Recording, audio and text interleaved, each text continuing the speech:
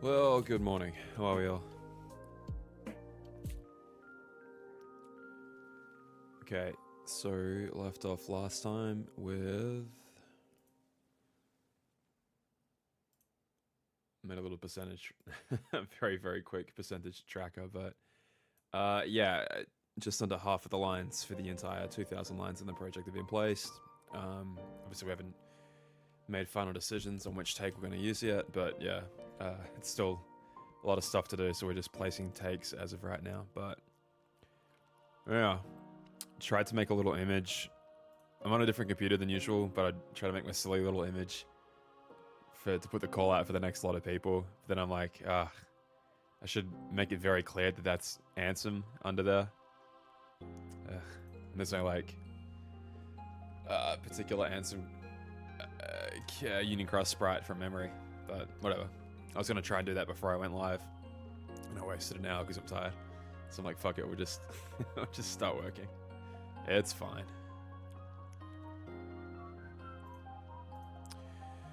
Hey Standard, Annabelle, O'Connor, Zenot, how you guys going?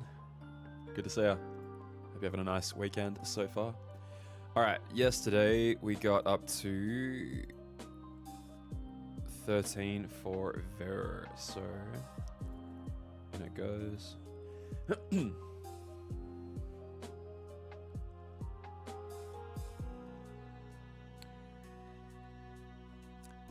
Just trying to blast a second coffee here to keep myself awake. I sure I did not sleep well last night. Bork bork.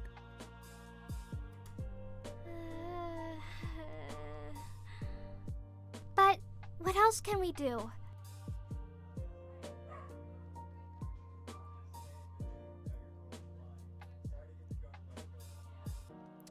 We have to look at the Queen. We did actually, yeah. Community Day stream? Oh, I haven't got sound alerts set up. Hang on. Sorry. Yep, you're right. Sound alerts. But thank you for being the first one to instantly use it. Hang on.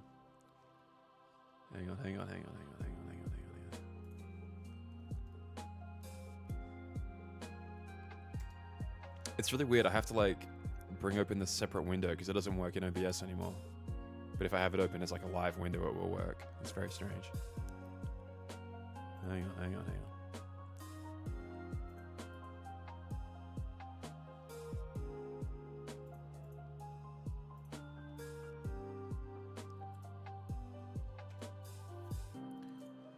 Alright. Got the window open, and if I do... Yeah. It does work. That's good. Alright. Very good.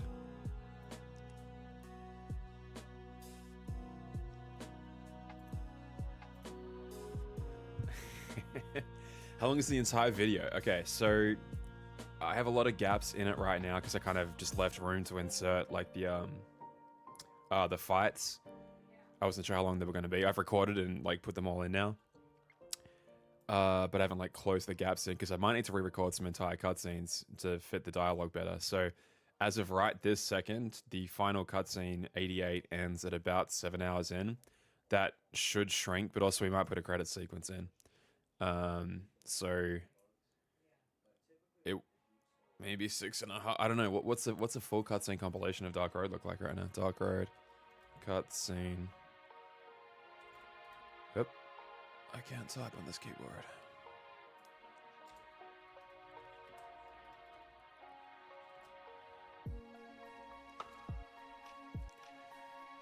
Everglows is 4 hours and 10 minutes. So what's...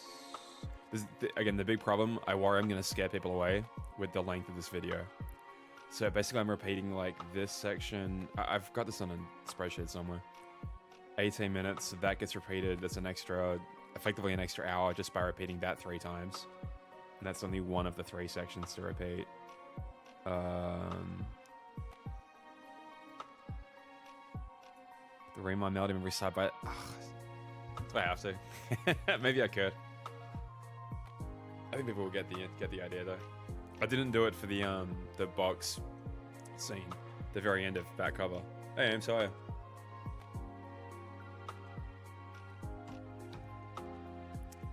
I already see comments saying that like it's hard enough to watch Union Cross because it's 6 hours, blah blah blah, too long. It's like, oh man. Will they click on Dark Road, especially will they click on this version when a 4-hour version exists? I don't know. I don't know.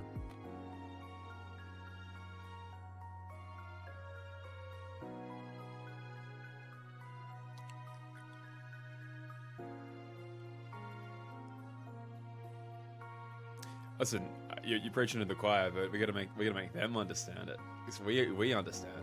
We spread the good word, but there's only so much we can do, right?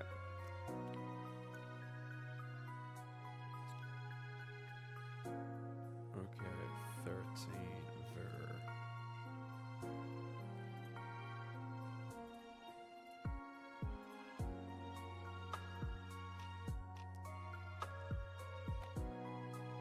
Okay, so she's giving me like a nervous sound, which I'm assuming is for when either she's about to talk or she's up on the bench. Or there.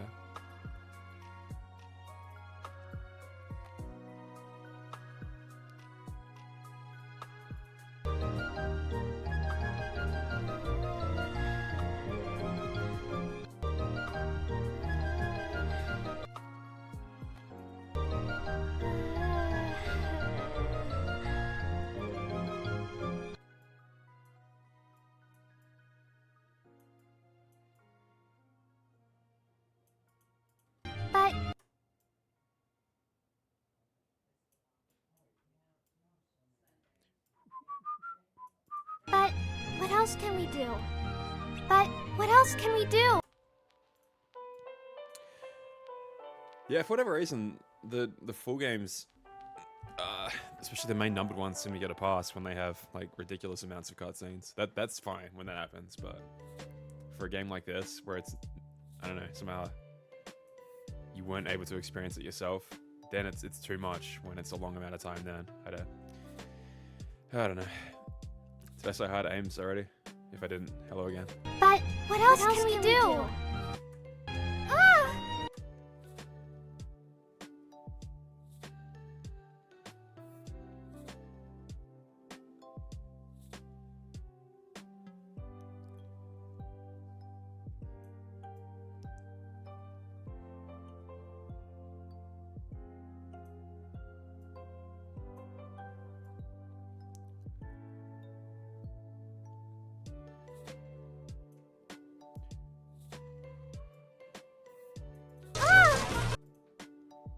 Whoa!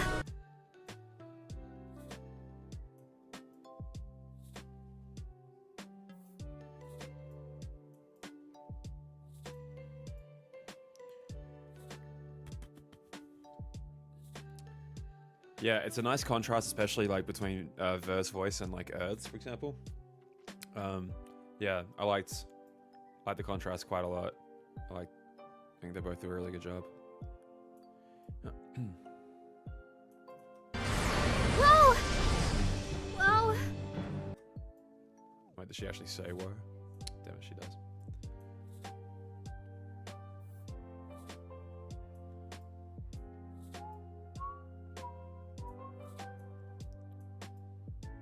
Whoa!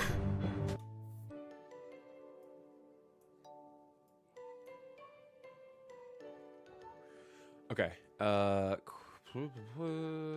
Next is 14, obviously.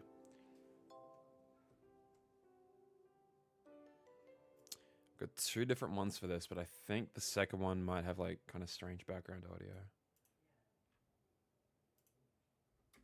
You tell me. And maybe I'll keep you company till you do. 'Cause I think this sounds cleaner. Yay! I promise you won't regret it. Yay! I promise you won't regret it. I promise you won't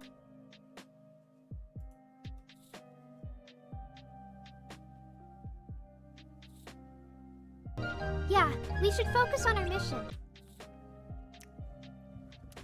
Big number in the duration can be daunting to people, to be honest.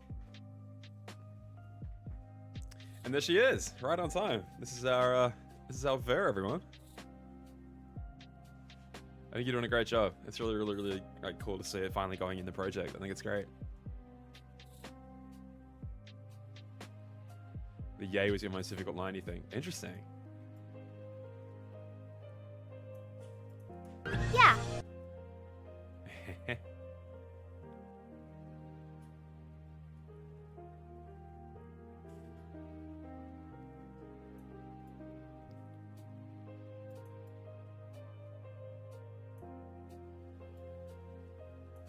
Yeah, that's what we learned in class. Yeah, that's what we learned in class.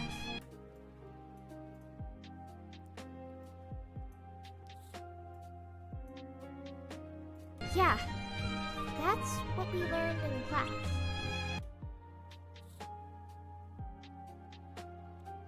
We didn't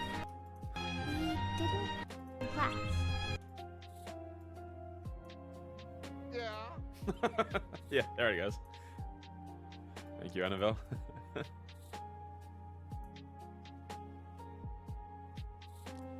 need to add more on. I think there's like a channel suggestions part on the Discord, right?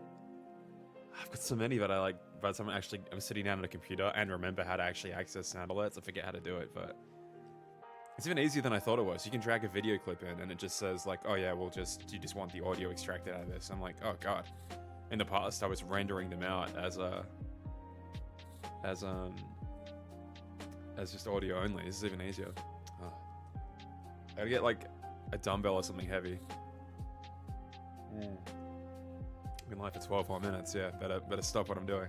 Just gonna dangle my arm again.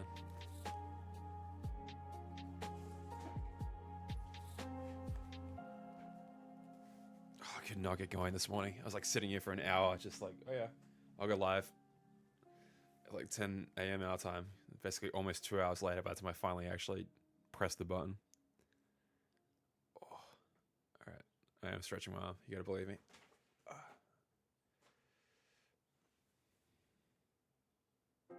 Give it 1:30. Goddamn.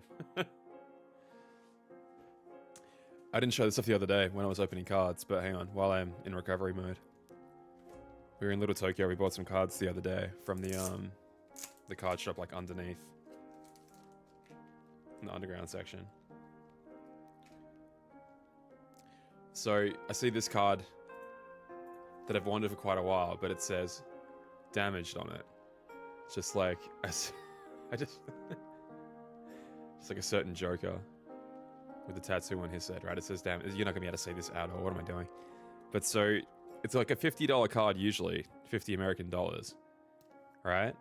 But I look at it, I'm going to delicately take it out of this thing now, the sleeve. It's in like amazing condition. I don't know what the fuck they were talking about. I was like, oh, I must have a giant bend on it or something. No? It's a little curved. But to knock off like 60% of its value, like the corners are a little scuffed. I'll give you that. I'll give you that top corner there is a little scuffed. And like maybe there's a little bit of... I hesitate to even call it gunk. But like there's no surface like actual cruel bends that I can see. It just looks like slightly banged up. And I'm like, okay. I will definitely be picking that up. So actually I'm going to put it in a fresh sleeve, because once it's in a fresh sleeve, I don't think anyone's ever going to know the difference ever. Especially not me, that'll keep it in a binder. Like I'm not going to get it graded or anything, but still, for 20 bucks.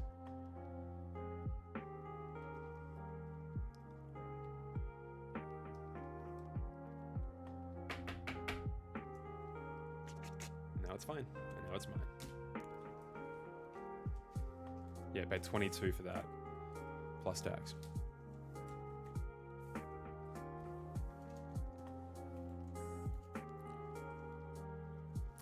I don't think you're missing out on much, man. I don't...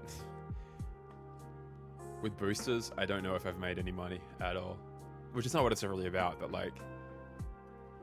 Still, I think singles is the way to go. It's fun, and if we didn't do it on stream, we probably wouldn't do it much at all, but...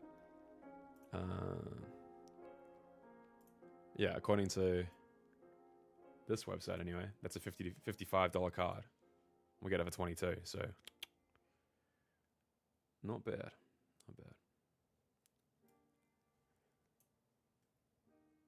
Oh, also, if you guys are into Pokemon TCG at all, add Elise and I don't know how you do that. Demo Elise collections. Add us as a friend. And we can compare collections and be little nerds. Some cool shit. She pulled that on stream the other day. It's pretty cool. Hey, bye. How you doing, bud? How are you, man? Anyway, do some work. Do some goddamn work, me.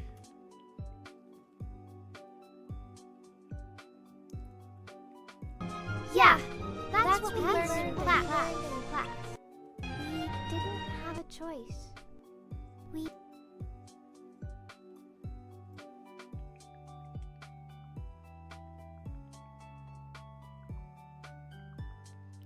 Nothing yet, Steph. Nothing yet, mate. I'm sorry. After those 7 screenshots the other day. We didn't have a choice.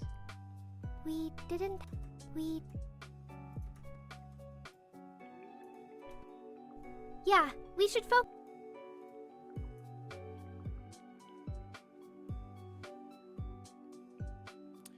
Click in the button with the two... Click in the button with the 2 silhouettes button. Which one? Missing link news. Okay.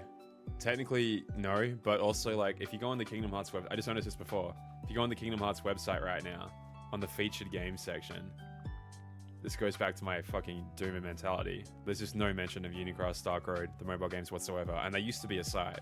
Like, there used to be a Union Cross, Dark Road site. And now if you just go on, like, the entire franchise, it's just... They're just nuked. They don't exist. And I'm like... Ugh. Once upon a time, there was, I'm pretty sure, a Union Cross Dark Road tab here. So, and obviously the Missing Link site doesn't exist. Well, it exists, but it just has that awful message on it going, it's dead forever. It's over, losers. So my Doomer mentality is maybe, I don't know. I don't know what to think anymore.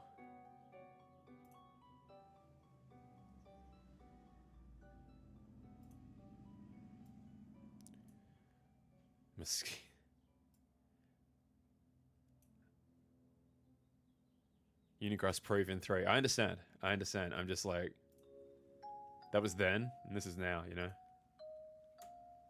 Yeah. I'm just worried what the future looks like.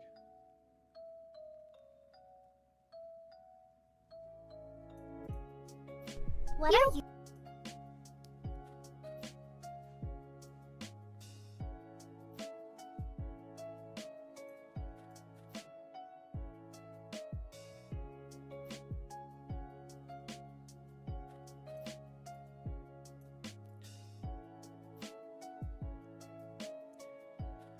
You know, way to officially say anything Union Cross is a melody memory, I guess. Yeah.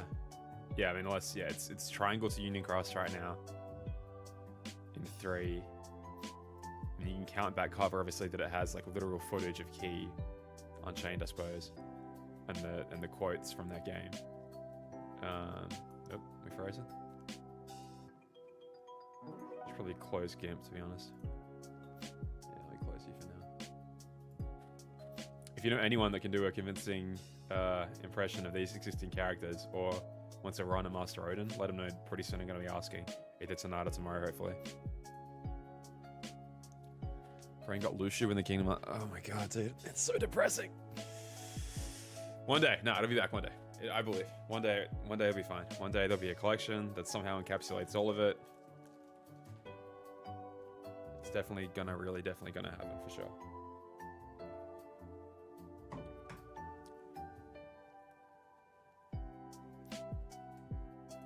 Yeah, we should focus on our mission. Yeah, we should focus on our mission. Oh god, what? Yeah. This program's not liking it. Not having it today.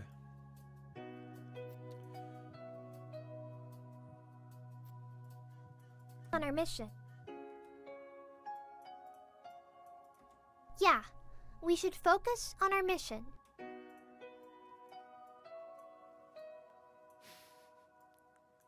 What are you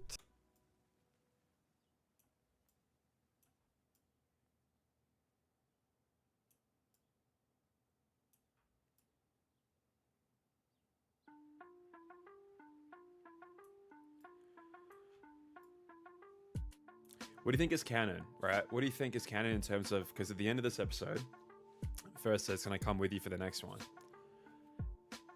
And then you either pick her or you don't pick her to come with you in episode 3. If you don't pick her, Erica says, next time, I promise. And then in episode 4, she is the party member. So she gets really disappointed if you don't, but maybe that's like, maybe it is canon that you don't choose her. Not that there is a canon at all, but like, the initial thought in my head was, okay, if I'm not going to do a choose your own adventure style, I'll just pick one person to go through each one. And now, at the time, the thought was, okay, well, Ver should be the one that goes with you in episode 3 for sure, like that she asks to. They would say yes to that, right? And then I was like, well, no, actually, because Erica says next time, I promise, 3 out of 4 times. And then she is with you next time in episode 4. It's like, actually, that actually seems more likely if I think about it like that way. So I don't know, what do you guys think? What's your opinion on that? Just working out for that, exactly, the boulder task. Yeah, a lot of them have kind of cruel names. What are you two? If they actually offered me to voice the player, I would turn that down. I'm sorry, I hate that I ever decided to do that. It probably held up the Unicross FanDub by like a couple months, if not more. The fact that I decided to do that. It actually came down to me recording it, and I was like, I hate this so much. What are you two whispering about? What are you two whispering about? What are you two whispering about?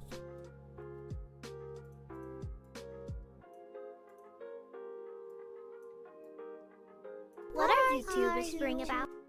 Just the two.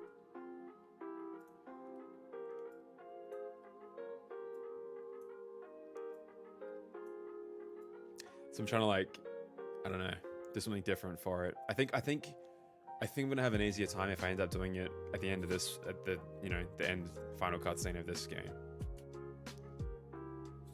because it's like an older person speaking. I don't know, I'd never hear my voice coming out of that little protagonist, Just the two of you? Just the two of you?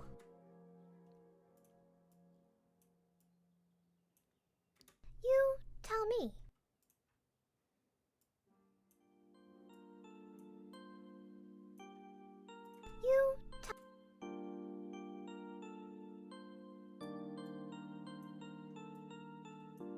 You tell me. And maybe I'll keep you company till you do.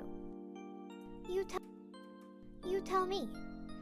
And maybe I'll keep you company till you do.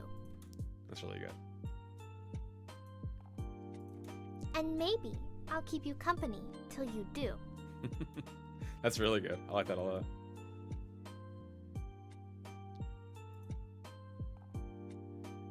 Yeah, so 1, 2, 3, 4, 5. Prepare. You wanna jump on, man? Yeah, for sure. Do we have car audio this time? Yeah, man, hit me up.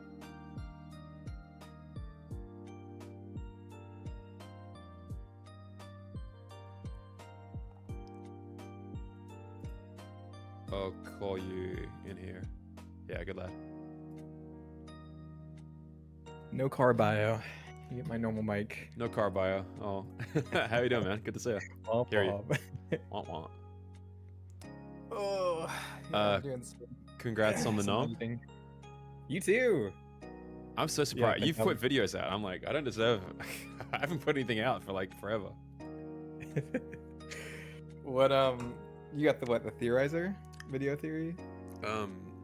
Lauren theory. Yeah, theory and law. Yeah, Oh, okay, that makes sense. I guess. Yeah. Yay! Yeah, I was like actually telling people like don't vote for me for gameplay analysis. Like I haven't done anything. And I was not expecting to win any nomination for video essay, so it's super validating. Yeah, that's nice. Hey, Falsey. I mean, this sounds like sappy and everything, but I don't know. I'm just so excited to be there again, just in that room, just hanging out with everyone. It's gonna be sick. It's gonna be awesome. Oh, it's gonna be so much fun.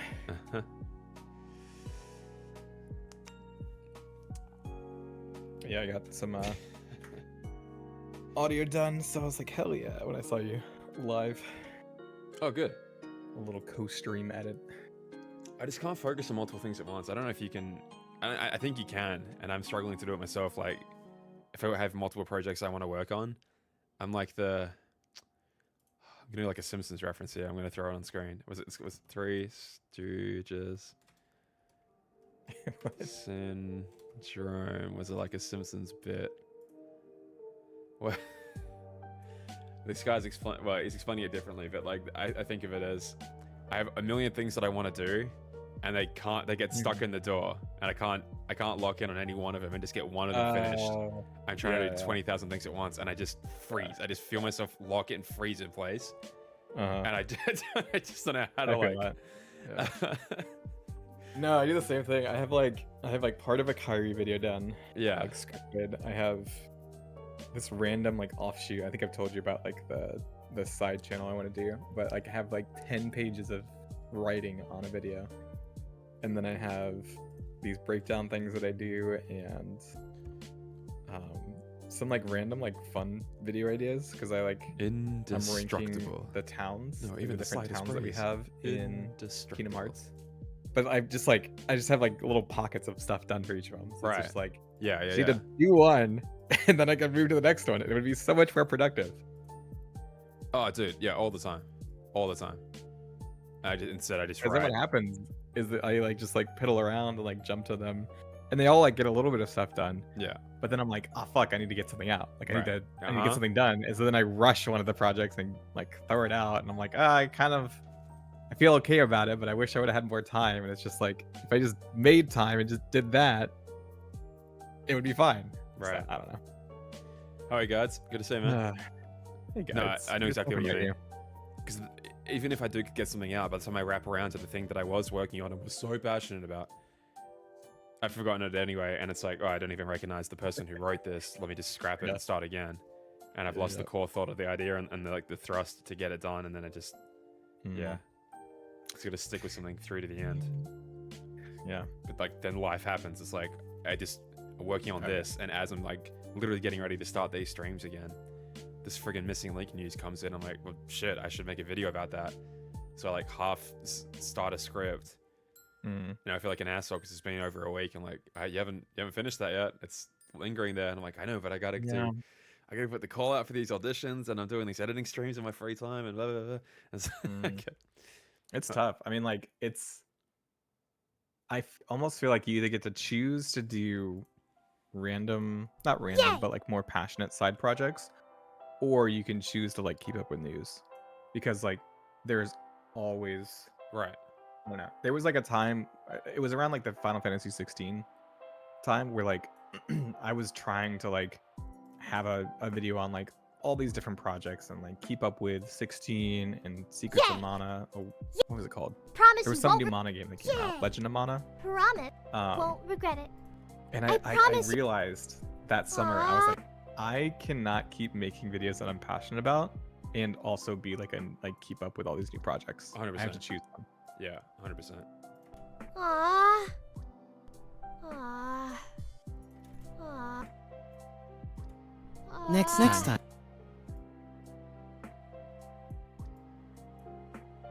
So like an example of one of the line choices right here. So just asking chat this. I don't know how familiar you are with Dark Road, but you can obviously choose which party member you want to bring for the first 3 episodes. And I was just saying, like, my initial thought would be that Ver would be the canon party member for episode 3 because she specifically asks, "Can I come with you for this next one?" Oh yeah. And if you don't choose her, she's all disappointed. Like, Aww. and then Erica will say, Next time, I promise. So to me, it's like, oh yeah, no, you should choose her as episode 3's person, blah blah blah. But then when episode 4 finally, the rest of the episodes came out, there was no choice. She was the person selected for 4, and it's like, oh, well then, actually, what Erica said of next time actually does kind of track. It's almost like, yeah, then rejecting her would be the more of the canon choices. Yeah, I don't know. It doesn't really matter, no, but interesting little thought experiment. Oh my god! Wait, I'm gonna share this with you. You know the creeper nobodies from Yes. they're the water clones. Those are When they demixes. fully stand up. Yeah. Yeah. Because they meld shapes as well, right? They become this Yeah. little guitar and like warp. I never knew that. That's crazy. I think you can track them I all. was- You're gone? Huh? No, I was like, because each one always like links up to a nobody, right? Yeah, Rocks is Like, samurais, like dragoons, Uh-huh. Soldans, and all that. Yeah. I never Berserker knew that. sags. That's fascinating. Sorcerer's Amnes. Huh. I'm forgetting. Luxine finally got hers, and so did Malusha in 3. Mm-hmm. Zexian's still at crazy. large, and I guess Lexaeus is. Ow. Do you think the Master Masters were being truthful with Era when he said he didn't know if or when he would disappear? Maybe not the exact moment, but that was always the plan, right? The way that Union Cross ends is that I am doing this to get a waypoint to go into the future. I think it was all part of the manipulation. He may not. Yeah, the way I read that cover is like if I take it in a vacuum, yeah, I don't think you could say with 100% certainty that he knew he would, but that his actions resulted in yes, he would disappear. But then by the time they finally finish the story in Union Cross establishes that, okay, I am doing all of this. I am putting this new Keyblade War into motion so that I can time travel into the future with a waypoint.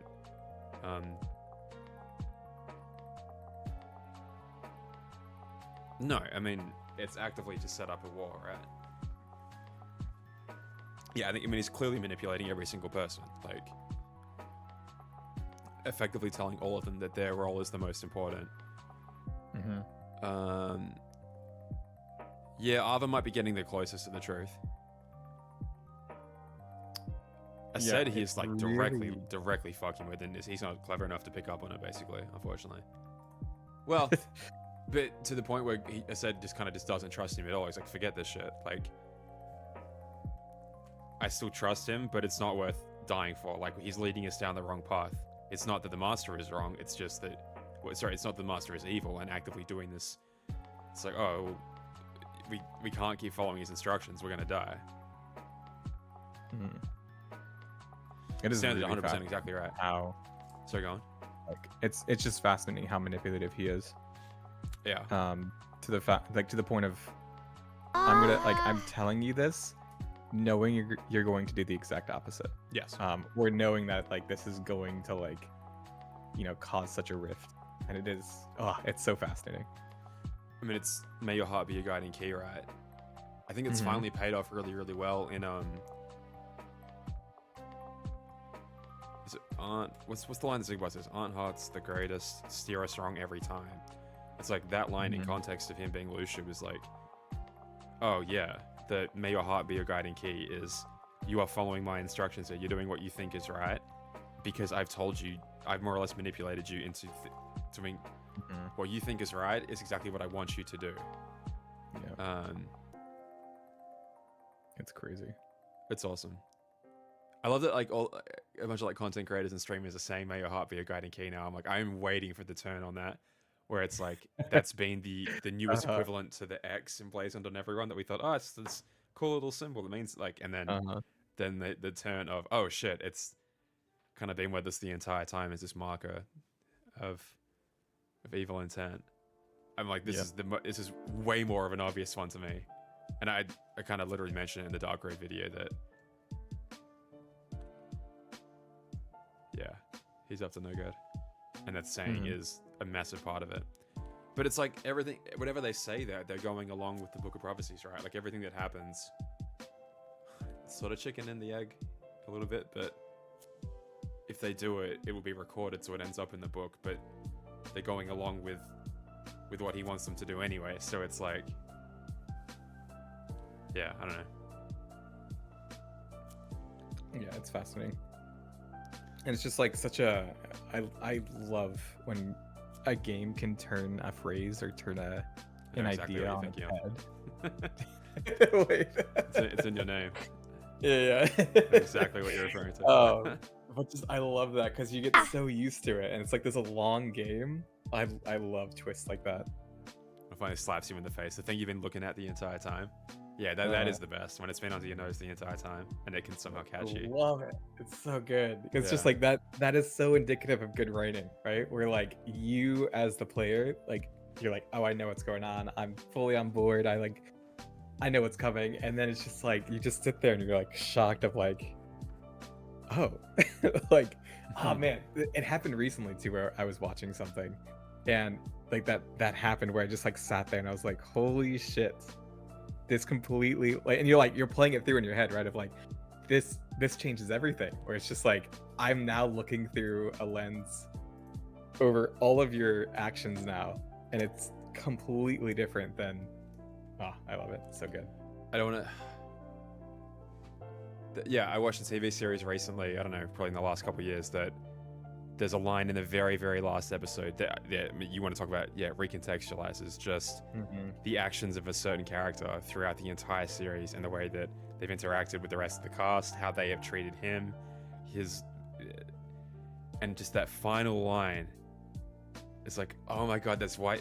That it just it's like, oh shit, that explains absolutely everything in a way you never even realized it needed explaining before. But now that it's here, it's like it's brilliant. It's so perfect. It's brilliant. It's like I could probably say the series, but because it's not. It's Severance. No, it's Succession. Oh, Succession. I haven't heard of that. Yeah, there you go. So, and it's such a tiny line right at the end, but then it's like, oh shit, that's crazy. Succession is really good, really, really, really good. I recommend checking it out. Okay. The Master Masters will pull a Book of Futures out of nowhere. Well, isn't that what the Book of Prophecies is? What would be in the Book of Futures? Yeah, I would definitely recommend Succession. Also Severance. I loved Severance too. If you're a Kingdom Hearts fan, you'll probably enjoy that quite a lot. Like the discussions that would arise of that. Oh wait, okay. You had put a video out, and I hadn't watched it yet. But you had made like a meme about Loki. Yeah.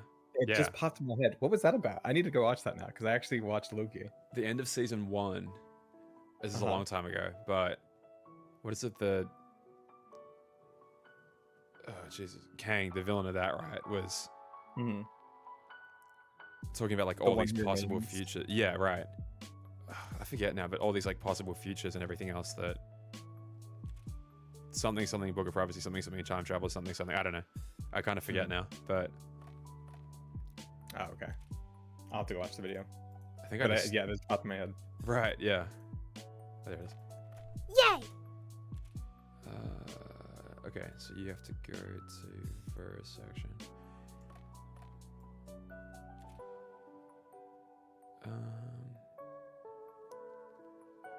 Sorry, just dragging this clip to the right place. Boop.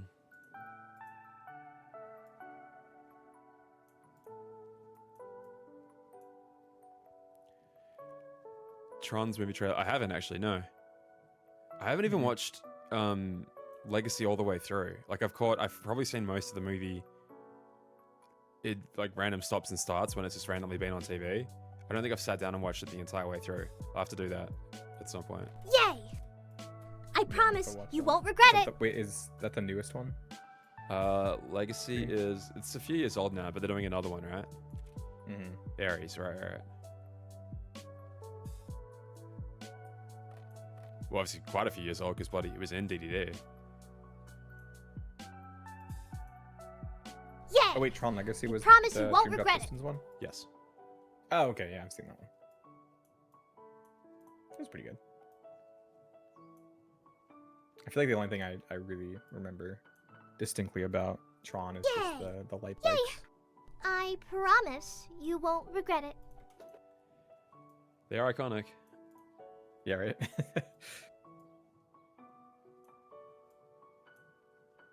Yeah, I wonder if the new promise you Tron won't movie regret will be it. in Cage 4. It's very possible, right? I feel like I would need to It could be, right? Because it's like another version of yourself that might exist, and is that not? I think it's really funny. Oh, sorry. Wait, what are you responding to? Just the idea of, because it's the Tron that he connects with in DDD. It's like, it's a backup. It's a copy of those Space Paranoids, right? Like, it's not even necessarily the. What is it? Is it the exact one that Sora had been into, or is it like a cop, like an offshoot of an earlier copy from it? And even though he, like, he still connects with. I was gonna say the Rizzler. What the hell is it? The Rizzler. What's his name? Rinsler? Maybe it's Rinsler. Tron the Rizzler. Oh, fuck.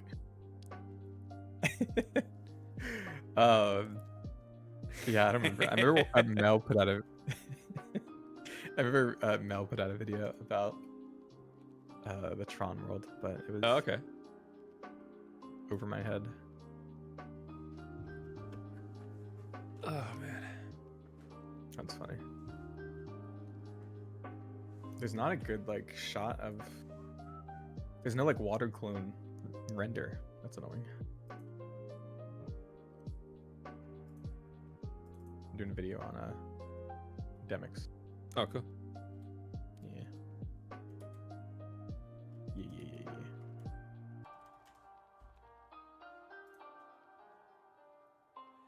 I can't believe we got these kind of videos out like once a week. Oh dude. Yeah, right. It takes you through. Oh, that was another comment I was gonna make when we were talking before. But like, I feel like my 20s are so different than what's gonna be my 30s. Because my 20s, I just like had way more time. You're hungry. Yeah, right. Now I'm just like, it'll get done when it gets done. Just value sleep a lot more. I wish. Dude, I don't know the last time I've slept through the night. One day. no, sorry. I mean, not like to ask for pity. It was. No, I believe it, man. I believe it. Intrusive thought.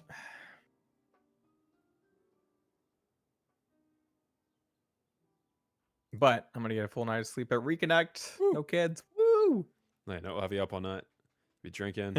Yeah, true. You or your brother will be saying things you shouldn't again. Yeah.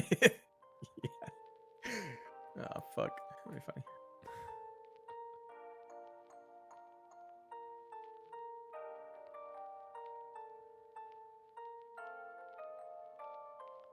Boom, boom, boom, boom.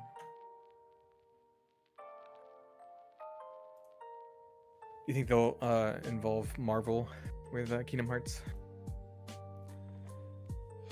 I think the rights entanglement is already difficult enough when you're just with Disney properties. I can't, like, it would be kind of cool, I suppose, for like some of them if they do it well. I just don't think it's worth the hassle, you know? Yeah, that's fair. There was someone that made art when Cage 4 first came out, or like the trailer first came out, with the Keyblade slinging, and so they put him beside Spider-Man, and I was like, fuck. Oh, that's sick. I want that. There's a way to find cool. it. Spider-Man, yeah, it was super cool.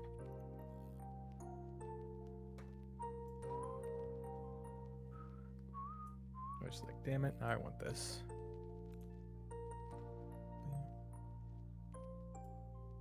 Canon implications for Marvel as well. Yeah, I guess if they're all technically a separate multiverse, right? That's how the comics work. Yeah. Dude, I'm like on the precipice of like falling into all the Marvel stuff, and I'm like, I do not need to do that. So, are you going to tell me, or what? So this is like the first line that's actually different, I believe. Even though like you can pick which character you want to have here, this is the first time it's actually a distinctively different line depending on who you bring, I think. Rather than just the same line being spoken by a different character. So, are you going to tell me, or Oh, what? really? Yeah. That's just such a shame. Like, episode 3 has its goods and its bads, where it finally lets the characters be different characters. Like, I mean, they're still saying basically the same thing, but at least it's like, okay, they're trying to be a little bit different. But I think the cost of that was that they had to use the shitty 2D animations for a lot of it to just get the episode done in time. Deadpool shows up and knew the entirety of Kingdom Hearts lore already. 20-hour drive. Holy shit. Standard. Take breaks. He's stopping like many times along the way. Well, I guess I did the same thing. What am I talking about? From LA to Dallas. Last time. We did it over like 4 or 5 days. Oh, did you? Yeah. I slept in Vegas for a night. Went by the Breaking Bad house when we went through Albuquerque. Grand Canyon for a couple days. Yeah, and then we got to reconnect after that. Okay. So, are you going to tell me? Or what?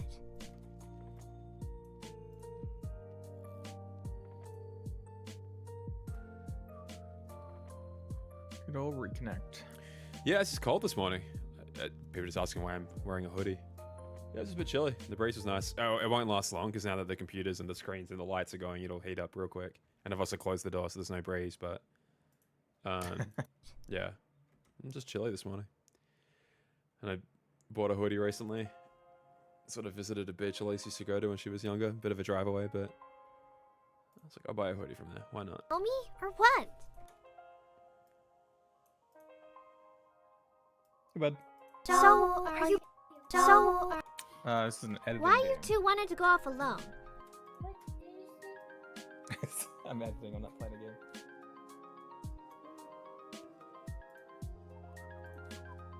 Can you say hi?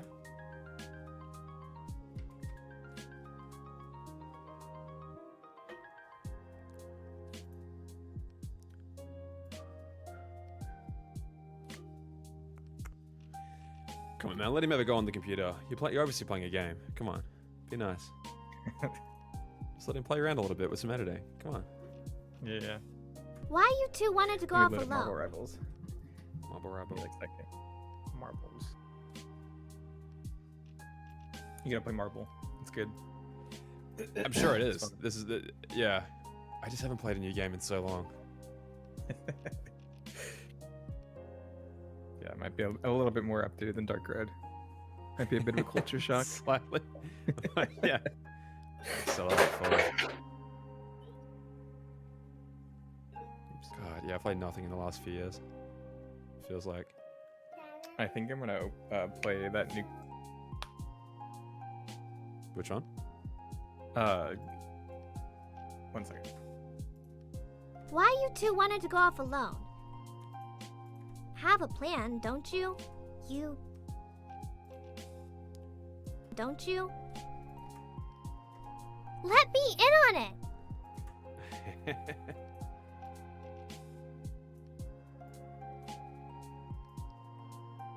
Let me in on it! Why you two wanted to go off alone? Why you two wanted to go off alone? You have a plan, don't you? You have a plan, don't you? Let me in on it. Let me in on it. Okay, what was your question? You said you were gonna play a game, like a new game of some kind, and you were about to say which one. I think. Oh, Clear Obscure. Oh yeah, I'm yeah. So tempted. Yeah. Yeah, Elise cannot stop talking about it. Like, she loves it, and I would love to get into it as well. Yeah. But yeah, my free time I'm doing this. The I think the visual effects developer was in her chat yesterday. Like, kind of, sort of under the Aw. radar, but just checking it out, just like asking questions about feedback about the game. It was like, yeah, it's cool. Oh, shit! Wow, Yeah, crazy. yeah. Let me in on it. Yeah, no, I'll see how it long. looks incredible. Yeah, it looks really good. I was like a doomer on it because I was just not. I don't. Something about like the marketing and everything felt really weird for like a newly indie team, and so I was like, "This is a plant. This can't be real." Then it came out, and I was like, "You know what? I'll eat my words. I don't care. This is awesome." I was super happy to be proven wrong. Sure.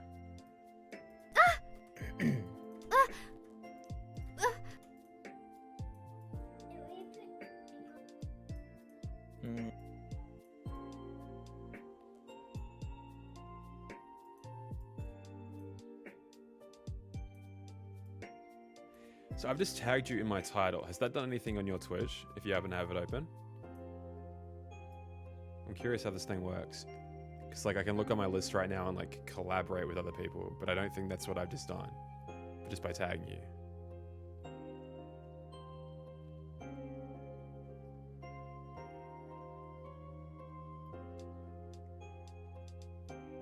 Yeah, I have no idea.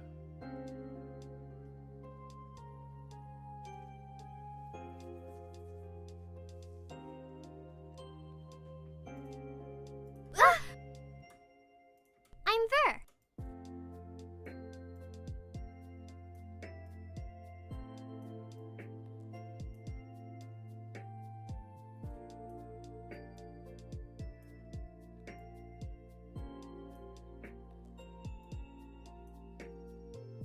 I'm Ver. I'm Ver.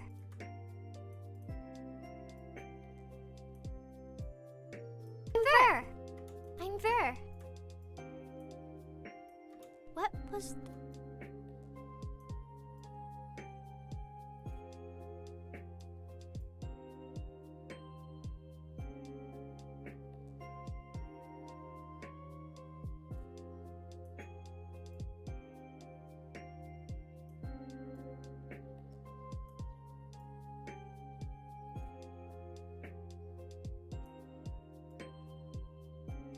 What was that about? What was that about? What was that about? That's pretty grim.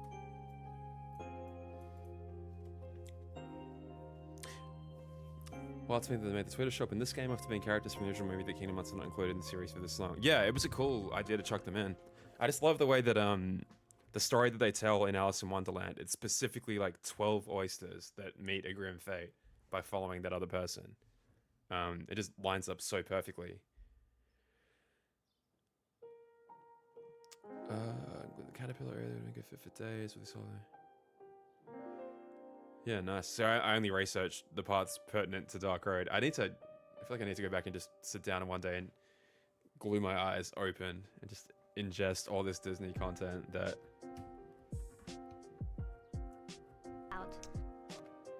I've really not seen. That's pretty grim.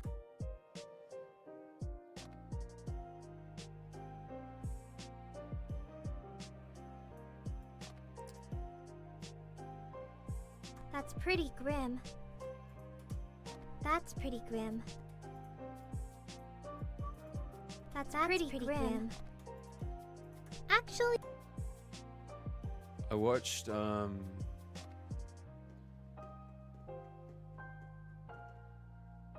damn near all of no, not Cinderella, Sleeping Beauty, because like I said, that's pretty short, and it's amazing how well like Union Cross captured that art style. Sort of like 2D backdrops that fit in like perfectly with the storybook pop-up style that Key Union Cross was going for. Because I watched basically all of that through. Like I was trying to find a quote for the exact time frame where the upperclassmen would have showed up for that explanation video. I think I ended up saying it's like during the 17-year time period between when Aurora was a baby to when more or less the movie probably begins. Hey Samantha, how are you? actually, Cheshire Cat is a fucking asshole, yeah? I'm okay with that. I'll have to watch it. Kingdom Hearts 3 came out, I have watched any of the Pirates of the Caribbean movies, I'm sorry, confused. Yeah, I bet you would have been. Those ones I had seen, so I'm like, oh yeah, I get everything that's going on, but I imagine if you hadn't, you'd be like, what the shit is happening right now? Actually, I'm okay with that. I'm okay with that. Not too bad, not too bad. Just editing away. Click, click, place, place.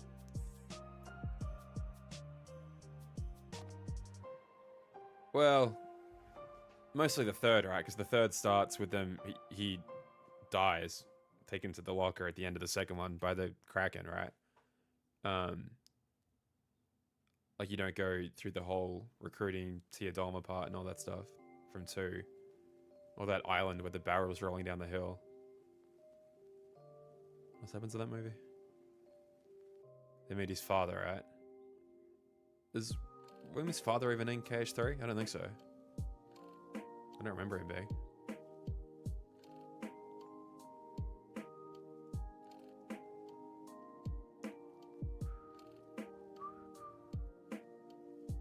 But yeah, I imagine that would have been extremely confusing. Actually, I'm okay with that. Actually, I'm okay with that. How are you going? Is it Saturday for you? Sunday? Anyone that plays Pokemon Go, are you doing Gigantamax Machamps this on Sunday? Sorenko joins the rest of the cast after it was his father who was already seen by the crew. Yes. Yeah, we basically joined them in the locker, right? Like that's... No. We joined them there, but we arrive to like the world as it is, and we get taken to like the other side of it. I feel like that's like... the KH3 was such perfect parallels. Hey man, how are you? Hello. I'm good. I don't know how long I'll stay on. No, you're good, man. The kids can behave, then I will not jump off. Let's see. No, they don't. So they first arrive in the ocean, and then don't they flip afterwards? Am I crazy?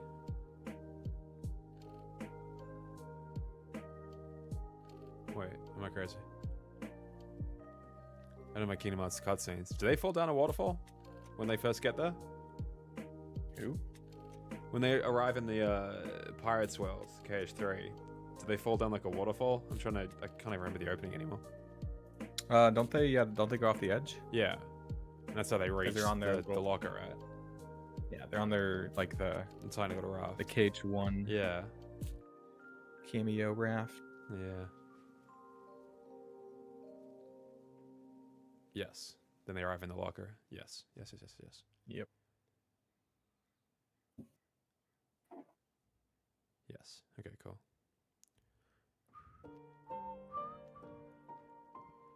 Man, I had a whole thing about that. I was like, I've got the Pirates DVDs in my desk still with the DVD ripper, like to get the footage that I think I got most of what I needed, but like, I had such a good script about that. Oh. Yeah, it's the whole Yozora thing. It's just this giant, disgusting mess of a video. That's too. It's too much. I just lost the plot of it. I think it'd be the same thing now. If I went to go back and look at it now, I'd be like, I don't even recognize who made this. I don't understand what the fuck I was saying. Probably find it. Hang on. Gotcha. Something about like protagonist and reality versus unreality and. Oh, interesting. When did I last work on this? Scripts, there you go. Oh my god.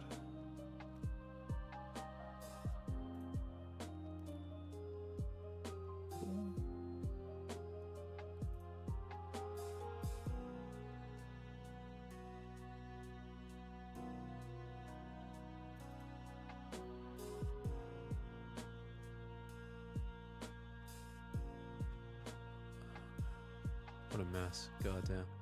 So many scripts in here I haven't worked on since like 2023. Probably about the same time I started this FanDub stuff, to be honest. Like, oh, these will be quick videos. I'll just knock them out real fast and then I'll get back to the scripts. And then, whoops. You can put it in the fridge. Oopsie daisies.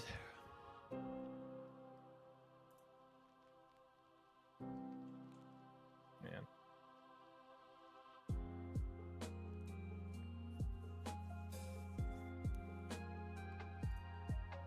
I think my mouse is dying. Oh. Wireless? Womp womp. Actually, No, I just played too many. There's something weird about 14. this place. I guess Marvel Rivals now too. But yeah, no, I have this like Razor I'm okay mouse, with that. which is pretty decent, but I think I've already had to I'm replace it okay with once. that. There's something weird about this place. But the clicker goes out. There's Just like drop an something input. weird about this place. Not fun. There's Who's your main in Marvel Rivals? Who you play most of the time? There.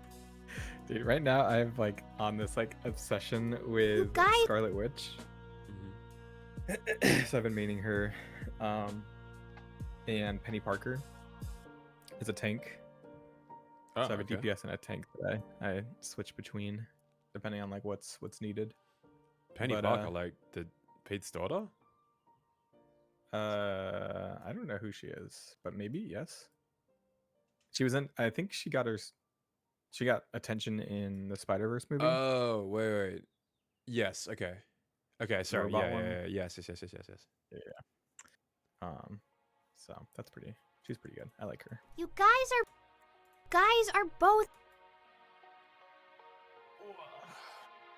Oh, But- God. I like. I used to play Psylocke a lot. Okay. I'm kind of ass at Psylocke, to be honest. So I switched over to Scarlet You Witch. guys and are both curious. Penny Parker. End of story. You guys are both Okay. curious. No. End of story.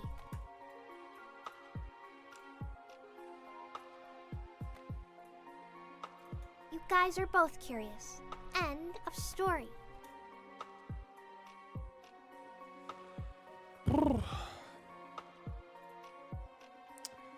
Scene 18.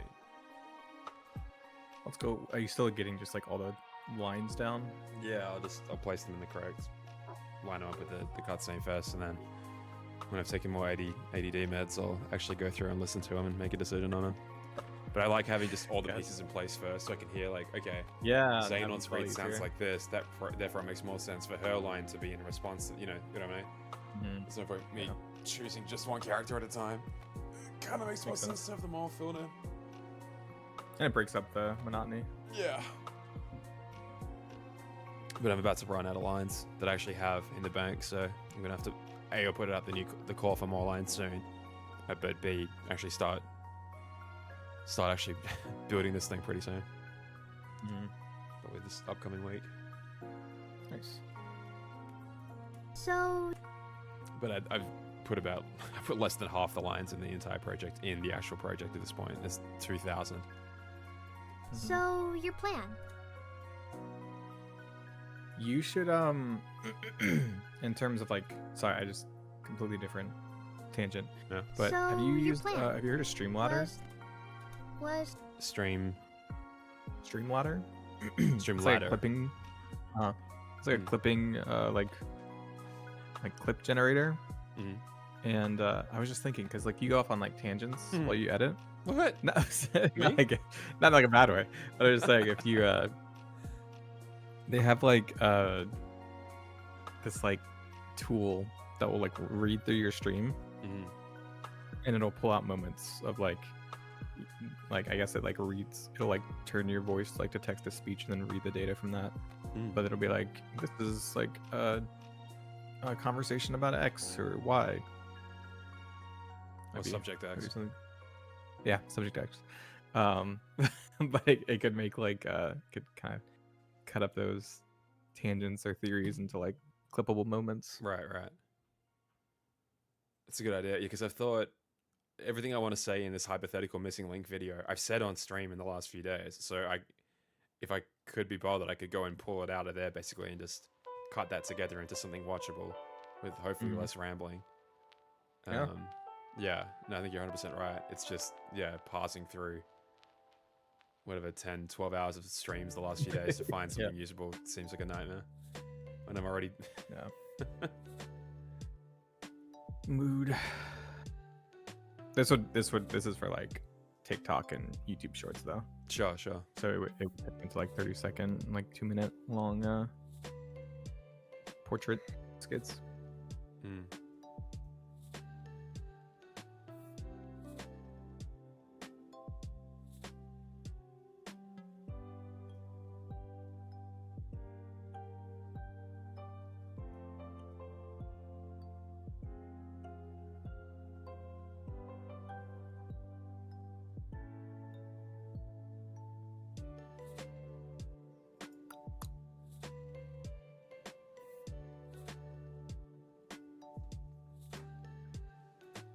plan Was that a result of your curiosity?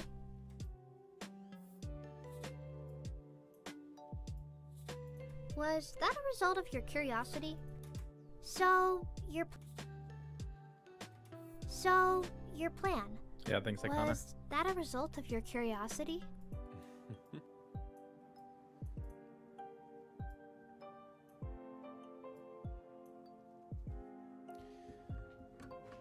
Getting all dressed up all fancy for 1 day, 2 days of Reconnect. Oh yeah, for sure. No. Are you? Do you guys have fancy clothes planned? I didn't bring any to America, but I don't know. It's possible I'll get something. Nice looking before the actual day. Who knows? So, your plan. Oh, I don't know. Was that I think last year Mike let me take his blazer or something. For the service, yeah, because he had a spare one up in the room, right? Because I had no. Oh my god, I was so unprepared. I It's didn't. I just it's only your like. brother's wedding. It's fine. Well, I didn't think about like. Oh, we should all be like dressed up. Oh fuck. No. Good times. I forget, did Mike get ordained for that, or was he already ordained? I can't remember. I don't know. was that was that a great. result Man. of your curiosity? Was that Yep. what, like a year and a half ago now? Yeah, September, October, right? Mm-hmm. That's Yeah. crazy. Yeah. I feel like Reconnect like really like shifted my mind and like got me back into a better place. Mm. Because I just like with like such a long gap between Yep. Kingdom Hearts stuff, like it's so easy to just get disconnected from everyone. Sure. So yeah, it was nice. I'm excited for part 2 or part 3, I guess. I didn't go to the first one. Yeah, neither. I think I was like drunk when they called me up. I was like literally out with friends, and then I might have like just got home at 3 a.m. and they're like, "Hey, you just won an award. Can we call you?" I was like, "Yeah." I just rambled So something. funny. I don't think I even. I don't even know if I responded. I literally I don't remember. I do remember they had reached out to me about like the first event, and I had no idea what it was. Like I didn't know who Cage Guides was or anything, and so my response to it was like, "Oh, if you want to book," I was like, "If you want to book me, or like if you want me to like come out to her," because I had no idea what it was. And so I was like, I mean, yeah, if you want to pay like room and board, I'd love to like come out to an event or something. Not realizing it was like a fan event that was Goddamn. like, I probably look like an asshole. I'm a busy man. Looking back Alright, now. Well, at that point, like I 11,000 still subs. Thank you. Listen here. All right. You're not just any fucking guy. All right. Oh my god. That's so awesome. Hopefully he forgot about that. He's waiting for revenge. He's waiting. Right, this has been a long game. Pull you up on stage. Leak all the DMs. So, I'll let you know and what's up. then, and then I think they wanted some kind of response or something, and then I don't remember if I responded or now? not. I don't think I did. What now? Ugh, embarrassing. Oh man, no, that's right. We all mess up regularly. What now? What now?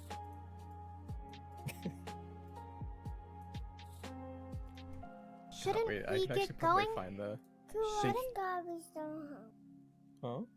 Too much garbage. Let me see. Guides.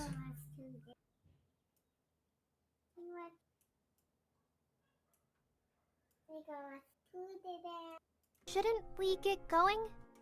Shouldn't we get going? Shouldn't we get going?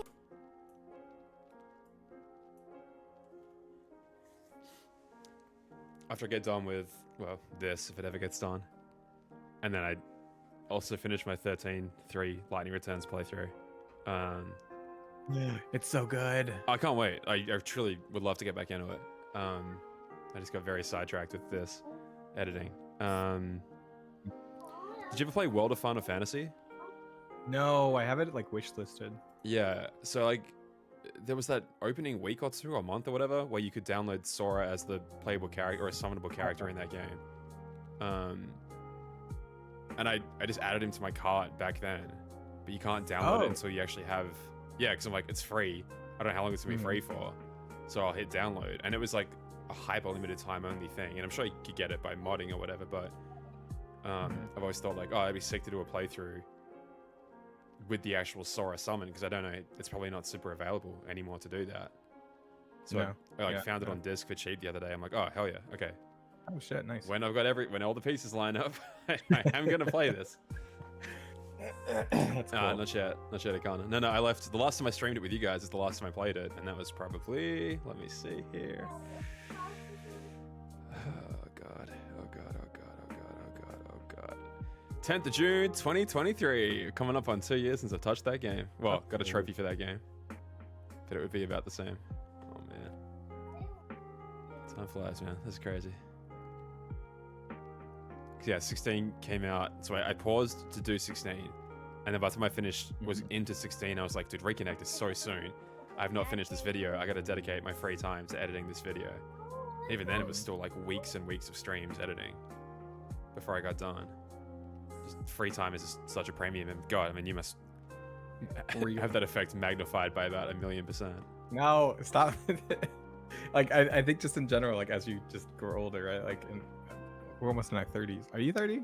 Are you the same age? 31? I'm nearly 33. I'm gonna be expedition pretty soon. Yeah. Okay. Yeah, no, just like in this, I don't know, this life stage is just there's no time. I thought my 20s I didn't have time. Yeah. It's like, okay, no, this is actually what no time feels like. Well, I think you just in your 20s you had more energy. That's a part of it. Yeah. Yeah, I definitely feel drained like all the time.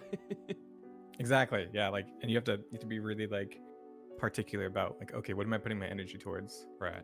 Because I've definitely learned like this last year. If I Shit tried, oh, sorry. if I try to do everything, it's just everything is mediocre. Right. And it's like, okay, I don't want to look back and have a bunch of mediocre just stuff. let them So be. let me lock in. Nothing they said made any Be more sense. intentional. They were as odd as the queen. So Yeah. It's funny, we were having this whole like rant the other day about AI. Actually, it was more Sunny and I kind of getting really into it, but Oh yeah. then I was thinking like, man, all this work I'm doing right now, it's like this is probably what it could be used for. Just put it 90% in the correct place would save me endless hours, and then I come through and make the final details. Yeah. I actually do For that. sure. But this is this goes here. Just put it roughly in the right spot. Use your text generative, whatever crap that data you're collecting on us anyway. Make yourself useful. Do this thing. Save me about 100 or so hours of editing, probably more. And then I'll come in and make like the fine details, and we'll get this thing done in a month instead of 2 years. Yeah, I feel like there are some like AI learning tools that are really good and helpful. we just let but them be. it's so hard So to now. we just let them be. Yeah, but this one. Bless you. One second, I'll be right back. So we just let them be. Nothing they said made any sense. Nothing they said made any sense. They were as odd as the queen. That's really good. Nothing they said made any sense. They were as odd as the queen. She is.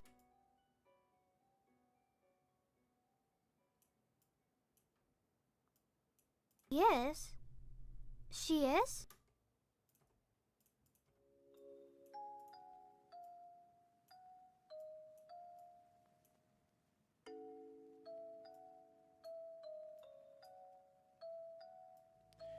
Yeah, I agree.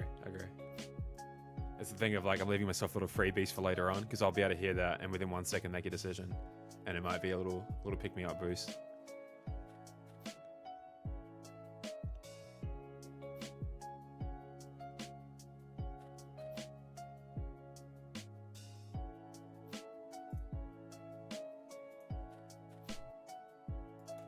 But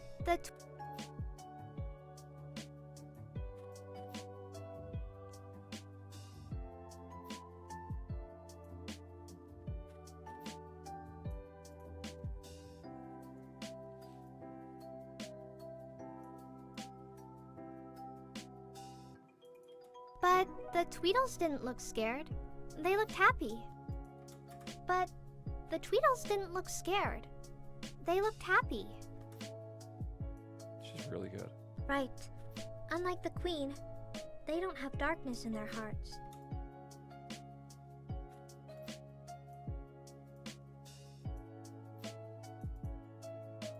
Right. Right. Unlike the...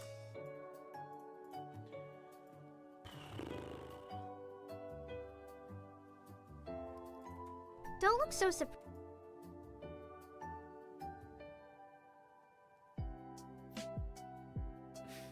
Kingdom Hearts characters have to contend with the fact that the whole point of Wonderland is that everybody in it is fucking insane. It's also Sora's like first experience of the outside world, potentially, right? It's like Deep Jungle, Olympus, or Wonderland. It's like, this is what the outside world is like? Send me back to my island, goddamn. At least their fish live in the water. Coconuts grow on trees, not this bizarre, insane place. Don't look so surprised. You made it pretty obvious. You made it pretty obvious. Don't look so surprised. You made it look pretty obvious. Okay, we're so back. You made it pretty obvious. You made it pretty obvious. Huh? You know what Daddy said? Don't look so surprised. You made it look pretty obvious. Can I cut out look? Made it look.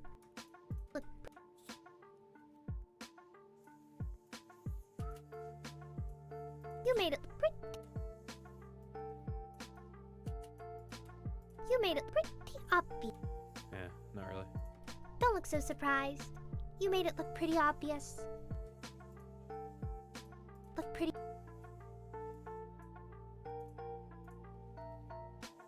Shit. James! You made it pretty obvious. You made it pretty obvious. You made it pretty obvious. Yeah. Okay, let me make a note.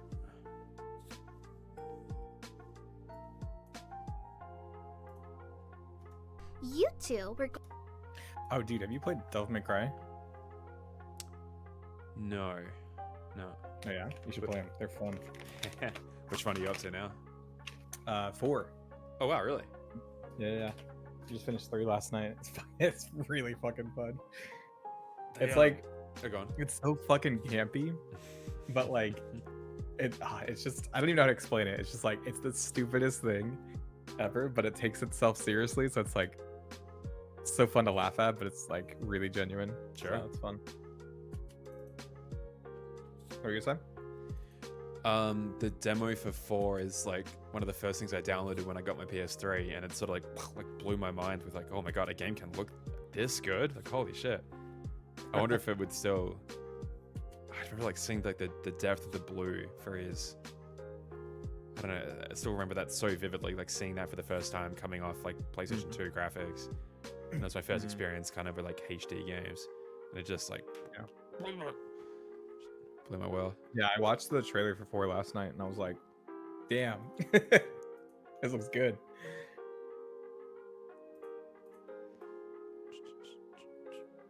Oh, you're I actually almost here. wonder if we'll. Oh yeah, go on. Sorry. Well, I'm almost wondering if we'll ever return to that kind of like stylized graphics, because it's like so it like stands the test of time. It's kind of crazy how like stylized graphics will just still look good like Oh years yeah. later. Lasts infinitely longer than realistic, which gets outdated and often becomes like looks laughable with only a Well, few look, short years.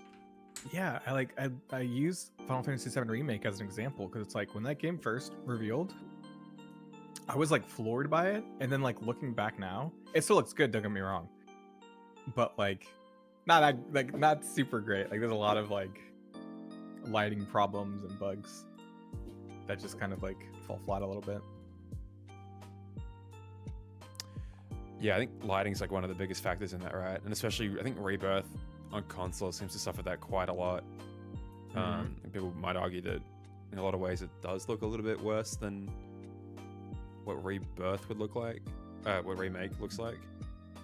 I think it's like controlled environments versus like a giant ass open world. Yeah. Oh. Go back.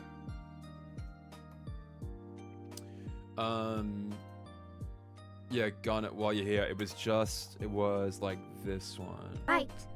Unlike the queen. Wait, hang on. So surprised. Don't look so surprised. You made it pretty obvious. This one, she's almost like catching him off guard, like, you made it pretty obvious. But you're throwing in, you made it look pretty, you're throwing in like look most of the time. You made it look pretty obvious. So surprised. You made it pretty obvious. Oh, I just cut it out of there, but... again, not a huge deal. Everyone does it all the time, so... Made it look pretty obvious. I'll just put that... I've got a little notes document in your folder. I don't know if you can see it. You made it pretty obvious. I'll just bold that line.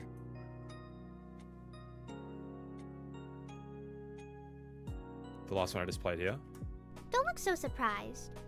You made it look pretty obvious. Yeah.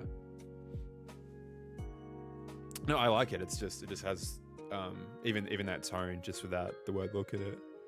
Okay, I could probably cut it out.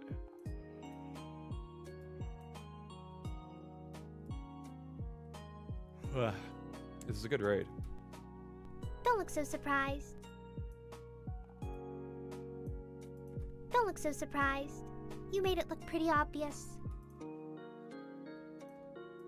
Wait.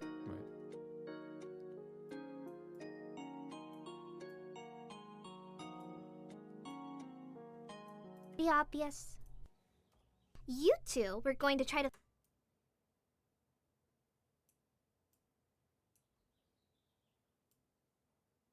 You two were going to try to find out more about the Queen on your own, weren't you? You two were going to try to find out more about the Queen on your own, weren't you? You two were going to try to find out more about the Queen on your own, weren't you?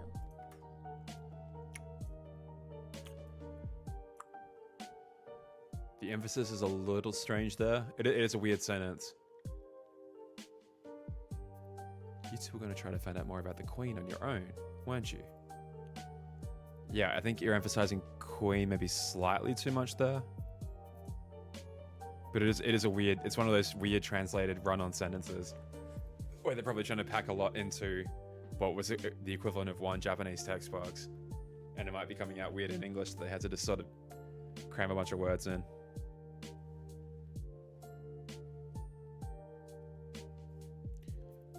I'll put that in the notes as well.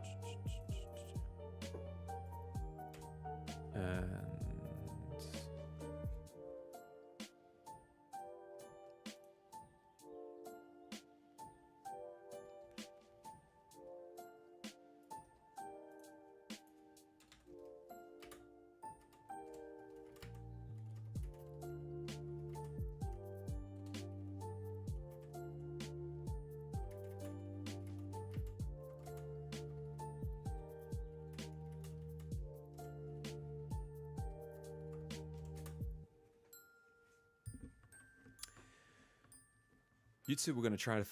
so I should do it properly. You two were going to try to find out more about the Queen on your own, weren't you? Yeah, it's a weird sentence, too long.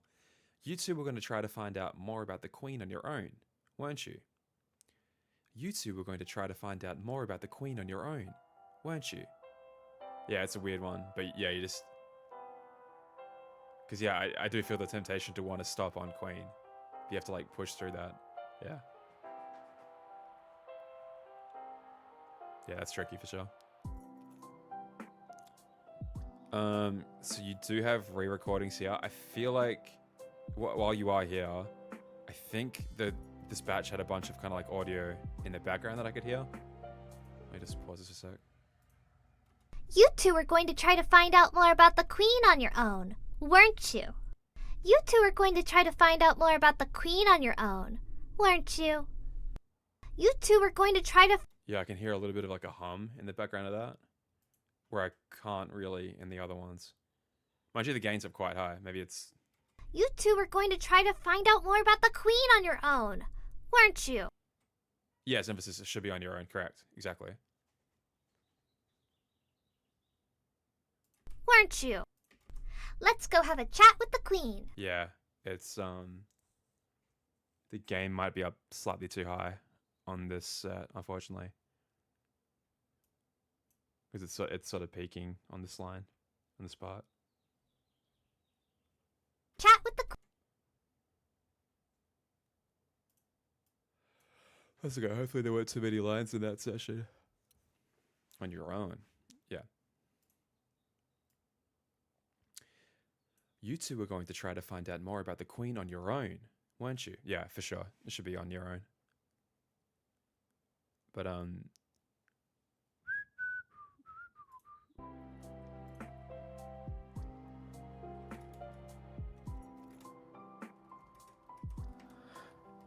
Hello. who we got here? Hello. Who dat? How's it going? Hey, Sonny, how are you, man? Yeah. Very good. Good How morning. was your I don't actually know what time. Saturday night? Yeah, what is it for you? It is 9:15 right now. Nice. So I just finished dinner. Not too bad. Nice. What was I've been freaking... craving like a really good salad with like a homemade vinaigrette. That'd be really, really good. Ooh, Mm. good. But like balsamic vinaigrette, that'd be really nice. But I haven't had that in so long. I used to make it for work, but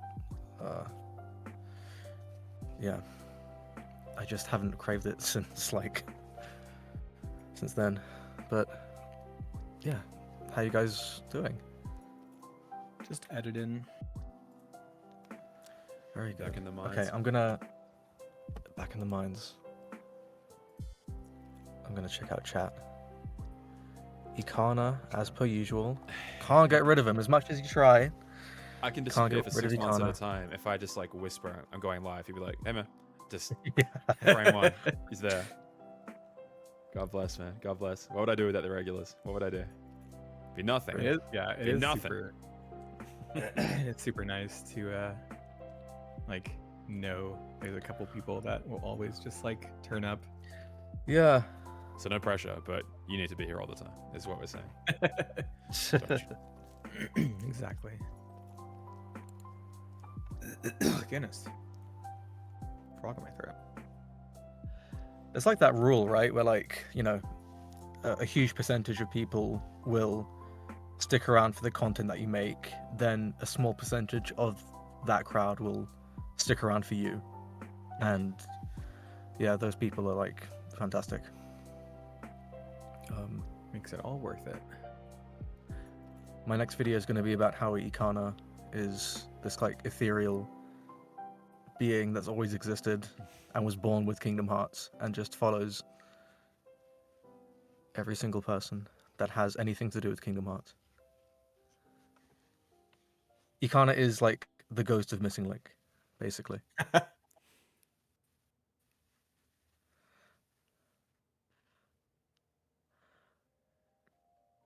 But anyway, congrats on the missing God. On the missing, Million Dreams Award missing dreams. nominations. The Missing Dreams Award. Oh god, I'm still not over it. God, obviously not. I never will. I'll never get over it. Yeah, you too, man. Congrats. Let's all circuit jerk each other. I'll reach to the left and right, and you guys are the same, and we'll just Let's jerk each other off. Yeah. That's it, yeah, of course. That's what we're here for, right? We'll do a little dance. It's fine. Yeah, that's good.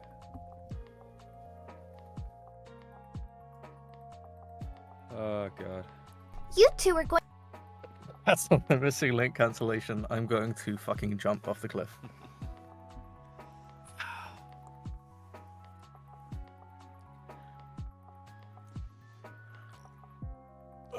Do you remember Sonny? Because I was just lamenting that if you go on like the official Kingdom Hearts website right now, well, if you try and go there for missing link, it's the giant big go to hell sign. Yeah. That you can't also you can't get to other Kingdom Hearts pages from there. But even if you get to the other Kingdom Hearts pages, It's so crazy. What happens if I go through KH20? Will it even link to Dark Road from there? No, probably not. I'm just like the Dark Road page entirely just seems to be gone too, and the Union Cross one, they've just been nuked. Well, that's not terrifying Right. at all.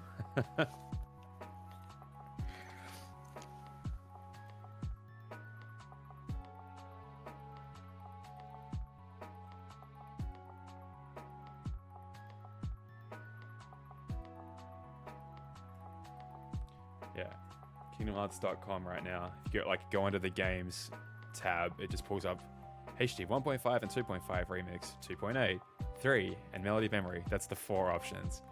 Where I'm pretty sure there used to be like one for the mobile games wrapped up in a nice sort of package in there as well.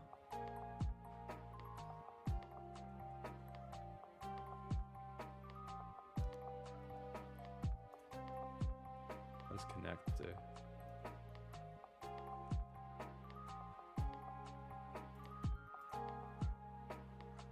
Social is just completely empty. Nice. Well, they also just lost the contract, right, for Kingdom Hearts rights to like sell merchandise. Do you guys see that? No. Yeah. So they're still selling in JP, but I imagine it's because all the tariffs that they kind of just like didn't re-up their contract to sell Yeah. merchandise.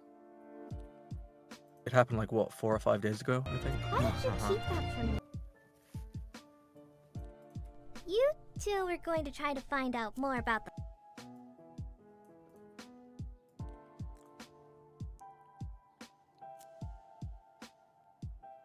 As people were using the booth to change the settings, could also have been someone else outside this movie theater below records.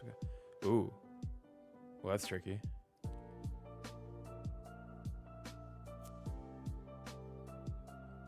Tariff specifically on Kingdom Hearts merge. Yeah, right. It was an executive order passed down from on high. Specifically, nothing else. Just Kingdom Hearts merge would be affected. We truly can't have anything in this fandom anymore. Why would you?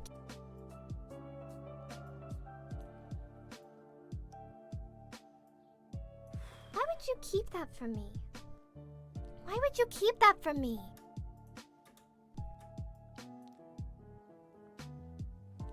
I'm gonna ask you as well, Sonny. How familiar are you with Dark Road? At least the first 3 episodes. Why would you keep that from me? That's fine. When you say familiar, Oh, do you mean Wait, like just I've in got general of like plot points and stuff? Because like with the Disney World, I'm gonna be honest, not much. I know like stuff in like Wonderland, like weird stuff happens there. Some like comparisons. Hey, but, huge fan. How you doing? Other than that, not particularly. I don't think so. At the end of episode Why? 2, Ver asks like, "Oh, can I come with you for this? Like for the next episode, effectively? Like, please." And you can either choose to say like, obviously yes or no, or it throws you to the party select screen. You pick, obviously, out of your 4 characters again. And if you don't pick her, she's all very sad and disappointed. If you do, she's quite happy. But if you don't pick her, Erica basically says, "Oh, next time, I promise." So the initial thought when I was doing this was like, okay, it'll just be easier to just pick a canon route, and we'll just dub that canon route. Before I decided, okay, screw it, we'll just make it choose your own adventure. then it's like, okay, which one do I choose? Oh, okay, well, I probably should pick Ver for episode 3 because it would be nice to have, you know, she really wants to come. Why would they say no?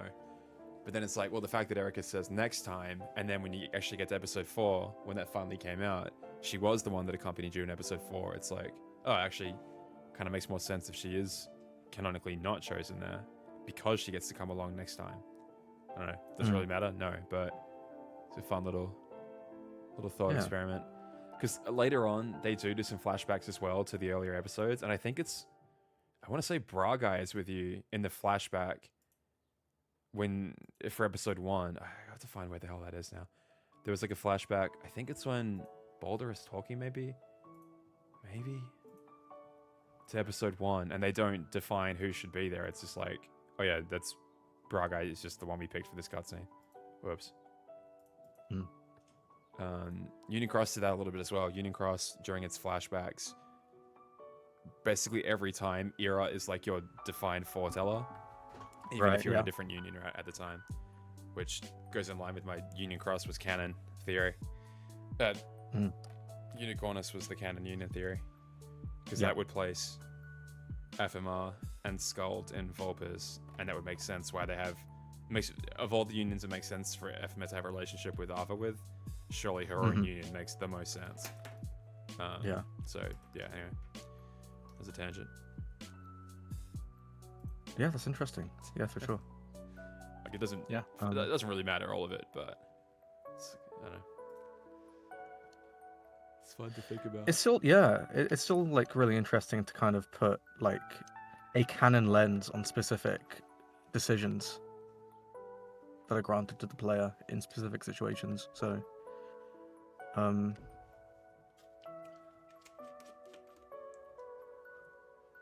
can't remember if we talked about this last time I was on stream, but the change in dialogue with the different updates, I think it was 5.1 to 5.2 or something like that. 0.0. Where like, yes, yeah, when like Xehanort seems to conflate the Dark Vessel and the Child of Destiny, which is weird. And then like in the update, it's a lot more vague, and it's like maybe he thinks Ven is the Child of Destiny because like he knows that in order to be a Child of Destiny, you need to be a Dark Vessel as well. So I don't know what's going on there. So like maybe they perhaps they kind of gave the audience a bit too much information, but.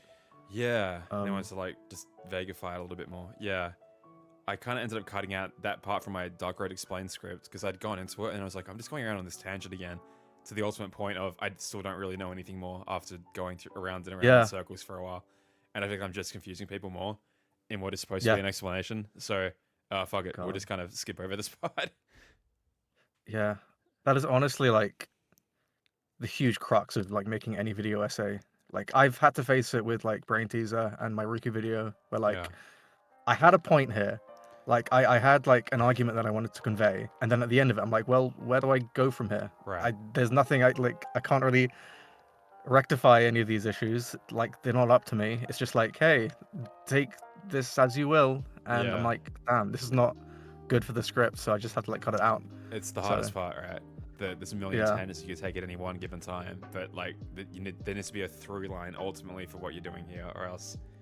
Yeah. I mean, I say this as a guy who just put out a 3-hour video that still feels too long with too many tangents, but that was with a lot of them cut out. I promise you, that was with like half of the tangents I think cut out. Yeah, for sure. Oh man. If any video essay needs to have like constant asterisks in every single one of its paragraphs, it's like a video to do with the mobile games. Right. Because like there's so many there's so much subtext in the mobile games, it's ridiculous. But also I think like they're the most in flux, right? I think certain plot points, in as much as I want to say, oh, it was perfectly all written from the start, he's a genius and blah blah blah, I just don't buy it, and it's like, I feel like creators should be free to change what they want to do after 3, 5, 7 years of working on the same thing. They don't necessarily want to bring up this plot point anymore, but it's kind of been canonized now. Whoops, it was in an update however many years ago. mean, Dark Road's the first time where we've really, I guess Kingdom Hearts 3 did it as well with the Remind update, but like fully changed what was a canon scene. But like even the dialogue being changed is it's kind of a big step for Kingdom Hearts, where in the past it was like, well, we're just gonna have to live with it. Now it's like, nah, no we don't. Forget it. We're just gonna change it. Who cares? Yeah.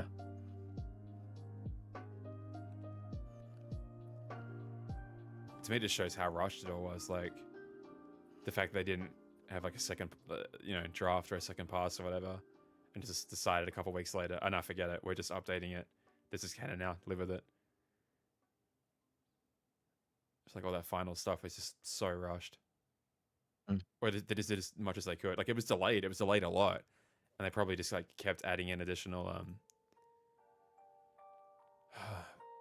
content, that some of which might have connected to Missing Link. Who knows? But probably was setting it up. Like, okay, this game's been cancelled. We still have stuff we want to set up here, because Missing Link, I think, was always being worked on ever since the Union Cross days. Yeah.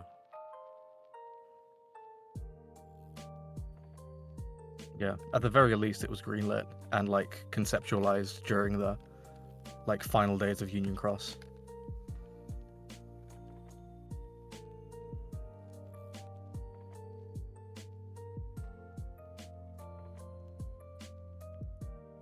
Which just kind of solidifies how much of a Hail Mary Missing Link was, because with Dark Road, it's like they had that luxury of being able to recycle and reuse assets and just make just a one lump sum update kind of with everything contained with what they needed. But with Missing Link, they just could not afford to do that.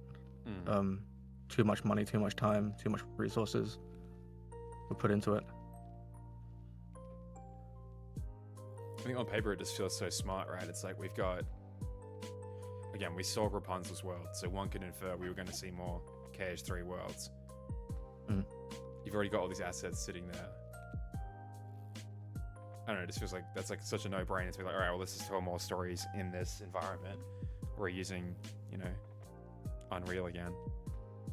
Yeah. Should cut down development time, blah, blah, blah. I just think the Kingdom Hearts story just instantly just spirals out of control with like, oh, we could add this, we could add this, we could add that, blah, blah, blah, like add all this stuff.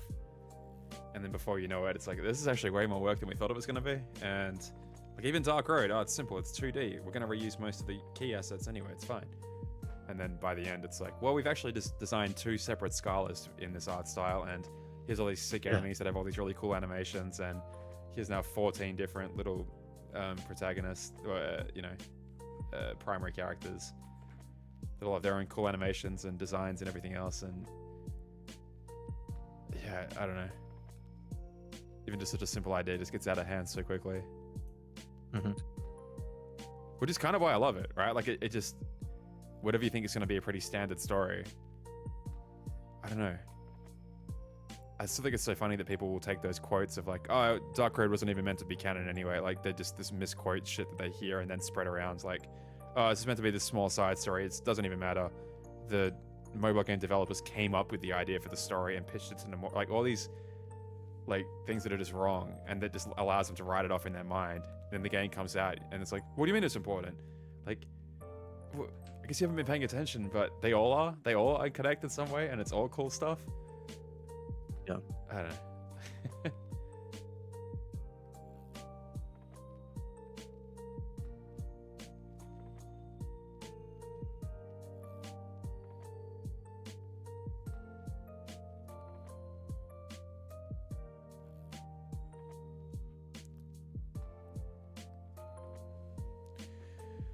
All right, that was up to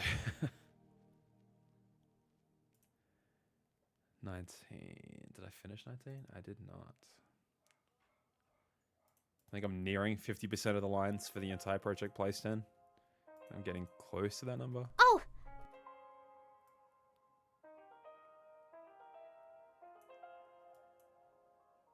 Why would you keep that from me? Why would you keep that from me? Keep that from me. I would. What? Oh! Wait! I've got it! Oh! Wait, I've got it.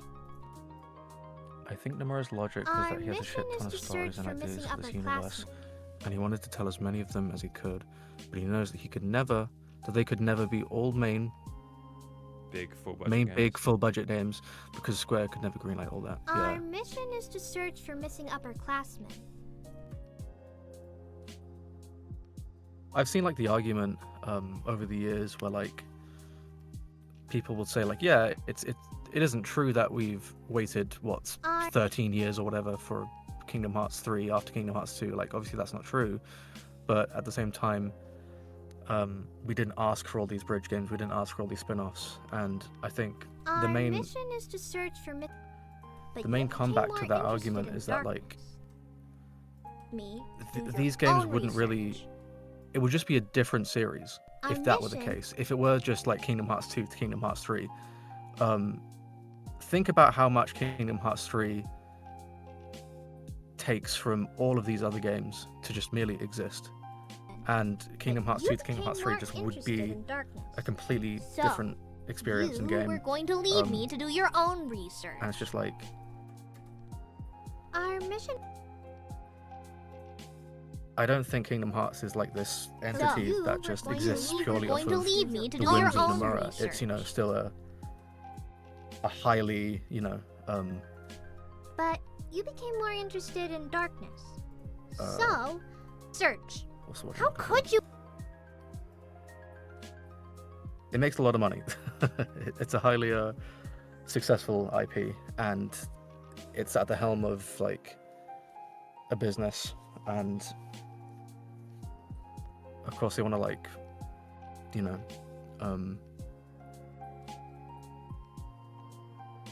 explore as many avenues as possible.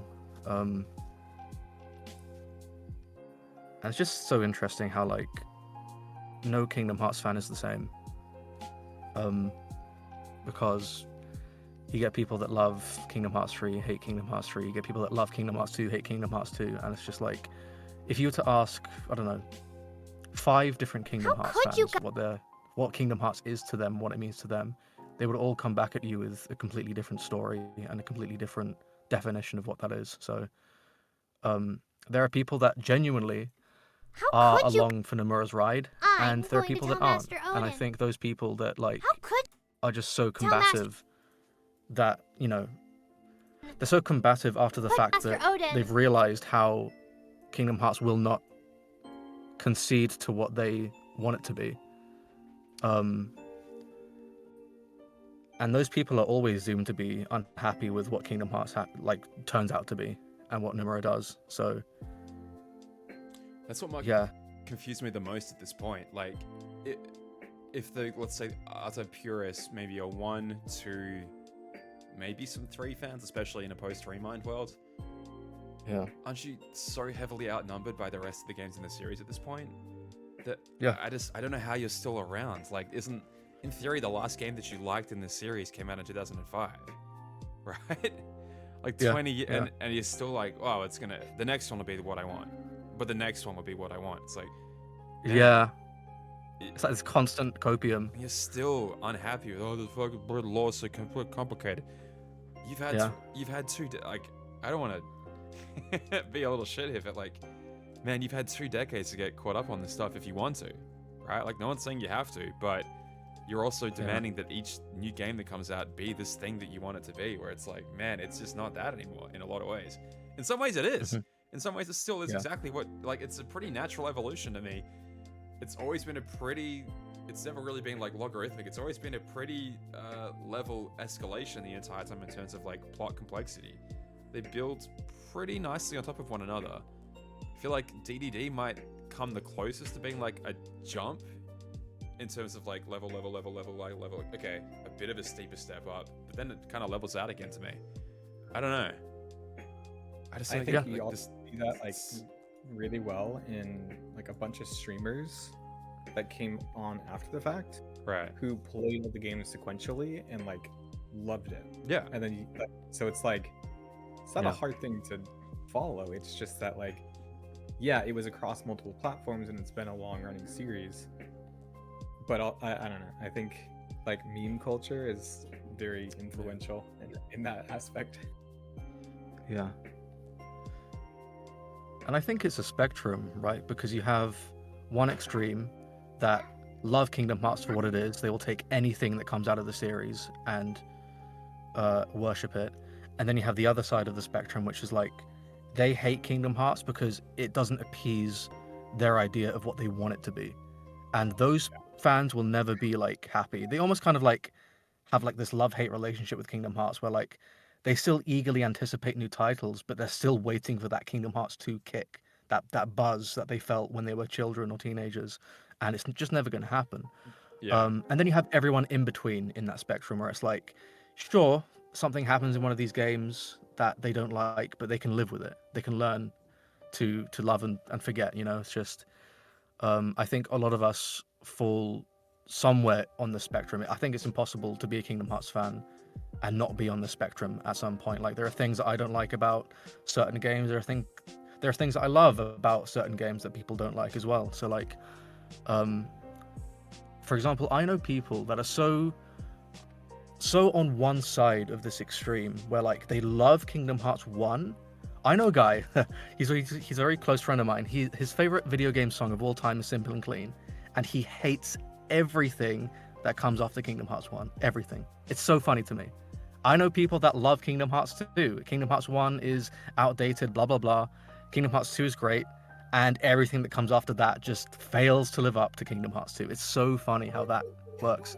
I know people that have Kingdom Hearts 1 like heartless tattoos, and they have no idea who the Wayfinder Trio are. Like, you have gotten a tat. Like, you're gonna live with this for the rest of your life, and like, it just goes to show that like, Kingdom Hearts as an entity is just so different and so subjective, depending on who you ask. It's so many series, right? It's like, I mean, I feel like Pokemon is a really easy comparison to that, where it's been similarly long running, and you'll have the die-hard Gen 1 fans. I mean, they just released in the last year that 151 set again, which only prints cards featuring characters of Pokemon from the first generation, and it blows up massively. One of the most hyped sets of all time, sells out like crazy, still sells out like crazy, any and all reprints, and it's like, well, because every Pokemon beyond there was bad, like only the first ones were good. And it's like, you can't possibly have that as an opinion. There's not a single one in the next 900 that came out after that you like, that is comparable to a Gen 1 Pokemon. No. Is it possibly because you were young, or you were a child, or you were carefree back then, and it was like the happiest time of your, like, you remember it fondly as a really amazing time of your life, and you associate that the time in your life at which you played that, it was very pivotal, you consider it very pivotal to that point in your life, and therefore you look back on it so fondly with these rose-colored glasses.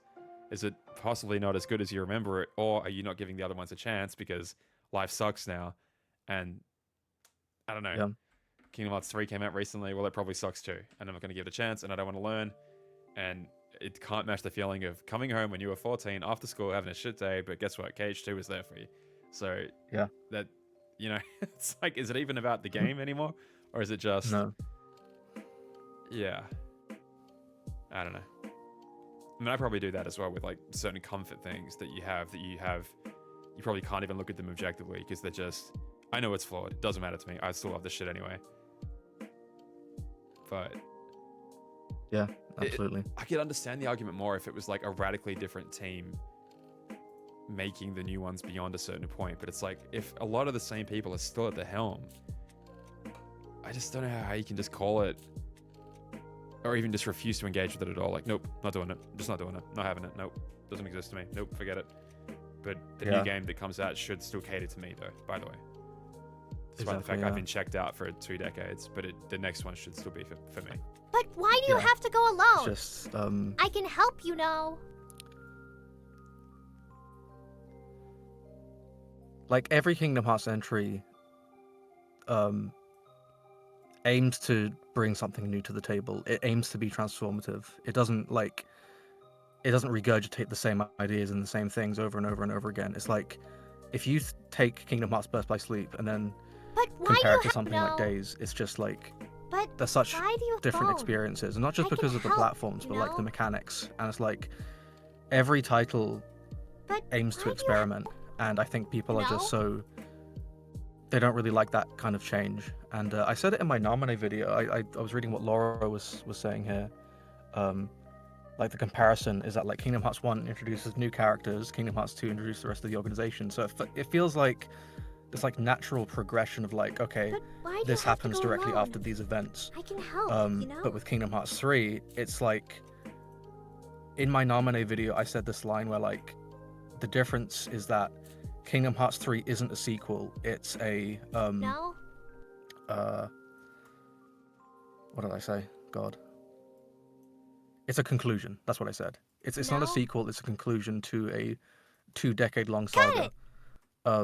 And that's why I think people ultimately don't really like it, because it doesn't like it doesn't give them that Kingdom Hearts 2 buzz that they Got it! want. Got Yet it! it still also doesn't give them like, you know, that new feeling of like, oh my god, look at these new characters, this new threat. It's like a culmination of a dozen games, maybe 13 games, right? If you can Yeah. I call think I it said that. it on the last stream, but like to me, it just spends so much time trying to pay reverence to everything else that's come before it in the series that it doesn't really have any time to establish anything new for itself that is memorable on its own right, apart from basically the final world and Scala. Like I feel like that's the only true unique parts of it. Even though obviously you go to plenty of your Disney worlds, like you go to Rapunzel's world, but you hear Tension Rising there as the boss theme, and you hear like you get these Reaper nobodies, and it's like, man, I don't know. It's like you said, that a lot of the excitement of 2 is that it sets itself up as this brand new adventure that you're going on, and it's going to be weird and crazy and unknown. Yeah. I don't know, just even the way it handles tiny things, like people have probably gone on about this a million times, but just like you get dry forms and it's a whole cutscene dedicated to that, and it's like, oh holy shit, I'm holding a new kid. Whoa, like they make a big deal out of all the new things that are happening to you, and it just feels so obligatory this time. Like, oh, you just press triangle and you just summoned a giant train, by the way. Yeah, cool. All right. We will never mention that again. Oh, except you can just do it again at one point later in the game. Why? No, just cause. Doesn't matter. There's an update in Critical to take them out, by the way. They were that unimportant to the, I guess, overall. They just had a concept of how this would work. By the time they implemented it, the game came out 5 years later. They're like, oh, we don't even want to do this anymore. But it was in the trailer, so you gotta have it. Yeah.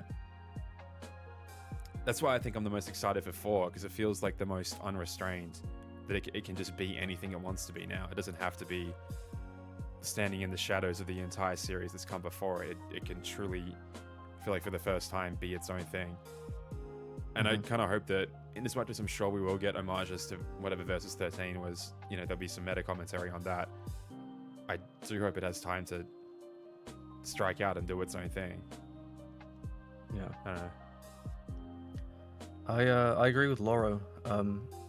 I don't even think it's necessarily like a nostalgia thing. I think, like as we were saying, Let's go have a chat with the Queen. they genuinely are Let's go different have a products. chat It's not just with like the Queen. the same thing, but with a new coat of paint and like with Unreal Engine 4 or Unreal Engine 5 graphics. It's like every single game aims to be transformative and Let's either go. build upon what came before it or like experiment with something new, like the shot locks or flow motion or whatever. But also like there's nothing really like Kingdom Hearts in the sense that like it's unbelievable how We are? both Sora and Riku haven't been recast yet, for example. That is like a miracle. That doesn't really happen in like the industry, especially for like 20 years. Like there are like the only thing comparable is like, I don't know, like a Mel Blanc Looney Tunes style run where it's like just characters over Are? decades upon decades in cartoons and We stuff. are? Like that's like the only comparable thing. And like with video games and stuff, it's like I swear, like even Cloud has gone through like recast, Sephiroth has gone through recasts and stuff like that, depending on the games. And We are? you know, David Gallagher, for example, has pretty much sounded the exact same. Maybe a little bit deeper or just different, but still pretty similar. Jesse McCartney as well is another person who I think is like really improved since Kingdom Hearts 2, and has also just maintained that voice as well, and I love what he does with Ven and Roxas. But Haley Joel Osment, you know, imagine being like what 12, 13 when Kingdom Hearts 1 comes out, and then like now, like I think Haley Joel Osment is literally the same age as Ray Chase, who voices the Master of Masters. So like, just to like build that scale is like, that's gonna give Sora, for example, a very different feel, and like that's something that I've kind of Around for too long. you I know, knew. come to terms with for myself. You know, like I have definitely a lot of opinions about Kingdom Hearts 3, but I hope that many people can appreciate that they don't come from a place of like nostalgia or like baseless hate. It's a lot of them are very nuanced, and I think a lot of people are very quick to like dismiss Kingdom Hearts 3 criticism as like, oh, you just don't want it to be Fanboyism, yeah and it's Too like dick this riding. back and forth, right? Exactly. And then people are like, yeah, Kingdom Hearts 3 is, you know, some people do have those baseless thoughts about Kingdom Hearts 3, so it's really just this kind of push and pull.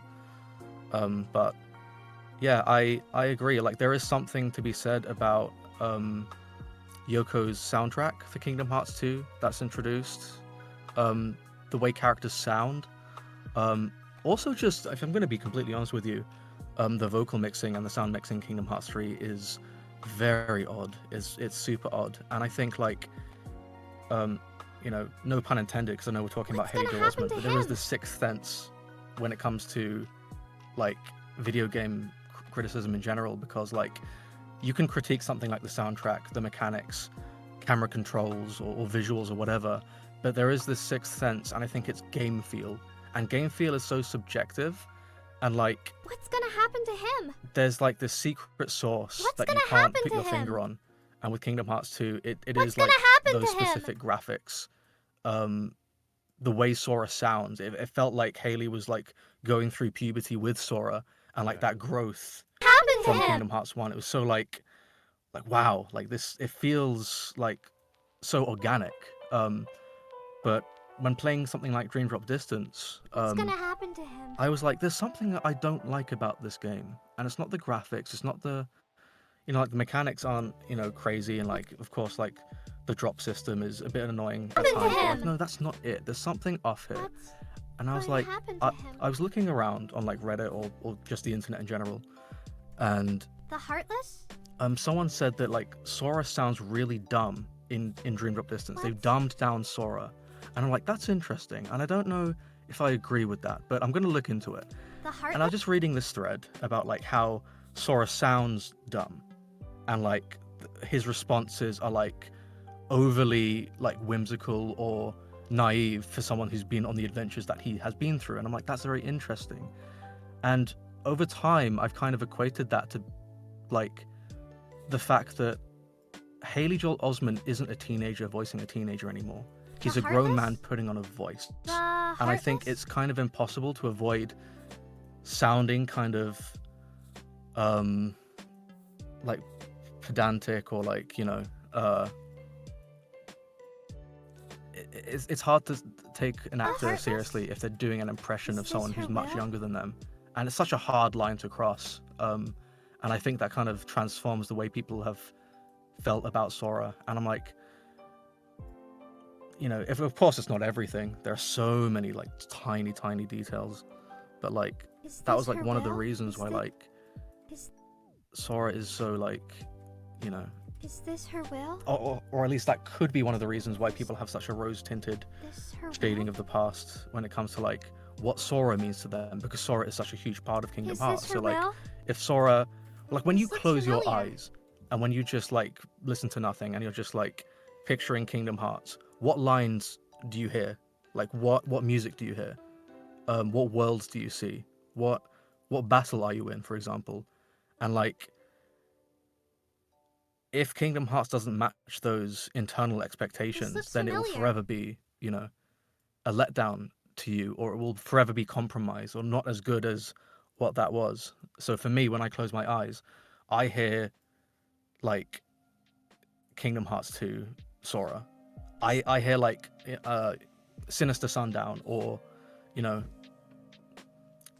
13th dilemma or something like that, yeah, you know. 100%. Yeah. So, yeah, I'm going on a tangent, but let me know if you guys agree. That's just kind of what I think about that. But I'm gonna get I'm actually gonna get a coffee. I'm gonna Good, get up yeah, and you're good. drink and stuff. So Sorry, my kids are hanging It's out. all good. I've been like muted. I've been listening, but didn't want to subject your chat to this. I think it's a time and a place, right? Like, it also is such a product of the environment in which it came out that, I don't know, to create a game that timeline-wise came out basically right after KH2, but also 20 years later in real time, essentially still trying to recreate a lot of that. Like, I don't know, because like there was that a lot of like the 2000s like weird edge that a lot of protagonists had to have that Sora isn't like quite all that, but he kind of is. Like he does every now and then a little bit of it as well. Like he's kind of cocky and antagonistic, or trying to draw like taunting the organization at a lot of points, especially early on. That yeah, out of this teenager's voice probably does sound like very authentic in a way that an adult 20 years later probably couldn't recreate as genuinely, even if that was still the similar direction that the directors wanted the game to go in, or how they wanted the character portrayed. I mean, to answer that question of like, what do you think of? Like right now, I'm thinking of the first fight with Xemnas out the front of the like memory skyscraper battle environment, even though it's not. It kind of is and kind of isn't.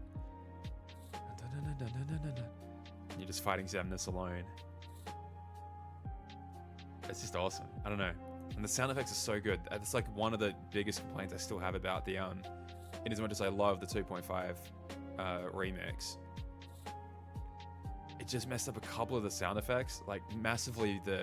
When you the biggest example I'll always use is when you're trying to use block Sephiroth in the KH2 fight, and if you do the reaction command, you hear like you'll hear like all the pings all together, and it sounds perfect. For whatever reason, that doesn't sound right. Doing exactly the same thing on the HD remixes, it's missing a few of them, and it's like it's heartbreaking because it's so good because you can hear him block like 13 different friggin' hits. That implies how fast both of them were traveling in that moment, and it's like this unspoken thing, but it's sick. It's an anime guy with an enormous friggin' sword who teleports slashes through you. And in the blink of an eye, he must have dealt all those hits, but Sora also blocked all those hits because you press triangle to do it. And it's like, if you only hear 3 little blocks, it's like, well, that's less cool. 3 hits in that amount of time, I could almost buy that. But like, like rapidly firing off 1 million of them? Come on, you need that. It's like, it's just it doesn't make any sense, but it amps up the cool factor by like an exponential factor, right? Like it's so sick. Also the way that Sora moves in that game, once you've got all your drive forms fully upgraded, it's just like butter to me. I just love it. Like there's a slight ramp downhill. My favorite thing to always do forever. Like if you're going in the reverse order in the world that never was, and you start at the castle, and you go back out into like the main land, and you're on that like hill that overlooks Memory Skyscraper. You just be standing on the top. You can like hold down to like quick run off, then do a little dodge, aerial dodge, and then start gliding at full speed. And it's just like the fluidity of the control that you have over Sora just feels so friggin' good, and it doesn't feel anywhere near as good in like the super glide you get in BBS is this really like forced directional thing that doesn't quite hit the same. Like you can't kind of go back on yourself as nicely as you can in those other games. 3, you definitely can't like glide in the same way. I don't know, man. Just it's not And just I feel like nostalgia in- with 2. And I always feel like if people ask me off the cuff, like, what's your favorite game? Like the temptation in my head is always it is 2, but then it's like what you said. You don't want to be like, oh, you're a 2 fanboy, you don't give a shit. Like, no, I do. I appreciate what they do differently in each of them. I technically like 3 quite a lot. On a technical level, I like 3 quite a lot. But I just don't think it hits the same. 2 hits so different. I mean, the whole ending sequence, like I've gone under this a million times. Holy Mhm. shit! Any complaints you have about 2, man, the second you land in the world that never was, you forget all those complaints. Fuck me. It is just bang, bang, bang, bang, bang, bang, bang. Like, just the Uh-huh. entire ending sequence is like several hours of pure gold. It's just fucking sick. It doesn't make any sense. Like, you know, the reaction command to just leap up the enormous structure. Oh, better dodge because it's fucking blowing up. You just threw nobodies that have never existed until this moment into the engine, and now it's going to erupt and a giant dragon is going to fall out of the sky as you just leap millions of feet into the air. It's just, this shit's so cool. And then just bang, insane, awesome boss fight, one after the other. It's all new. It's all new too. It's not like I love the way that 3 does it, but it's, again, you're just retreading old ground a lot of the time, which is cool. It is cool to get that, like, because it's been 15 years since those games came out. It makes sense they want to pay reverence to them, but also, like, you don't have time to do anything new. One thing about, like, I don't know. Not that, like, I was somebody that changed a lot of the discussion around it, but, like, This looks familiar. I wish This I wouldn't have looks played familiar. into all the discourse around Cage 2 and Cage 3. This Because it looks really familiar. does, it really did, like, label people. And it, like, This looks destroyed any familiar. kind of conversation. And I think that kind of happens with most games, where people just label the other side that they don't agree with, and suddenly all, like, discussion stops. Because This looks familiar. 2 is, yeah, like, 2 is incredible. But for a while, I felt like I couldn't talk about 2 because I liked 3. If that makes sense. Because, like, there was, looking back, like, such a, like, toxically positive discussion about 3 that happens, where it's just like, oh, this was great, and if you don't like it, because I heard Sunny talking about it too, where it's like, if you didn't like 3, you're just like a Cage 2 fan, and you just want everything to go back to the way it was, and it's like, that's not helpful. Because 3 definitely did play it, like, a lot looser than 2, and 2's combat, I mean, I've looked at both So, now what- for like 5 years, and it's like they both want to do 2 different things, but, like, how snappy 2 is still feels, like, really incredible. And I don't think they really captured that again. I don't know if that's, like, a lack of, like, wanting to diversify their combat and try new things, or if, like, I don't know, like, the newer dev team just can't, like, capture that. And I think they tried to in 3, like, with the Remind DLC. Like, I was about to you can say. definitely see, Yeah. like, there's a shift towards reactability Mhm. that wasn't really in the original 3. Yes. And I think that's what made 2 feel so good, is because you could see an attack coming, right, and pull up reflect mid combo, and it felt like incredible to see that attack bounce off, hit them with that attack, and then, like, counterattack so fast. And I think in terms of 3, there was 3 is fun, and I like the combat. And I always talk about, like, the details of it, because I think the details and the expression of abilities was what they were going for, and they honestly, I feel like they ran out of time, because, like, there's a lot of versatility, So, what did we but find out? at the end of the day, there's not a lot So, of what did we variety, find out? if that makes sense. So, like, there's a lot of forms that have an idea of what they might be So, what did useful we for, find out? but everything in 3 is more so designed for, like, spectacle. No, that feels wrong to say. No, but it But kind of honestly, is. Like, it kind of is. a big group like, of there's mobs, and you can no- take them down in like a bunch of different, with a hammer or whatever. But, like, ultimately, it's still just, I feel, apart from, like, the Mirage stuff, it all feels like basically the same. Like, Yeah. it's just many different tools that are all like a hammer at the end of the day. Like, Mhm. it's, why would I choose any of these other ones when? I guess the defensive Olympus one has its purposes as well, but And that's what I mean, is like Blitz form is super cool if you had enough time in the form to actually use the abilities, because Blitz form is all about, like, So, what did we find out? continuous movement, right? Like, you want to keep moving, because the more that you So move, what- the more you're getting back ticks of HP and MP. And you have all these movement tools with dodging and air dash that make you just, like, zip around. Wait, so But the thing you're is, the reason every Darkness form is being change born? has the same amount of time, except for Element Form. Element Form has like 3 seconds less because of just how strong those two forms were. But with Blitz Form, if you had like 30 seconds, even 30 seconds longer, it would feel so Wait, much different because so- you're actively using this form to continue moving around the boss to like get health or like get your MP back. But because it's all like constrained to one kind of track where you just kind of mash X and then use your finisher, it doesn't, you don't get to play around with that. Yeah. I can't tell you how many times like I had. Ready for that. You ready for dinner? Okay, let Dad finish his thought and I'll make you dinner. Okay.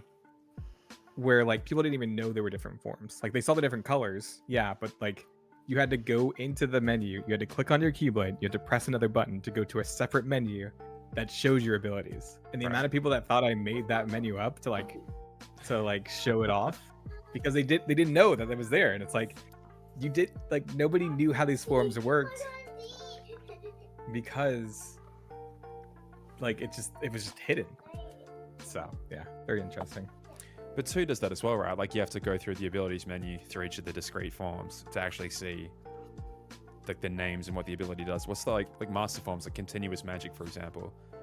Like you have to read up on what that's actually going to do. Like, I mean, you probably notice it in gameplay, like, oh, something's different here. But is that kind of what you mean?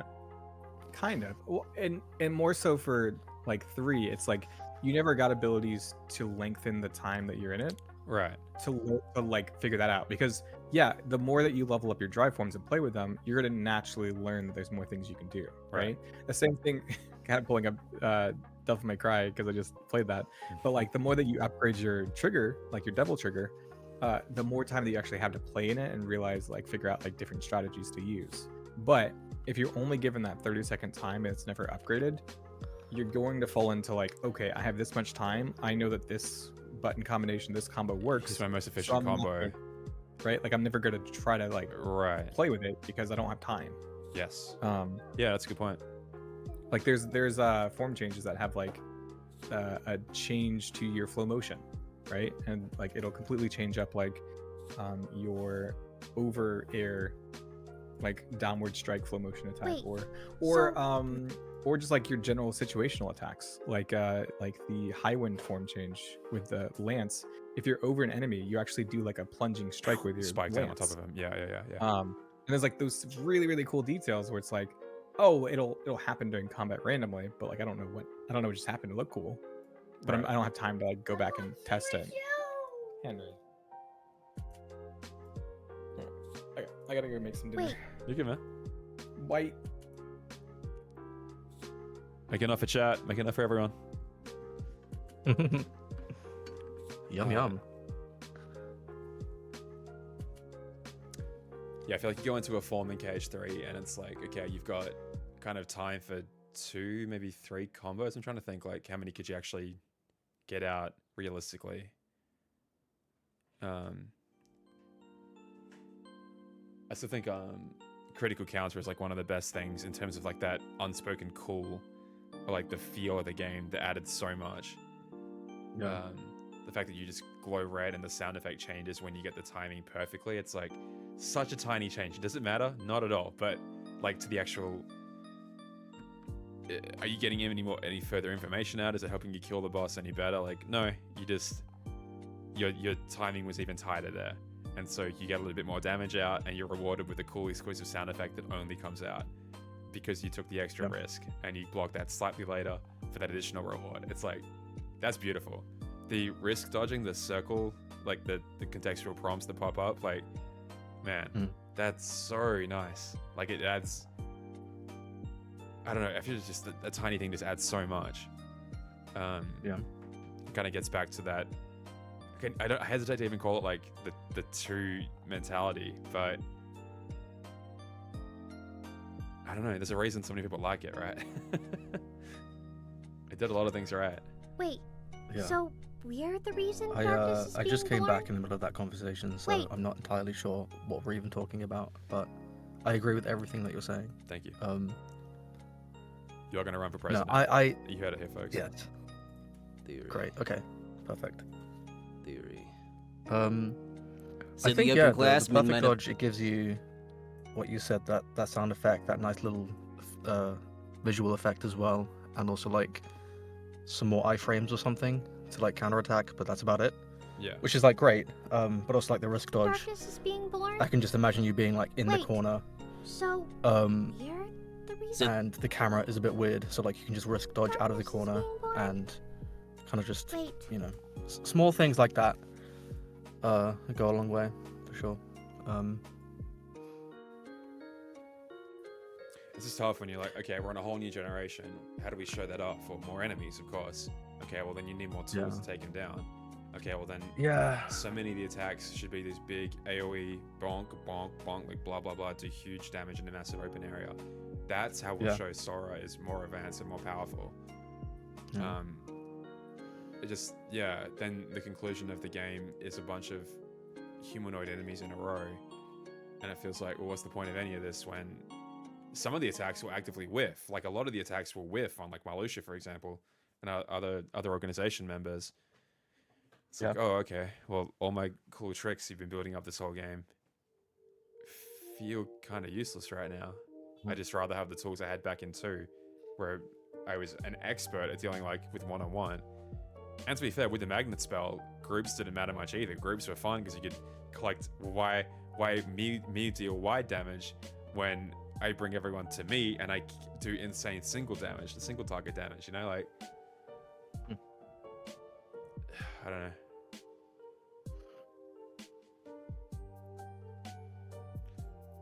One thing that I can't stand, and I just thought about it as you were talking, wait, and so... it's the you're same reason like for rhetoric darkness? that people Wait, use when they say so like, oh, you're if you the don't reason like leaks, darkness is just being don't born? go on Twitter, just don't look at them. I hate it when people say, oh, if you don't like that mechanic, don't use it. And I think one of the biggest Wait. criticisms with Kingdom Hearts 3 is that it felt bloated because like you were saying, Darkness can hide like inside to people, right? facilitate like growth and like forward trajectory and progression, what do? More enemies, wider space, more attacks, more this, more that. And what happens is you had like, I don't know, a handful of enemies in previous games, but in Kingdom Hearts 3 it's like you fight 20 enemies at once, it feels Darkness like. can And it gives you so much Darkness can like hide with attraction flow motion, grand magic, and right?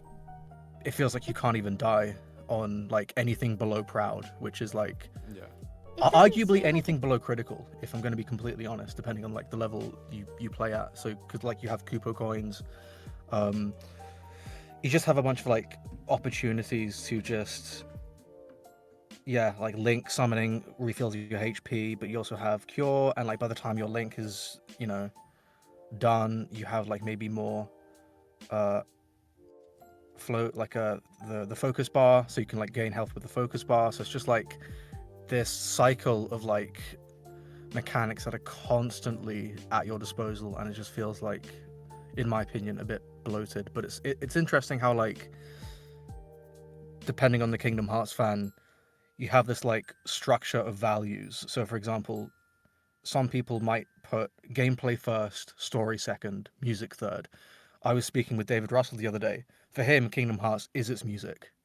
Like music is first, It doesn't seem like gameplay is second, story is third, for example. For me, I love the story. I'm not particularly great at these games, but I have like done the data fights and stuff like that. But like I'm not going to do any challenge runs anytime soon, and I've it like, doesn't seem like it'd be easy you know, to had my track fair share at like critical level 1 does- stuff, but again, it's nothing to write home about. But it doesn't seem like it'd be for me, easy to like the track. story is why I love Kingdom Hearts, and the music It's as not well. like we're chasing Heartless. And when speaking to someone like David It's- Russell, one of the reasons why he isn't super fond of Kingdom Hearts 3 is because a lot of the tracks are just regurgitations It's of not like we're classic chasing Kingdom Hearts Heartless. songs, because it is, again, not it's like not we're a sequel, chasing it's a Heartless. conclusion to the Darkseeker saga. So it has a bunch of Darkseeker songs, right? Right. And the new songs are like composed by Ishimoto and Sekito and just It's kind of fall not- flat. Like for example, the boss Dark theme Domination, for you can say. the not just that. Everyone goes I know a lot of Dark people Domination. don't like Dark Domination. I do not like Dark Domination either. Don't get me wrong, but also that specific track when you The fight Pirates the boss in Toy Story. Toy Story. It might be the same song. Skyward Chasers or something, like Sky Striker or something. Yeah. Okay. Like a lot of the original songs for Kingdom Hearts 3 just like don't have that Shimamura smack, if you know what I mean. 100%. And again, that just kind of adds to game feel. It's like it doesn't change anything objectively about like the situation or like the fight itself on the mechanics or anything like that. But it's like it just goes to show how many things add together to create this subjective game feel for people. So, And it's like, how do you put that on paper? How do you design that? Of like, we're designing, just cool, and it feels good. It's like, okay, you might even. It's almost like more than the sum of its parts, right? Yeah. Mr. Hello, I'm back. Oh, I was listening to you guys while I was making dinner. I had to pop back on because there's another thing with the combat for Cage 3 where you unlock something and you just have all of the abilities, right? There's no Growth, like yeah. progression. Yeah. It's just like, okay, especially like at the start of the game, it's like, hey, here are form changes. Here's second form with everything.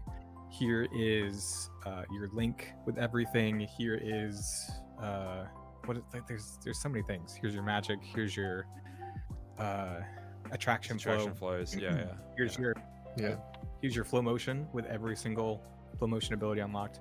Like it's just like, here's all the tools. Go have fun. It's like I think if you look at it through that lens, it's like, oh cool, this is just like a playground to actually look cool. But when you look at it from a gameplay perspective, it's Mhm. like, okay, what am I working towards? Right? Like why should I come up with a different strategy or or even like work on learning how to use links if I can just spam fire or thunder, especially thunder. I just spam thunder and then I get Thandaza. Why use another strategy? It feels like you're playing a game of soccer, except the goalposts are literally everywhere around you, and you kick everywhere and you can't miss. And I think that like it's fun to win. Winning is fun. I think that's a great philosophy. You don't want your consumer base to like lose all the time and like all of a sudden it turns into like, oh, this is the Dark Souls of blah blah blah blah blah. But it's I think one of the things I think is like unforgivable about Kingdom Hearts 3 is the fact that it has an ability called Critical Converter, and judging by the name, you can guess that it's only available through critical mode, and it disables attraction flow. flow is turned off. And I'm yeah. just like, Yeah. first of all, why is it called Critical Converter? And secondly, why is it only available in critical mode? Like, what if I don't want to sign a wager saying that I can die to anything off screen at any given point, but at the same time, like, I don't want to use this kind of intrusive mechanic, in my opinion. Like, I think even though it's important for like fun, like the fun factor in a game like this is so important, I think that like player customization is equally as important. And it's a shame that like it's interesting how I really over the years I've just struggled to figure out why that is the case. Like, why they decided to do that with Critical Converter? Because like critical mode wasn't in base Kingdom Hearts 3, right? It was an update shortly after. Correct. I remember that. Oh my god. I love so this like fucking we album. had to It's so cool. use all these mechanics. I haven't heard this yet. It's just super weird.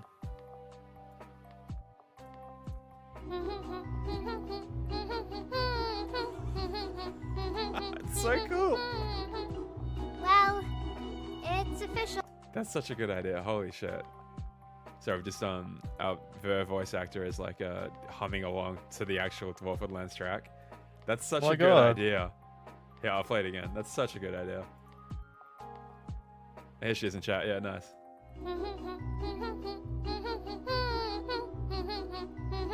That's such a good idea. Well, That's so it's cool. official. I'm lost.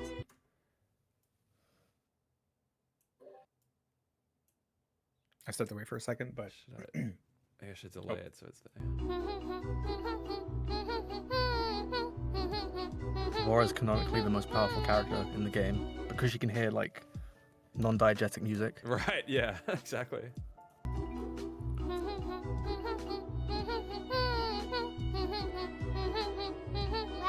No, it made more sense where it was. Come on.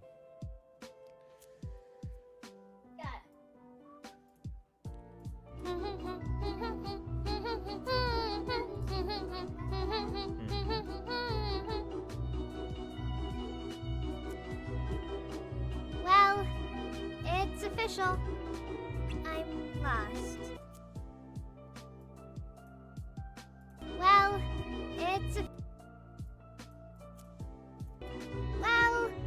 it's official. I'm lost.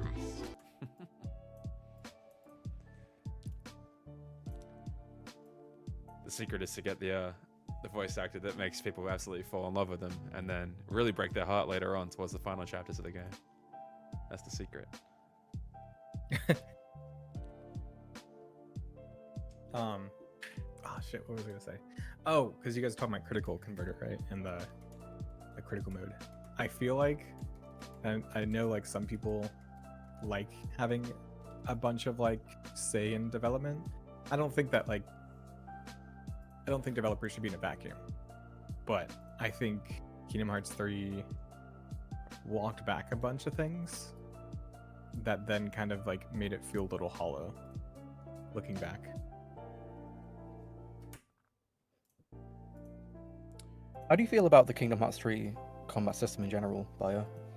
I like it. I like it a lot. Well, Yeah. sure. I think I'm lost. especially Remind showed like how much they could do with it. And I think there was a big shift from I talk about this a lot. Well, I used to talk about this a lot. But KH2 had a very snappy combat system that was very focused on the x-axis, right? So like everything Yeah. moving forward, going backwards, right? There was a way to shift up, right? But still, at the end of the day, like you were moving something up to continue pushing forward, right?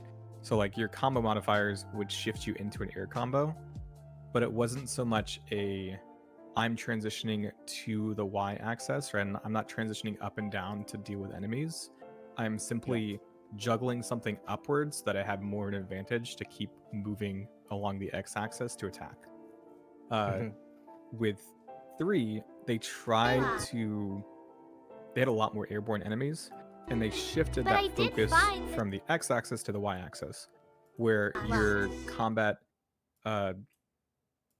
is very and transitions very well into the air towards airborne enemies. And you also have a lot of options to react and dodge in the air and block in the air. And so, and even with like the shot lock system, right, where you can maneuver, right, very quickly to attacks that are coming at you. And so I think they played a lot with like the y-axis with 3. And I think that like Remind and Yozora kind of like showed us, you know, how maybe not Yozora as much. But I did find this But I amazing feel like castle. we did get to see like that But I kind of realized with Remind a little bit better. So yeah, I think for what it was, it's pretty interesting. but I really hope that this 4 amazing castle. continues that, and it from what we've seen, right, we haven't seen a lot, but the fact that we have that like that almost like hook shot mechanic with the keyblade and the keychain, as well as that like But I whatever did that find is. this amazing Which, castle. now that I've looked more at the screenshots for that attack, you can see that Sora's health and MP have been used, which makes me think that the fact that that focus bar is gone makes me more inclined to think that that chain attack is a shot lock. But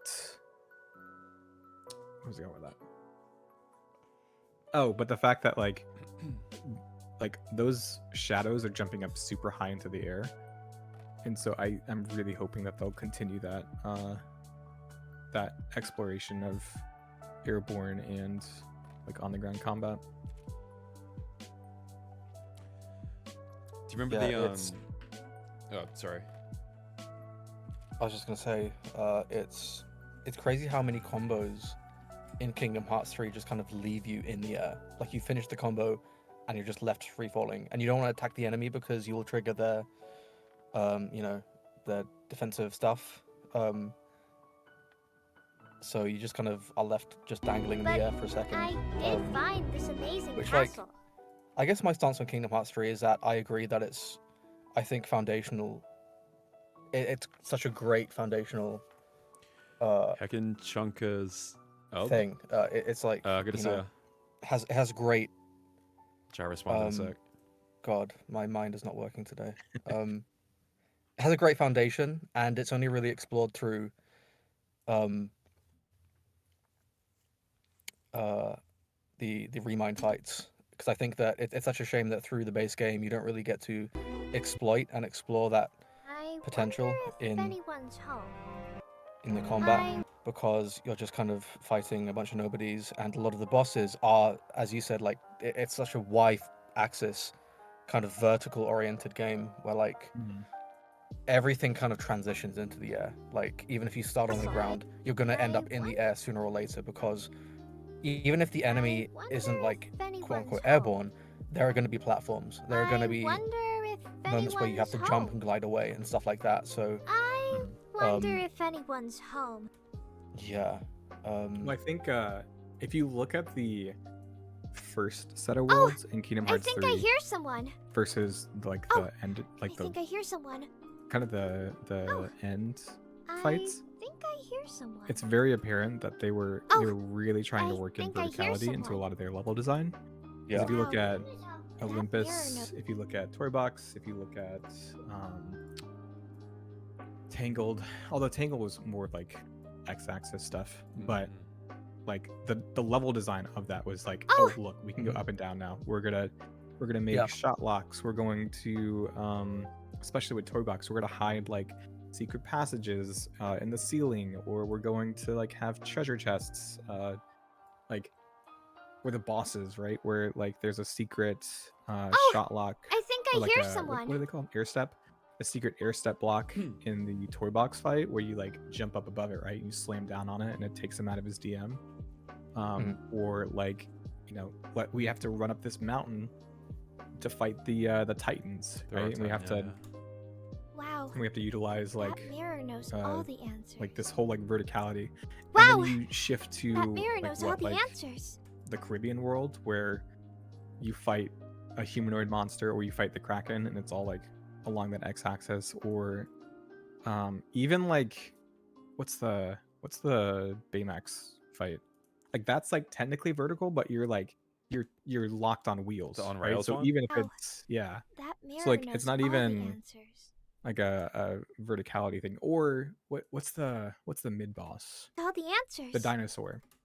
Where it's like, yes, you're Yeah. running up buildings, Mhm. but like the fight's on the ground. The right? cubes And probably, you- right? Huh? The cubes would be the mid of Oh, what's the Tyrannosaurus Rex thing that I'm thinking of? It's also in San Fran, yeah. That's because that's Yeah. when you like meet the But I'm cutting you off. You're making a point. Oh, but just like the later level design almost feels like they rushed it, where they weren't able to like implement that verticality element. Yes, you still are like going up and down, but when you actually meet the boss or meet the enemy, it's all on that same one plane, right? Like you're not dodging like lightning strikes from the Tyrannosaurus Rex as you're running up to hit it, right? Like it's just like, oh, now Hey, I'm Lance, here. sorry, man. Now I'm just gonna fight you on an x-axis that is Yeah, what a just fucking higher nerd. up. Imagine. Does that make sense? yeah, yes, perfect sense. Yeah, there's definitely that progression, because Wow, like it's in that mirror tandem with knows your all the answers. abilities and what you gain throughout that game. It's like, you know, Wow. Maybe. yeah, I'm just thinking of the bosses, and I'm also just thinking of how like, Maybe.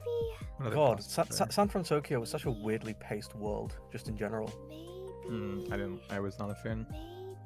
I don't know. I don't know if I'm not a fan. I don't don't think I hate it, but like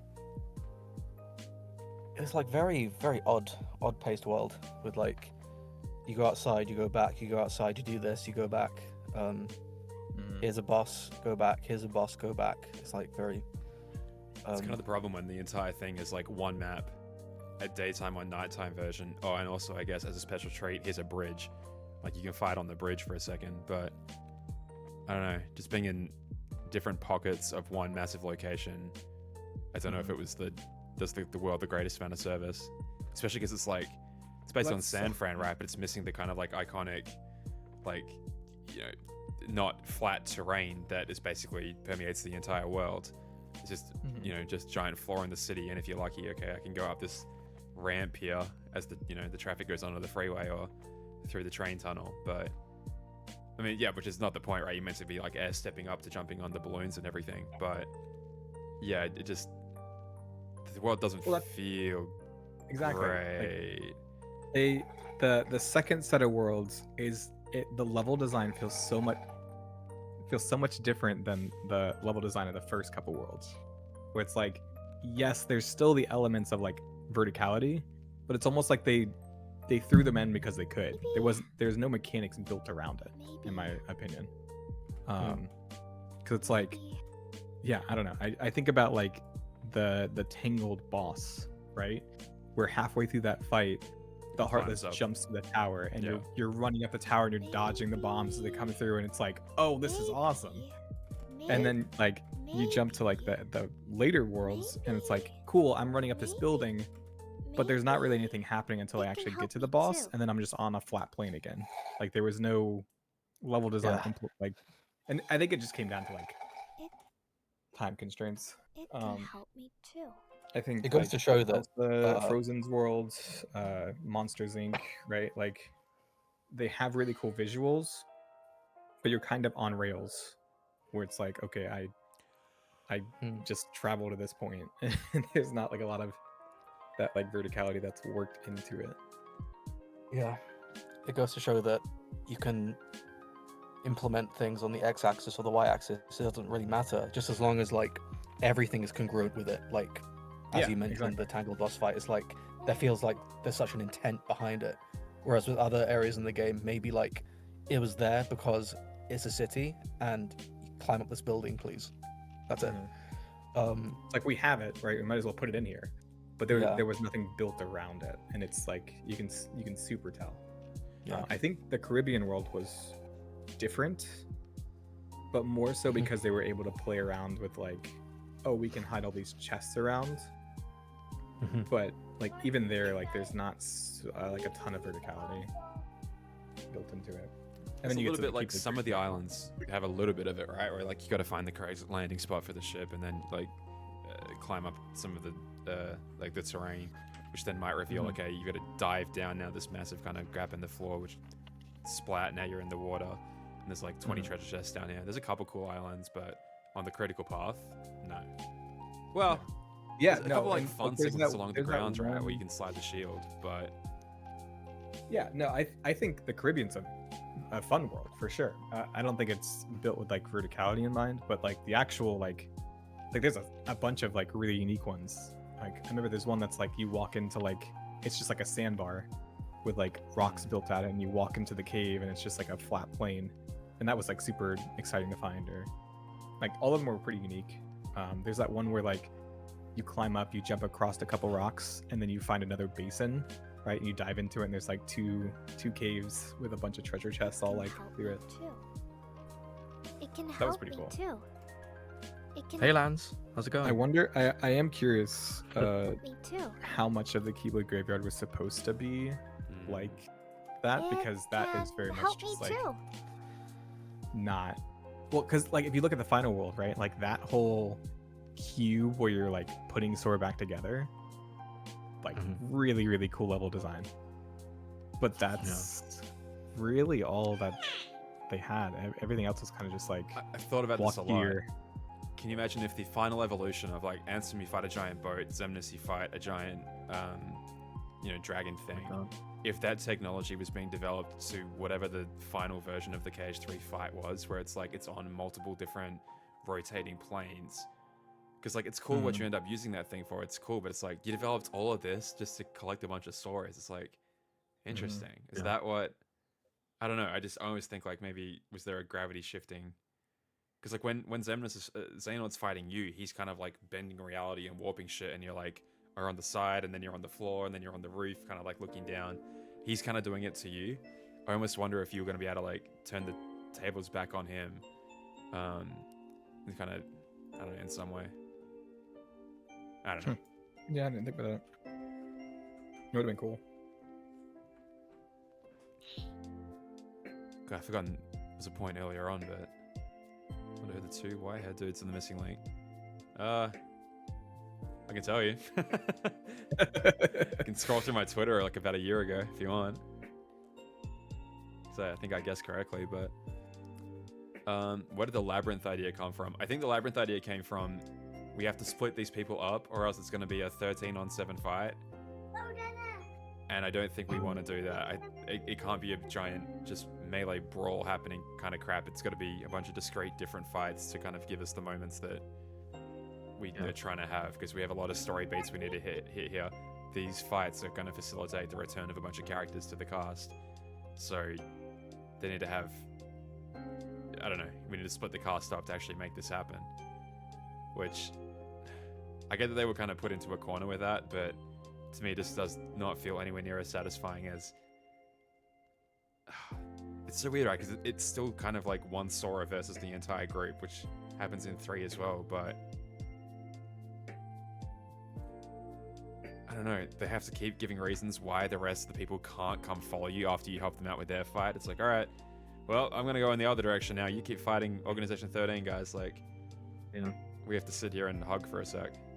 Like, okay, I get you. I really do. I really do wish that, and I've held on to this belief for like years, but I do wish that the labyrinth section of the Keyblade Graveyard kind of focused on one-on-one fights rather than just pitting like 2 adjacent organization members against like 1 or 2 people. And I just think that like it would have been great if like Ven and Vanitas were pitted against each other, and like you as Sora kind of go through and like traverse each and every one of their like trauma and like interpersonal relationships, like Aqua versus Terra Xehanort, Riku versus Dark Riku, you know, stuff like that. And then like, of course, 13 versus 7, that doesn't really add up. So to facilitate that, I would have put like a midsection where like you all come together and like kind of reassess and like rendezvous and like have that moment. Because like to me the most jarring section of that was beating one member, having this kind of pocket in time where you're just talking to them as they're dying, Right. and you're like, where's the other guy? Like what's happening there? And we as the audience are just kind of left to expect like, hey, it's a video game, like just don't think about it, bro, it's fine. Yeah. But it just felt like it's why the kind of trajectory of Kingdom Hearts 2's climax felt way more personal, because it was Sora, Donald, and Goofy going through this mysterious world, and like you had Sora versus Roxas, a break. You had Sora versus Zigbar, a Hey, break, Poseidon. and then like you had things happening during that time. Yeah, it's just a huge pacing thing. But I feel like Remind like remedied that so much, right? Because the whole, all the enemies you fight, all 13 of them, they feel like so much less imposing when they can either be targeting you or the people that you're there with, and they just sort of fire off their attack animations. And when it's not logged in on you, it's, I don't know, it almost like the curtain's kind of drawn back, and you're like, oh, yeah, right. It's just a silly little guy doing his little character animations. That he's doing him at Aqua, and Aqua's going, ah, when she takes a hit, and Ven goes, ah, when he takes a hit. And I don't know, it's funny because like I would 20 years ago watch YouTube videos where one guy would try and mod as much of Organization 13 into one room to try and all fight Sora at the same time, and it was like, holy shit, that's so sick. But it's because there were all a bunch of bosses, I think, still targeting Sora, I guess, and it was freaking sick and intense because he was trying to survive and also deal damage back to them. When you have multiple, like Terra Naut and Vanitas, for example, but they can target 3 different people instead, and then they slowly run over, and then do their little anime. I don't know. Something just it doesn't hit the same. It just does. It just doesn't. I don't know. Again, the Remind fights did a lot of good work of like, okay, now these guys are intense. Their attacks are much more lethal, focused in on Sora. It's a one-on-one. They get the chance to really, really, really shine because I don't know. At least the 3-on-3 felt good. The Naught Court, I still think felt pretty good. Yeah, that was great. I think that's what it should ultimately lead up to, is like Yeah. a lot of 1v1 fights. Like maybe I just have this scene in my head where, like, of course we have Aqua fighting Terranaut, Ven fighting Vanitas, Riku fighting Dark Riku, Axel fighting Syax, all that kind of stuff. Kairi possibly fighting Shion, that would be pretty cool to have that moment. And then like what's happening to Donald and Goofy, and like Donald could be like running away from Larxene and like you have to like save him. That'd be so funny. Like just have that Disney comedy moment of like I'm way in over my depth. Yeah. This is terrifying. It just would have been such a funny juxtaposition of like Larxene just running around this maze trying to find Donald, and like you playing as Sora having to like catch up to Donald before Larxene finds him or something. You know, something like that would have been great. Instead of a bunch of random walls blocking you off from the thing that Xehanort absolutely wants you to do. Like he doesn't want you to fail here at all. He wants you to come and succeed, right? Yeah. Or at least get. Yeah, I don't know. Yeah, all that iconography was so weird to have, because one thing to have like the mazes and everything, but like all of like there's so many weird glyphs and stuff through all of that just is Yeah. never touched upon again. You don't It's have like- time Yeah, to even it's- appreciate it, right? You're like, oh, 10 seconds ago. Like, oh, Yeah, shit, yeah, what? Right?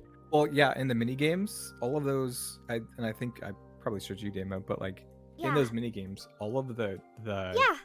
glyphs or whatever you want to call them, like the stone pieces, are pieces of the organization. Like they all have organization member weapons, which is like why Yes, right. why is that? Like why is that Yeah. there? If this is like pulling up like the Keyblade graveyard and like this Yeah. is supposedly supposed to be these etchings. Yeah. I think it goes back to Yeah. I think what they were trying to do was tie it into the chess game that they consistently play over and over and over again to indicate like, oh, these symbols, they might show up as weapons, they might be tools. I know. Like these are always in sorry. place and these are always I pitted was against each chasing other. a butterfly, But then and like that's then I just looked not around and you touched were upon gone. again. Yeah. I Again, know. just going back to Missing sorry. Link's cancellation, and like maybe Exactly, yeah. that could be like these like glyphs and stuff could like fall into like the prophecy and how like these warriors were destined to fight, and like this is what they were going to do at this certain point, and like that could have been explored in Missing Link. It's like with Kingdom Hearts 2, like how Xemnas had this armor and you're like, whoa, what does this mean? And it's explained. You had like Mhm. you know it's so interesting how like bosses in Kingdom Hearts constantly like reference things that will be brought to you in the future at some point. So like what if these glyphs has something to do with the prophecy, or like something that would have been divulged in Missing Link to some degree, just maybe like a reminded me. certain society. Go ahead. Have either of you seen Gravity Falls? Yes, I just finished watching it No. like Really? a couple months ago. 'Cause Yeah. that kind of reminds me at the end of that. Like you're seeing the symbols throughout the entire show, right? And then Yeah. I don't want to spoil anything, but like they come into play right at the end. It's like, oh, this is prophesized thing, and it could have been like similar to that in a way, which the show does Yeah. something kind of cool to subvert that, but without spoiling it or anything. But yeah, I wonder if it Yeah, such a good show, I've heard yeah. of. That could be something cool to watch Yeah. with your kids, because it's like I kept hearing about Gravity Falls for years and stuff, but yeah, I was watching it with my girlfriend hey, probably no, how you doing? starting Yeah, we're going okay. beginning of this year, and we Making just kind of progress, making marathoned progress. it, and she fucking loves it, and she's watched it like Whoa. Sounded good. Oh, there goes the mute symbol. Take think our that's strengths by all yeah. I know. I'm sorry. um You were gone. yeah, so I loved Gravity Falls. I think it's like, especially for a Cartoon Network show, it Right. has this No, like Kingdom sorry. Hearts itch of like I was chasing scratches a this, butterfly, and then I looked around and you were this gone. itch of like looking beneath the surface for clues and hidden details, Totally. and like being rewarded when you finally find it. Massive. And also just like it respects its own continuity. It's Oh, unbelievable how like sorry. something that I was happens in like chasing a episode 3 or butterfly, 4 or and then I whatever looked will around come and back you were in like gone. episode 20 or like it's crazy. Something. And like I'm not just talking about like characters, I'm talking like background stuff like, oh, I don't know, this building, something happened here, and then like about a the main characters go back to this building in like episode 19 or whatever, and like it's still there, it's still in the same way, and like that's so cool. And a lot of Cartoon Network shows, you can imagine, they just kind of, you know, it's just episodic hijinks, and nothing really more. So Gravity Falls is so cool. So like I'm watching something. Steven Universe at the moment, and I'm on season 2, and I'm just having a blast with that. So that's pretty cool. I haven't seen that So I'm one. just kind of catching up on all these great cartoons that I haven't seen before. Yeah, Yeah. Alex Hirsch is great. It's such a. Have you seen him like ragging on Kingdom Hearts? He fucking hates Kingdom Hearts. It's so funny. Something about. It makes a complete sense in my opinion. It makes complete sense. Oh, Something so about funny. a mine.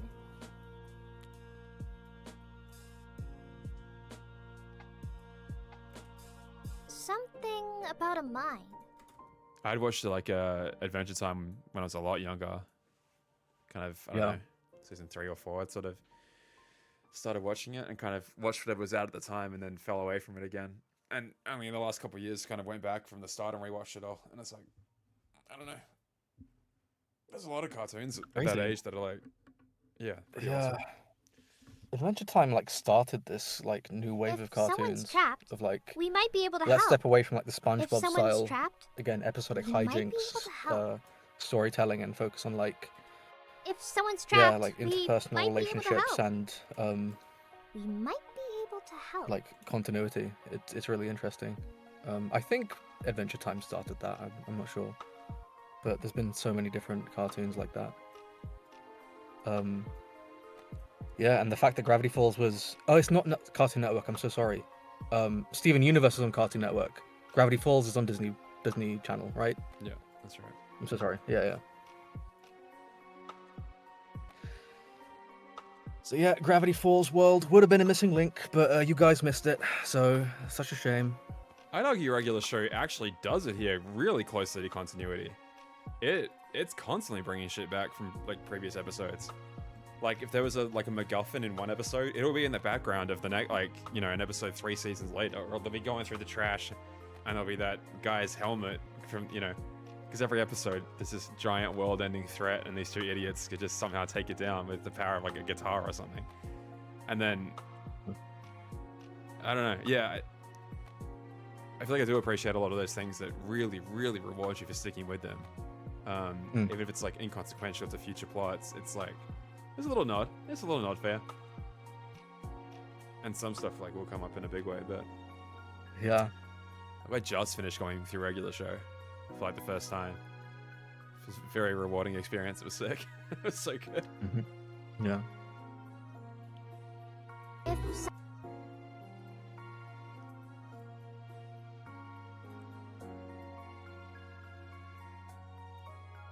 The last season started to lose me a little bit, but yeah, like right at the very end, it kind of got me back again. Because I wasn't loving the direction it was for a while, but right at the end, it kind of pulled me back.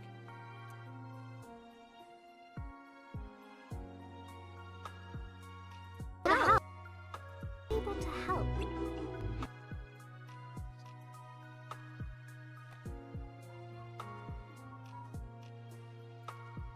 Oh, this talk is definitely making me want to replay the data fights because I've probably forgotten them all by now, where it would be kind of fun to relearn them.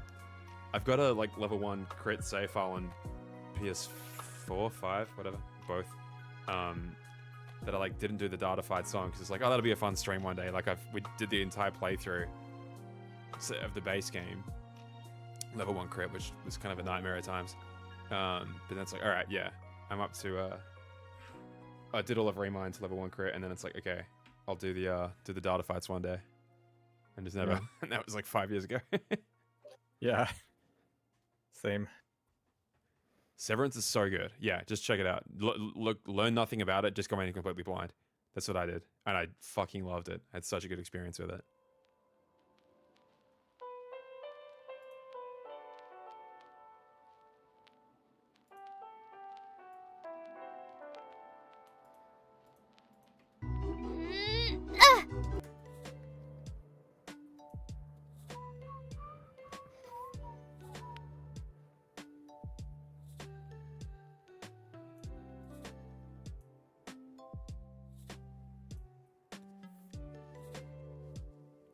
Yeah, I don't want to spoil it for you guys, but man, I could talk endlessly because I got into a big old argument with some people about like Severance stuff and kind of like the overall themes about it that relate extremely strongly to Kingdom Hearts.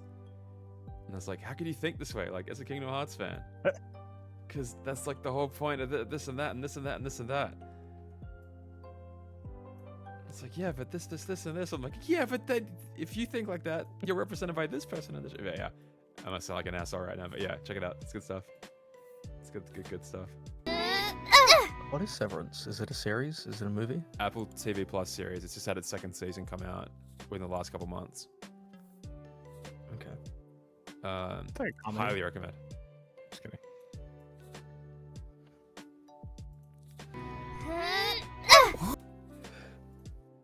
What is it? Yeah, just I don't even want to describe it. I'm just like, if you trust my opinion enough, if you're in this stream, you'll probably like it. If you enjoy the minutiae of like solving little mysteries and having kind of plots teased out to you that,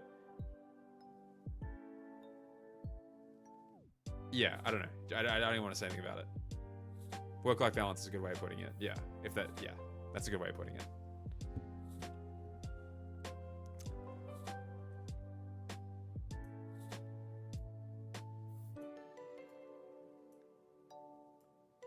Yeah, it's good times.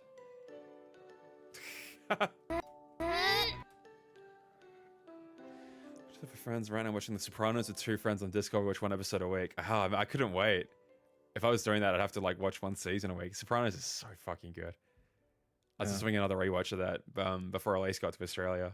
I was like, oh yeah, I'll just put this on while I'm working. I got to season 5 like so quickly. It's so good. Man. I have a funny story about The Sopranos. I got into the series during my first job. I was like 16 or 17. I was working at like this sports retailer. And one of my co-workers, like we were so empty in the shop that one of my co-workers, he was like older. He was like 23 or 24. He would just sit on his iPad and just watch The Sopranos. And I just watched The Sopranos with him. And we just turned it off as soon as someone walked into the shop. So like we would get like per shift, like a good sort of like 5 episodes out of like each shift. It was crazy. That's my Sopranos experience. And I think he got fired shortly after that. Oh, yeah. So I never finished the series. Oh no. Let me spoil it for you. Oh, that's so funny. I've seen like a bunch of clips online though, so I've probably been spoiled. I think the only season, or sorry, the only series that I've seen more than once is Breaking Bad. I love Breaking Bad. I think is like the best show on television. It's unbelievable. But I definitely want to finish Sopranos one day. Recommend. Hey Paleo Kitty. I kind of said it cheekily before, but like, yeah, when I drove to reconnect the first time, we went through Albuquerque, and as I'm driving through, I'm like, I don't know why, just all of a sudden flashed in my head. It's like, oh wait, hang on, they filmed Breaking Bad in Albuquerque. It's like all over this place, and I'm like, as we're driving, I'm like, I wonder where they filmed it, and you just Google, like it's not. Yeah. Like you just Google where is like Walter White's house, and I'm like, dude, I'm 3 miles from it. I just happen to be. It just popped into my mind at exactly the right moment in time. Like, oh shit! So it was like 9 at night. It was really late, but so we drove past, and the woman that owns it is like out the front, like staring daggers at anyone that walks past, even to like late into the night. Yeah. It's like floodlights lit up everywhere. I'm like, oh god. And she was already on the phone. It's like, yeah, here comes another one walking past. I'm like, oh shit, all right. I wasn't gonna be disrespectful, I promise. But then you look it up afterwards, and people are like, have constantly throwing pizzas on the roof. Have someone broken into the house? Oh. Like all this awful shit. And it's like, oh my god, that's rough. I guess I understand the paranoia, but Yeah. also maybe don't buy a famous house. But I don't know. Still, I mean, life must be hell. We must be constantly like on alert, I guess. I don't know. It's the same thing with 221B Baker Street, Right. for Sherlock in London. Like that road is just every other, like not so much these days, but every other day it's just like just gets bombarded with Sherlock fans. I remember like back in like the 2010s, it was like really, really bad. I think it's like a museum or something now. Like it's just uninhabitable. You can't live in a place like that. So I'm so surprised that like the actual Walter White house is like a lived-in place. That's so funny to me. I guess I haven't looked into it. From what I'd heard, the original owners had sold it, but maybe I really have not looked into it at all. Yeah. Yeah.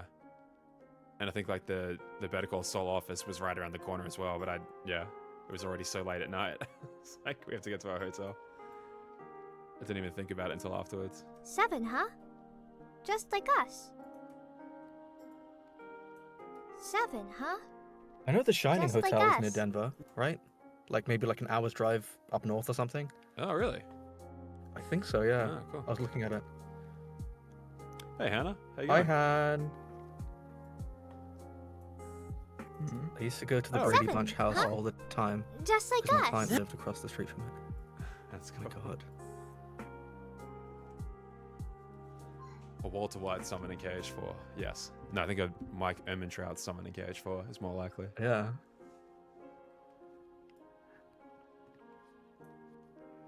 Oh, God. How cool would a Bryan Cranston typecast be as Master Xehanort in like a live action Kingdom Hearts thing? I think that'd be fucking great.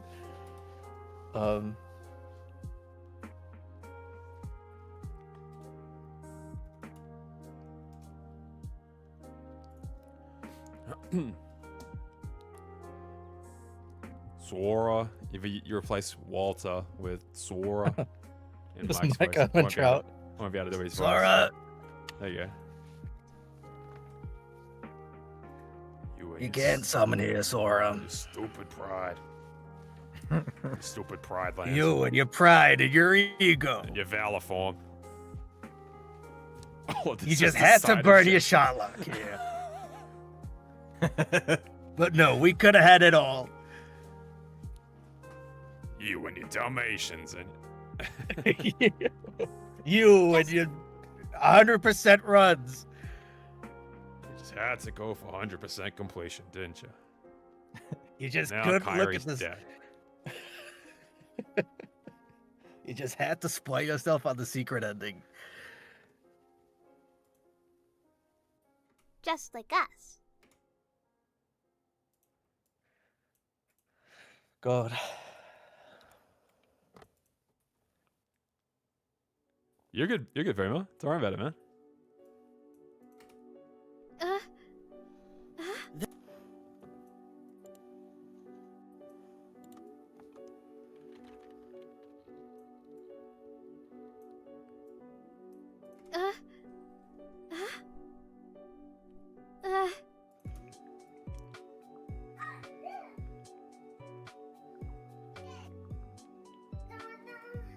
I'm pretty cool.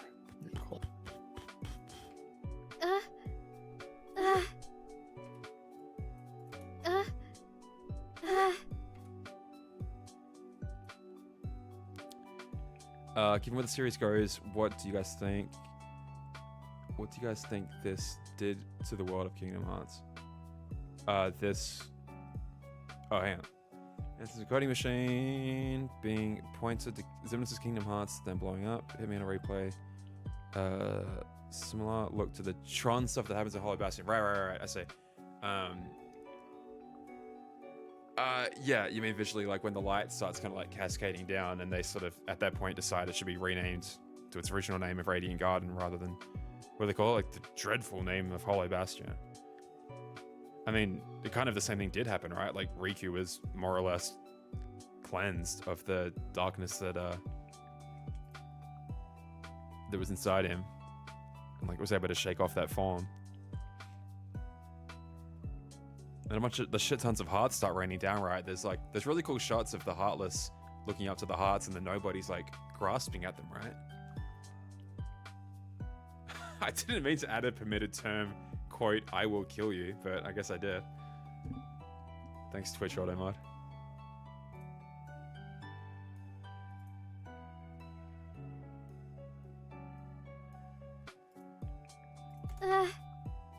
Get somewhere safe.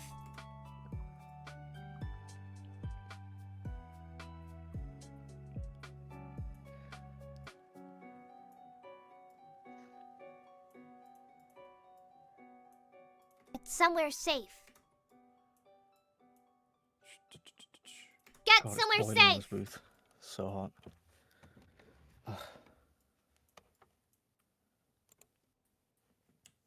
I guess like functionally, all that happened was that all the hearts would have been returned eventually to the right people, right? You would assume that all the nobodies that they end up ass kicking in that place probably would have all met their end. Like, could have been the ones that showed up during that final, like after Xemnas is defeated, right? A shit ton of more Dusks appear, and then Riku like nukes them.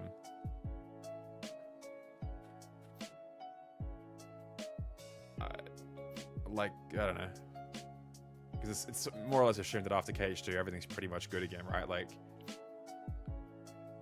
everyone that needs a heart back gets a heart back.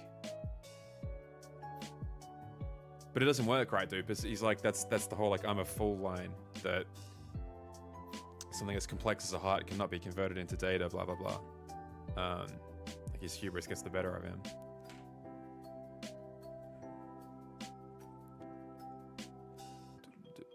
No missing Link news, unfortunately, apart from that the keychain's still going to be released.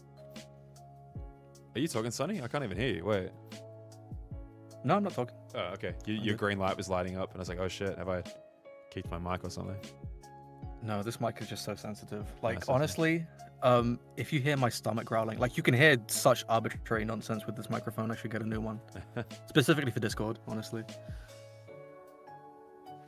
The mic that I'm using now is a TLM 103, which is like $1,000 mic, specifically for like vocals and voice acting and stuff like that. So it is not built for Discord. So it's just super hypersensitive. Like, even on stream, I would move my chair and it just sound like I ripped a fat one. Like, honestly. I'm like, guys, I promise, I wouldn't. I would absolutely be honest with you 100% if I farted on stream, so don't worry. Unfortunately, it's just my chair and this microphone that picks up literally everything.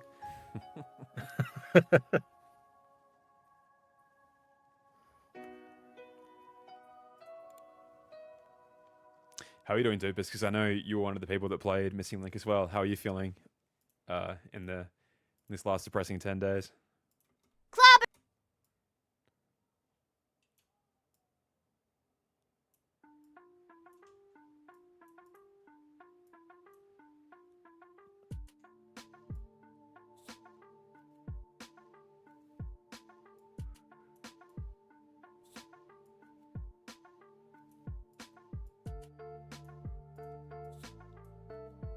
Cover it. Fucking bummed. I would agree with that wholeheartedly. Wholeheartedly.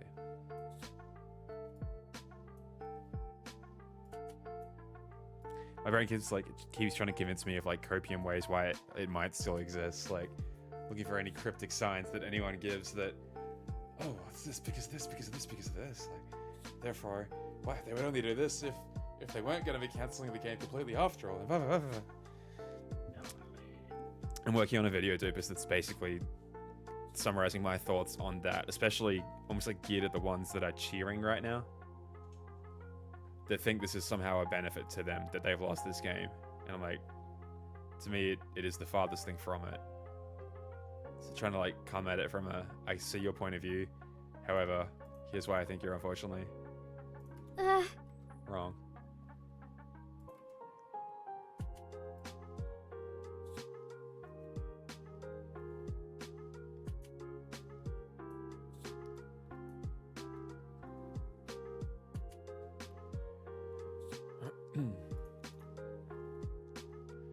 It'd be handy to have.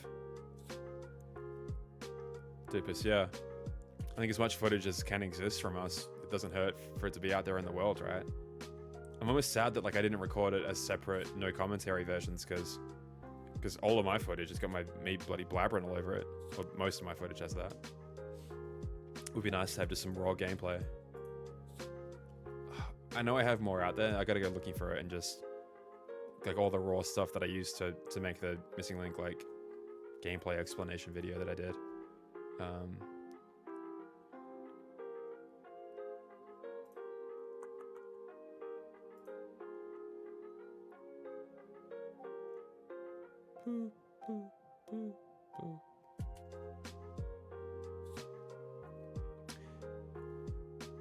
There's another strange line. I think you did great. I think collaborate sounds really good. I think it sounds really good. Hello? Hi. Hello. Hey. Hello, Hannah. How you going? I'm going good. How are you guys doing? Sorry, is it? How do you prefer? Han or Hannah? Either way. Okay. That both work. Okay, whatever you prefer. Thank you for coming on. Yeah, of course. Thanks for having me. Absolutely. This is open. Yeah. I just. I had, sitting sorry, I here had your editing. stream open, so I was hearing double You have audio. a double? Yeah. Hi, thank you for having me. I'm in a room full of MDA nominees. Oh my god, I'm nervous. Oh yeah. Well, same with you. It's been Exactly. great. Right. Yeah. Yeah. Hi everyone. Hi chat. How are you going with the missing link news? Because I know. Oh man. Obviously you guys are big mobile defenders as well. Yeah, it's a lot. It's like, I've been listening to you guys talk about it on stream so much for the past, It how has long been has the it been that you theme started? of the last 10 days. Yeah, and I just it's so exhausting just trying to think of what's gonna happen next, what is Square gonna do, what is Disney gonna do, what's gonna happen with the story. It's just I'm very of the mindset of we can't predict anything at this point of what's gonna happen. So it's I don't know. We're in such a weird time Yeah. to even try to predict what's gonna happen. Also, I want to apologize. I am a little under the weather. I'm recovering. I just went to Disney this past week, and so the mouse gave me some sort of sickness. Oh, nice. So if I sound a little congested or weird, I apologize. No, you're good. I wouldn't have even noticed if you didn't say anything.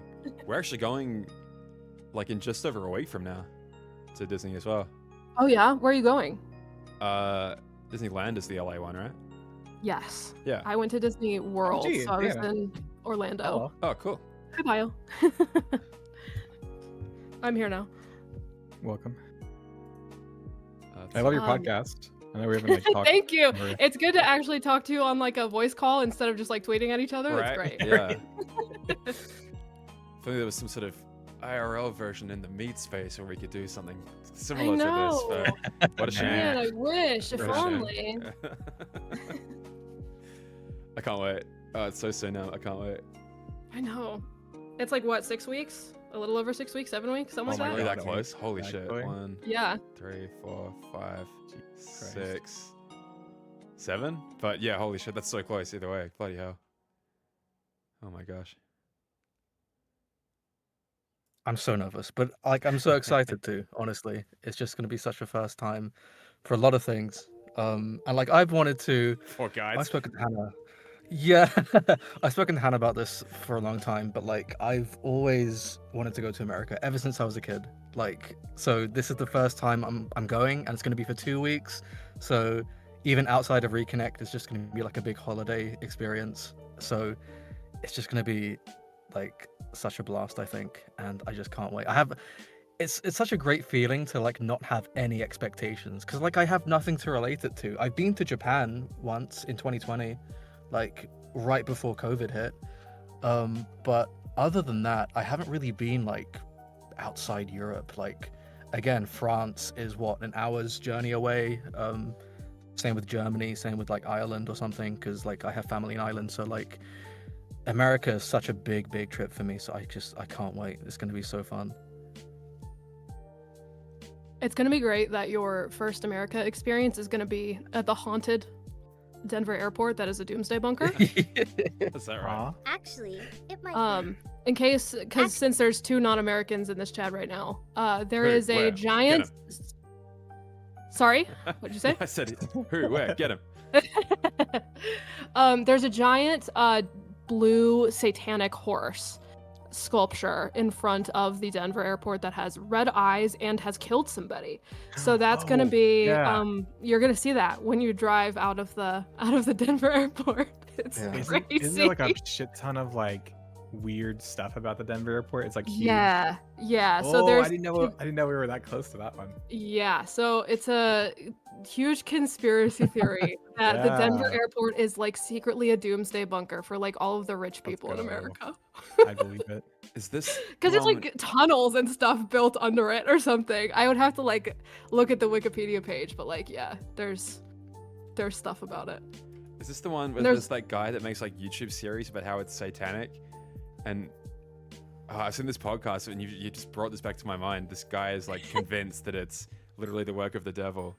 I'm sure he's And there's covered this whole it. series It's- about it. Yeah. Yeah, it's So much it's like Shane Dawson. there's weird like bunkers and tunnels under it. There's a bunch of weird murals in it. Like I think literally if you go to like the Wikipedia page, you'll find Let's go everything we're talking ghost about. hunting. Can we? Are there like haunted Oh places? my God. I love ghost stuff. Can we go ghost hunting one of the nights? Is there like Yeah. a haunted thing near? I literally Near just Midwest? mentioned that like the Shining Hotel is like near Denver, right? Or Oh, like dude. one of the either the outside or the inside of it is like an hour's drive up north from like Oh my God. the place, Can we right? please? Can we please go on a? Get a Ouija hunt board and together. summon Kingdom, Yeah, summon I'm Missing Link down. back. Actually, Yeah. yeah. Let's summon a demon. Let's What is your revive- name? We gotta Let's revive make Missing a Link. deal with a demon to get something Kingdom Hearts related. Wouldn't that be worth Yeah. it? Right, Oh guys? my god, the 13th floor haunted house in Denver. Come on, we have to go there. Are you It's serious? absolutely Oh, perfect. wait. Come on. Okay, actually link that. Put that in the. Oh put no, that in it's the temporarily chat. close. Wait, but in 2 months. Hang on. Yeah, Hang on, come let's on. go. Put it in the chat. Put it in the chat. I'm like so serious. I want to go do something haunted. Yes, guides, put that in the gift bag. Everyone gets a giant blue horse. Thank God. Love it.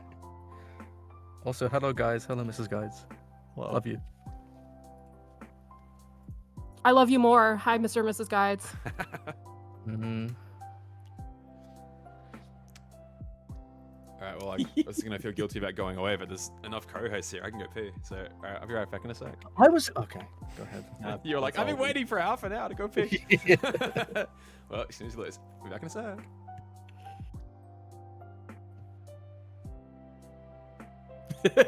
Oh, let's just go quiet. It's great to distract Damo from doing any kind of productive work. Yeah. It's fantastic.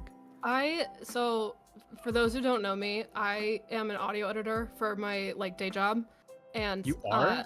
I am. I am a podcast Can I producer. talk to for you my- about audio? Yeah, absolutely. You can anytime. And I don't want to call Damo out, but watching him edit this Dark Road dub has been such a wild experience. Oh, really? Yeah. Definitely not the way I would do things, but to each their own. Yeah. Well, I'm going to be so annoying. I'm so sorry. That's okay. I Go for it. I used to work in like an audio, like a recording studio. Yeah. But it was like when I was in high school, so I didn't really Right. retain any of it. Uh-huh. But I love like audio design, so I am going to annoy the shit out of you. Yeah, no, I mean, I edit Shedding Starlight. I've done sound design for like other projects just for fun. I have a few sound libraries that I keep at my disposal. I have probably every Kingdom Hearts sound effect saved to my yeah. computer somewhere, downloaded. Yeah, I love that shit. I love sound designing. I love podcasts. If you couldn't tell, You do. I love What? them. Which was just nominated for an MDA, so Oh my June God. 16th, you guys should go ahead. Just plugging on someone else's stream right now. Go vote for Shining Starlight. Oh my Yeah. god, that's crazy. Yeah, you could do that. That would be great. And we also Mhm. have, I'm going to tease it for everyone Wait, is it- who's here. Our new season is coming up soon. So we're going to be announcing that soon. Oh, So that's keep an exciting. eye out. I was like halfway through KH2 and then I changed jobs and I do not have the Oh, same God, yeah. freedom with my stressful. phone. But yeah, it's super good. Thank you. Mhm. Yeah, see, guys can see the hustle. Guys can see. We're just going in there with the early promotion, early self-promotion. It works. That's it. First impressions, good impressions. I think so, Mrs. J. I think so. Yeah. That's Yeah, the famous votes. people only here. Famous people Exclusive only. club. One of the most famous. Prolific, some might say. I think the most beloved. Yeah.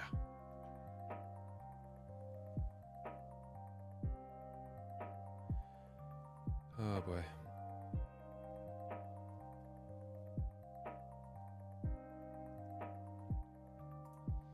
All right, so haunted house. What else are we gonna do? Are there? Okay, more haunted locations.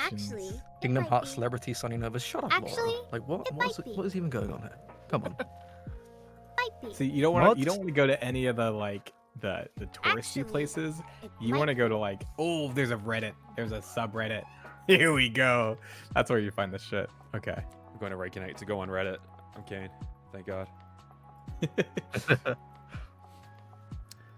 Because if you go to the like, if you go to the like popular haunted places, Actually, that's It bullshit. might be. Can't read any articles about it. You gotta find this through like. I'm just excited for the food, if I'm going to be honest with you. Come see for yourselves. Bass Pro Shop. I want to go Come to a see Bass for Pro Shop. yourself. That's going to be great. Oh fuck, that's funny. Listen, I'm going to be the most white trash guy there is. I'm just going to like. I'm going to turn into. Can you a- please get like a fish, women? What is it? Fish Yes. fear Fish, me? fish fear me, Get women a want me. giant- Yeah. Yeah. Women fear me, Get fish like want a me. camo print, like extra large shirt that doesn't fit. Get some like Come see nice. for No, by the yourself. end of the week, jeans. Sonny is gonna Some have a boots. Bass Pro hat, farmer's tan, straw coming out of his mouth, Yeah. You Like, think she's well, lying? She's not. She's not red- joking. redneck accent. Address everyone as y'all. Yeah. And Tippy's Okay, hat. wait. I Okay, am. wait. What's that? That's fine. That's not a weird one. Ma'am. I respect the Eat rules mac of the and road cheese? around here. We stand here today for the Million Dreams Award nominations. That's it. That's it. Oh man. As an Australian who's been here for 2 weeks, that is exactly what it's like at all times. Yes. Correct. Yeah. That's exactly what it's like. I haven't gone to a Home Depot yet, but there's one pretty close by, and I just want to walk in and just stroll around and just soak it all up. Women want fish, me fear me. So, Women fear me, fish want me. Yes.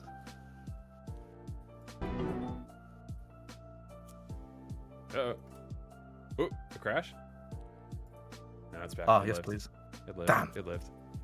I know it's your ultimate dream to watch Vegas crash, but no, sorry. Just a moment of validation for me. Just like, yes, someone else can feel my pain. Dude, are you kidding me? It's like the entire process of editing part 2 was just. Yeah, "Well, you let's see know if what? we can Yeah, get 5 minutes of editing in Yeah. before it crashes. And the answer was I often will say- no.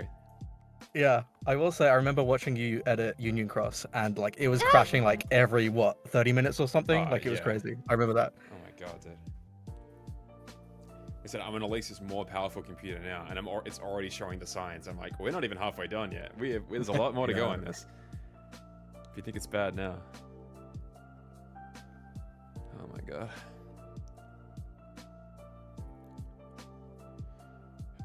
Hey Elise, hope work is going well. Almost over.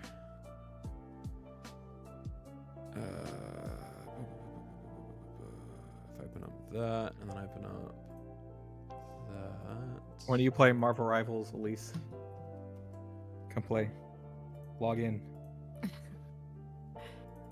I played that game for a hot 10 hours or something. Oh I yeah. wasn't very good at it. I played Mantis mostly, and I hate then Mantis. it's my first ever 5-on-5 Overwatch type Mhm. game. And who else did I play? I played Mantis. I played a little bit of Scarlet Witch, Ooh, I like and I played Black Widow for 5 minutes, and she's terrible, so I stopped. And yeah, I'm okay with Mantis, and I'm okay with Scarlet Witch, but I haven't opened that game in weeks. But it is fun. I do like it. Okay, Laura has apparently sent me a meme on my Discord channel, so I'm just gonna go check that out. It better be funny. If not, if I don't laugh out loud, mods permanently ban Laura, You got it, bud. please. Thank you. Erica. Okay, yes, it's perfect. Thank you. Thank you, Laura. Women want fish, me fear me. That's such a good. That's bars, Ericus. honestly. You can put that on Such a good top of the bar. Bass Pro hat. You can wear both of them. Ericus. Yeah. Interesting, Akana. Because, yeah, it let me tag him, but maybe when I tagged subsequent people, it de-tagged him somehow? Whatever, I don't care. No, I need the clout. Come on. Maybe it's because the Farm all my W friends slash. for content. Yeah, I just put a space in the middle. Yeah, same brain. Okay. Bio, Roxas. And assuming doing this didn't break everyone else. Let's see. Ooh, my tax information has expired. Ooh, thank you, Twitch. Nice. There we go. Who even pays taxes? Okay, you guys hear that? You guys Got have him? taxes over You got there in Australia? Taxes. No, we all just communally so the kangaroos jump along and they stomp the roads down, and then we all just sort of take turns throwing boomerangs back and Yeah. forward, and that sort of helps flatten it out. And yeah, that's sort of it's a community contribution. That's pretty nice. Sunny is now purple and Han is red. Oh, I just changed my color. That's why. On the My tags channel as well? color. Yeah, so when you tag someone, if you have like a brand color set up on your Twitch Huh. channel, it'll like be that. Oh, And I yeah. just changed it to match my new profile picture. There you go. Very cool. I'm learning so much. So you walk away from Twitch for a year, you come back, all these new features, and you're like, neat. There you go.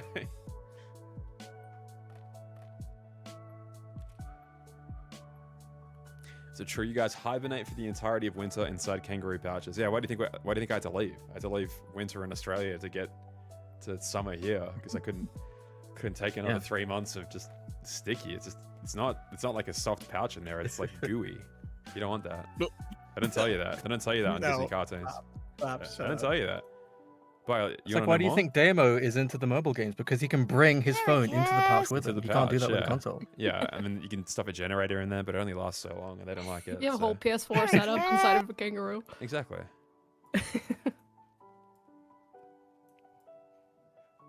Now you guys are getting it. So you don't even need to come to Australia. You're clearly already know all the culture anyway. So, but we'll still have you.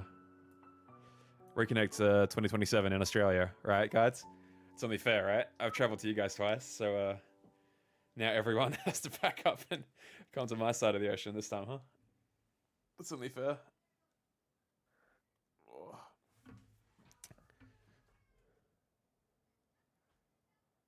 They did it, Connor. Yeah, you're right. Damn, stole my thunder. God. I remember when Damo was streaming Missing Link, and like he uploaded a picture on Twitter, I think, of just like him purifying Perth, and I was like, oh my god, Damo, the savior of Australia. Can't believe it. My hero. Do you see that a few people in Japan like purified the entirety of Japan? like they spent their week just doing that. Ericus. That's so sick.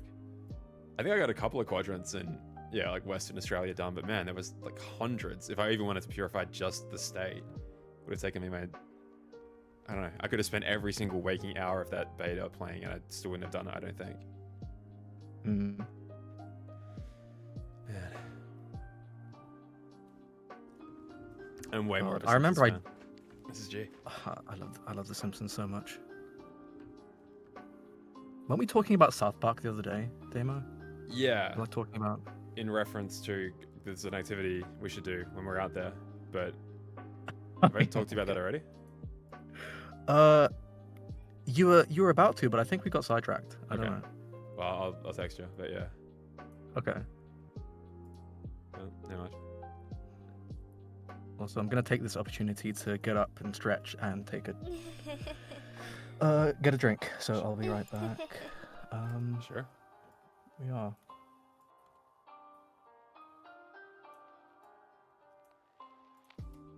Oh, To purify the entirety of the Falklands in Missing Link to claim I've purged them from British influence, brackets, the dark. Oh my god. That's Yeah. very good. oh. Uh,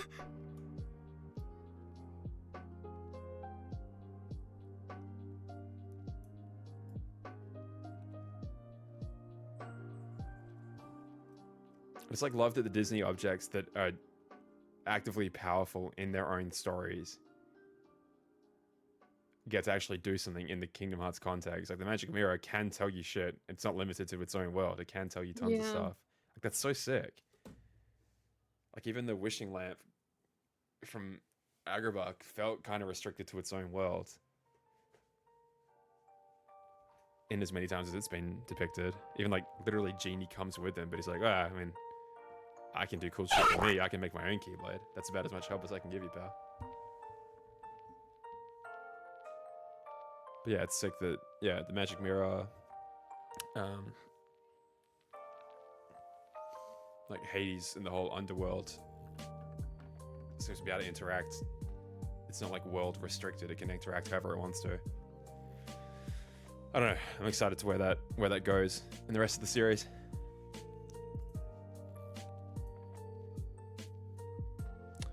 Latter Day Gamer with a follow. Thank you. Thank you very much.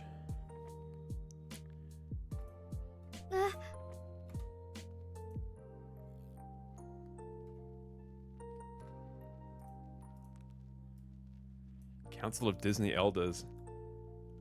Like a... What do we even call Maleficent's little conglomeration in KH1? Like a Neo version of that. Huh? I would love that. That would be so sick if they brought in like new Disney villains for the upcoming games. I would love that. Someone... It was probably one of the usual people that like asked, who do you think the new 7 Princesses of Heart are going to be? And I was like, hang on, does it even necessarily have to be princesses? Because they just call them new 7 Hearts, right? Yeah, and they're not even all princesses to begin with. Right. First ones. Yeah. Oh, like the Illuminati. Interesting. Okay, gotcha. Interesting.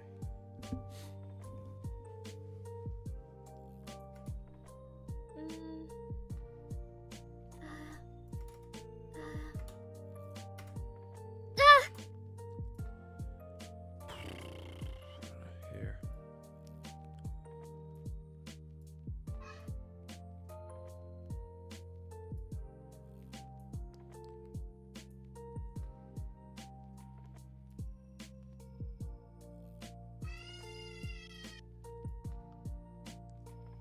Did that come through? Yeah. My kids are doing quiet time and it is not quiet. Yeah! That's what my quiet time sounds like, I'm not gonna lie. Not in the castle. Okay. Back.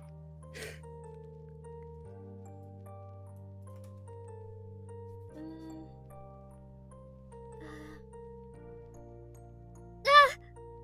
Hey! Hey! Okay.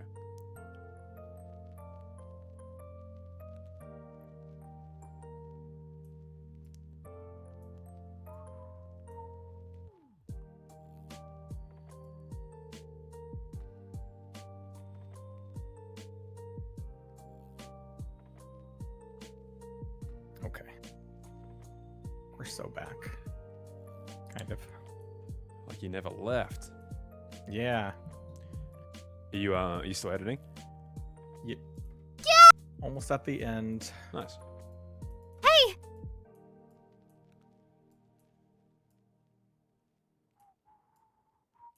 I don't know how you guys are able to multitask and edit at the same time. I would never. I could never. Well, when you have 2 kids, you have to like.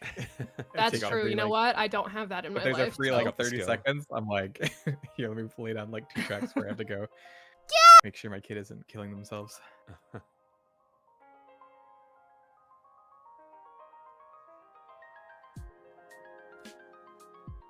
Hopefully your chat doesn't mind the background noise. Oh, they love it. It's either me No, your crying kids about are so missing link cute. or them crying about it. Sorry. That was less embarrassing for children to be doing it, so. Yeah!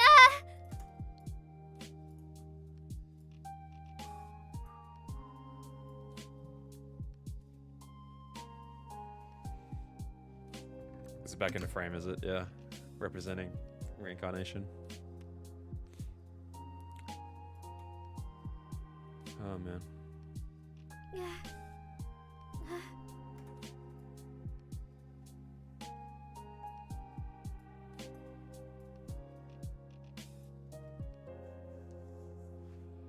There's always the temptation to like split this into 2 parts, but I'm like, nah, just make it one video. Give people no excuse not to make it too difficult for anyone. Just like, if you want Dark Road, here, click this one button. Here it is. It's all here for you. I think it's the best.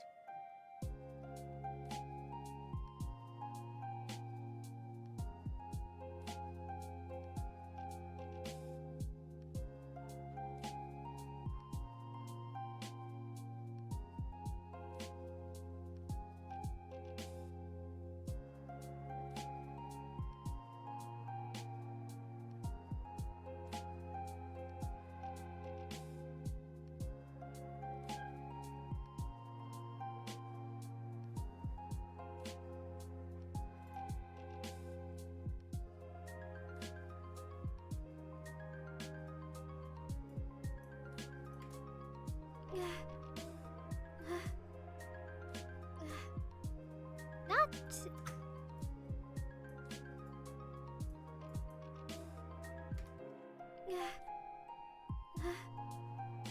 Not.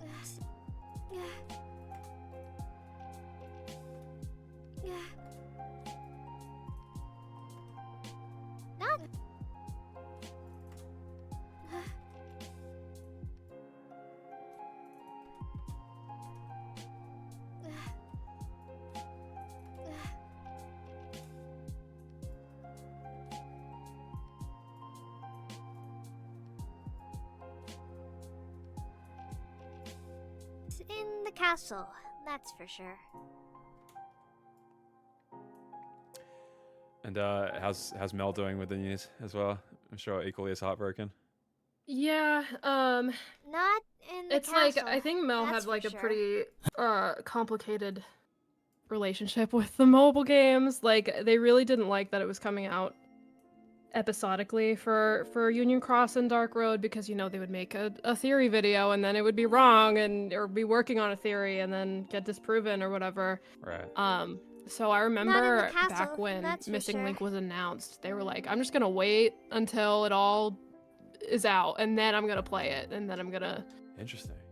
work on it. I don't know if that changed over time. That was a conversation we had a long time ago, but yeah, it's just like the drought is just kind of killing everyone right now. Like we're lucky that we chose a way to do this that's like we're gonna start at the beginning and then we're gonna work our way forward to the newer stuff, and we're still pretty early in the series with the podcast, so we're keeping ourselves busy, which is great. Right.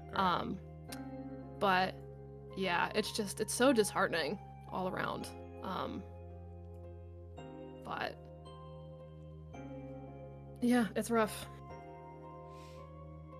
Yeah, it's funny. People kind of mentioning it like Bio and Sunny before, but it is a series that, having stretched on for more than 2 decades at this point, does cater to such a wide variety of fans, to anyone that has a passing interest and is mainly in it for just the Disney references, to all the way the other end of the spectrum entirely that, I don't know, is super invested in every single original piece of storytelling. Yeah. And then others, like you said, that are just there for the music, like could kind of give a toss about the gameplay and the story. They just want to see what these composers that they're massive fans of have cooked up. And strict gameplay enthusiasts that are like, this is one of the best action RPGs of all time, and you just have to click that skip cutscene button. That's the most important button in the game. It's like trying to make every single person happy. Yeah. It must be a pretty daunting task where, in as much as, I think people like us devour every new piece of storytelling that comes out and it's like, this is great.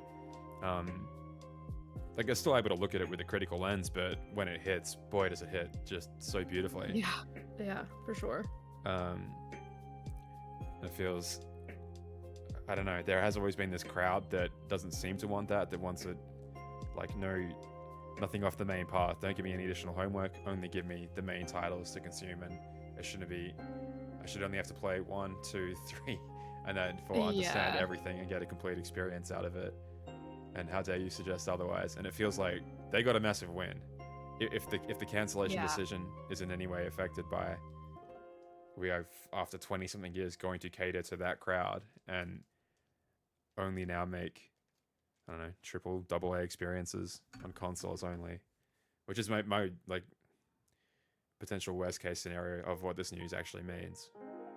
Yeah, it's just so weird. Like, speaking of those types of people, it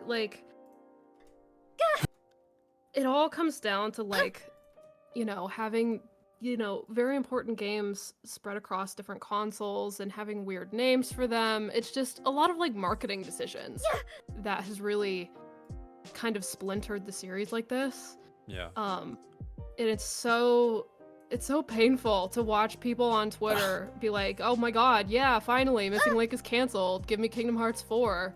Yeah. And it's like, You don't man, like understand. it's so like I can't imagine, the series without like I came in so my relationship with Kingdom Hearts is super weird because I when I was younger, we owned Kingdom Hearts 1 and 2. And I played Kingdom Hearts 2 like religiously all the time when I was like young. And then, I went through a teenage girl period of my life where video games were dumb and lame and for boys. And once I grew up and realized that that wasn't true, I returned to the series when I was, how old would I have been? I started in like 2020, 2021. It's the magic mirror. So like 4 or 5 years ago, I would have been like 24, and I played through the series for the first time.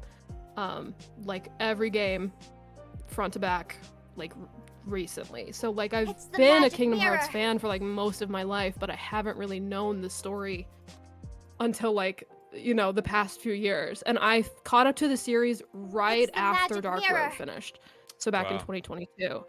It's the magic mirror. So it's been really weird for me because like course. I've been caught up with the series for like 4 years now or 3 years now, and nothing has happened. Just in yeah, that you amount got of here just in time. time for the drought. Yeah. It's Welcome, take a so seat. weird.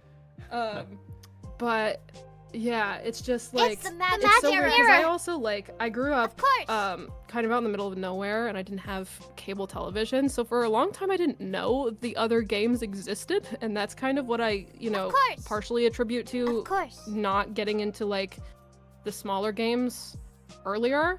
And it's just like weird marketing decisions that happened back in the mid 2000s when these handheld consoles were really popular, is now having such a huge effect down the line with things that are still happening. It's so weird. It's very weird. Yeah, I don't know, because part of me thinks like, well, that's what half the magic of the series is, that if it didn't take these experimental risks and if it was only just For sure, the yeah. Kingdom Hearts game has a number behind it and Sora beats the darkness and you go, yay, and you clap at the end of every game. Like, would it even have survived this long if it was just kind of not really pushing the envelope at all, just kind of regurgitating similar stuff? Okay, here's a couple new Disney worlds each time, here's some new villains, blah, blah, blah, blah, blah. But it took these chances and told these I'll call them side stories, but only in as they are adjacent to what Sora is directly doing in a numbered game. Not that they're like less important to the overall meat of the story, but I don't know. Yeah, I agree. Would we even That's have what it makes this it much this late, this further on? Yeah, like it's really what makes it really unique and special. For sure. I definitely agree with you. Like I couldn't imagine the series without like the Wayfinder trio. Like Exactly. my favorite is the Destiny trio. I won't lie, but like they're probably a close second favorite for me. And yeah, it is like it's such a big magical thing that I really haven't been able to see in any other series, especially for as long as it's been going on. Yeah, You played it's have you very played Final interesting. Fantasy 14? You just gotta ignore him when he starts. No, don't engage. Don't engage. It's a I- trap. It's a trap. It's a trap. It's a trap. Don't. I played it. I downloaded it. And I played it for like 10 minutes, and I'm like, this isn't for me. Are we back? That's fair. Oh, shut up. I tried. I can just imagine Bio in a suit knocking on my door. Have you heard the good news about Of our Lord and Final Savior, Fantasy Final 14? Fantasy Good news, brother. Yeah. Yes. Oh man. Yeah, it's the trench coat and I open it up and it's a monitor. That's The right. Tiny. What are those things called? Raspberry It's all the different PCs. Raspberry Pis, all the different expansions. in Yeah. This massive trench coat of yours. Yeah. There's nothing else underneath the trench coat. It's just a monitor. That's true. Crazy. strategically positioned. We were in Little Tokyo yesterday, and they had like in one of the bookshelves all the art of the different Final Fantasy 14 expansions. I'm like, yeah, Bio would be he'd be happy right now.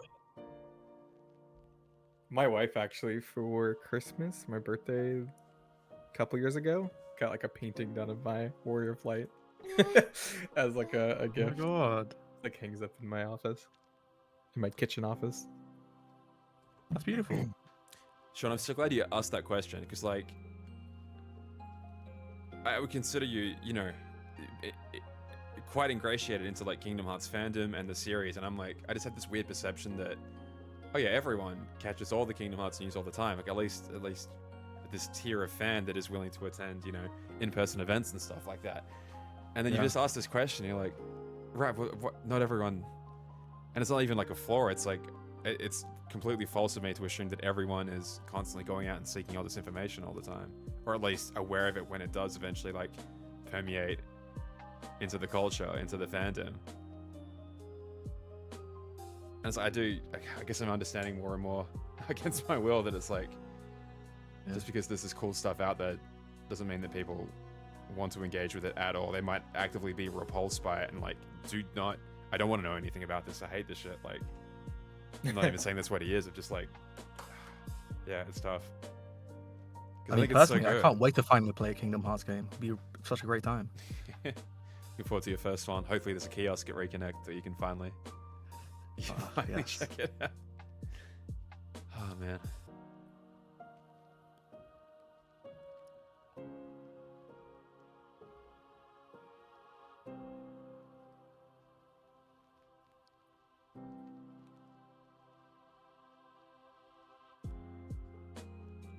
I actually asked Pat the other day if he'd ever put out a survey on like what was people's first Kingdom Hearts game, like what kind of got them into the series, because I know the answer isn't 100% Kingdom Hearts 1. You know, like people might have only had a DS and they found Days or they found Coded because it had Mickey on the front. Like, oh, okay, I'll check this thing out. And what is this? And that gets them, you know, deeper and deeper into the series. And I think the mobile games kind of were important in that regard, where it was this completely free entry point, or at least free to start.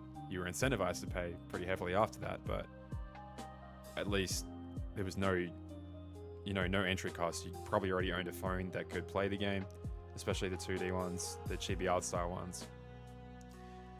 And yeah, it was just free to download, so I feel like that was an important entry point. And I know people in my chat have definitely, not many, but some of them are like, oh yeah, I got into Kingdom Hearts through Unchained Key of all things. I'm like, that seems insane to me, but like, yeah, that it would be a thing.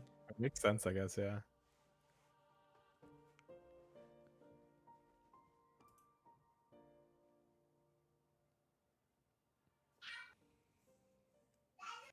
Yeah, I remember growing up, me and my brother would go to our neighbor's we back? house, and they had a PlayStation 2 and Kingdom Hearts 1, and there were 4 of us, 2 neighbor kids, and then me and my brother, and I was the youngest out of all of them, and I would watch them play, Are we back? and then I was like, can I try? And they handed me the controller for like, you know, a few minutes. And I remember just mashing X and then just killing a bunch of Heartless, and they're like, wow, she's really good at this. And I think that was one of my initial, like, oh my god, I want to play this game. And then I think we technically owned Kingdom Hearts 2 before we bought 1, because again, our neighbors had Kingdom Hearts 1, so we wanted the second one. Right. So yeah, that's like one of my earliest memories, I think, is I mean, I would have been, I don't know how old I would have been at that point, but yeah, that was a fun memory of like One of the learning about it for the first time. I remember like just loving Kingdom Hearts was at a birthday party, and I was like trying out all the drive forms, and then one of them leveled up, Are we back? and I was like, what? Like, what just happened? Because it like had those like 2 level up icons, right? Because you're like, oh, like Sword himself got an Are we ability, back? and also like my drive form leveled up. Are we Like, what's back? going on? And then I just like spent the entire night just like leveling up each It's that one. first hit of dopamine that got us Right? all Yeah. addicted. But it is so satisfying, right? Like it's those beautiful sound effects that only appear when you do the thing. It's Yeah. like that direct Mhm. dopamine injection. It's like how the kind of gacha games work now, right? Where it's like you only get the best sound effects when you unlock that rainbow premium item. So you better keep gambling for it because it's your entire brain probably lights up like a Christmas tree when you do finally get that ultimate pull. Blah blah blah blah. That's the little brains can't cope Yeah, with the dopamine. I'm totally not playing Genshin Impact right now, As we by speak, the yeah. way. Yeah. I like Honkai Star Rail. I don't play it often, but I did just I logged back in because they had a dragon. Do you play Honkai? I played Star Rail for a little bit. I think I got to like the first planet Mhm. in it, and then I kind of fell off of it. Back when I it like got first to- came out. Yeah, I got up to Penacony, and I never picked it up again. But then I'll like log in every once in a while, and yeah, it was fun. I think Honkai more so than Genshin like fell into a really bad like you need this character to win thing. So it's not super incentivized to play anymore because I don't got that kind of money. But Genshin seems really fun.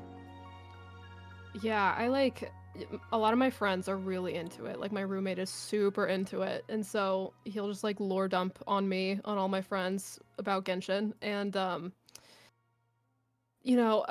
update that started I think mid last year, introduced a new region, and the new region has just like really sucked me in with all the characters and the creatures.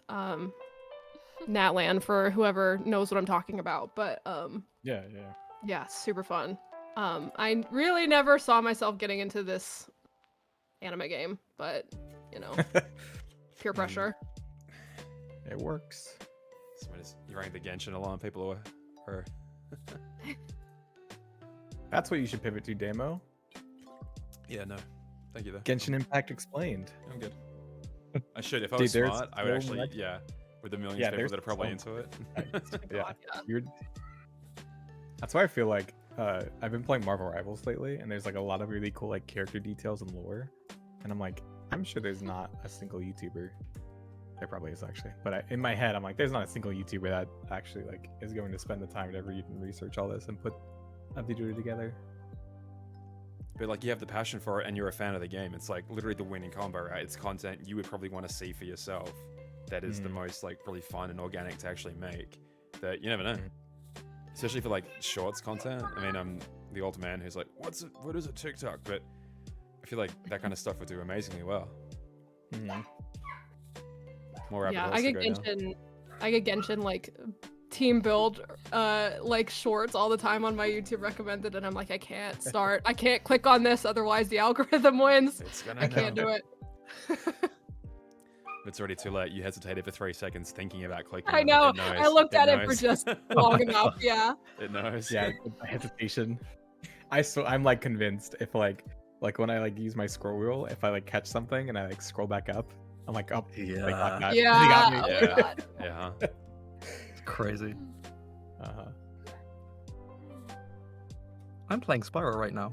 We know. Oh, We nice. can hear, Nice. we can hear fire breath going. Are you winning?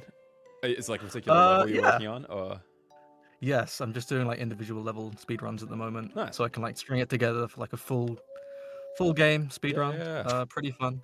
that's sick. I agree with you guys. I should get on the gacha train, but unfortunately, I'm perpetually stuck in the 90s, I guess. So There's always that idea of like, man, I could like, I could just do this, and I can see it like being like super successful. But I'm like, do I want to do that though? I don't know. I feel like if I want to make content or do something, it has to be like passionate and not just like, oh, I see this working really well. Do I really want to make Kingdom Hearts content? It's a good question. Well, it's never been a better time to get into Kingdom Hearts content, right? Oh, what do you mean? One of the 2 games is cancelled. Oh, It's the best time. the best time.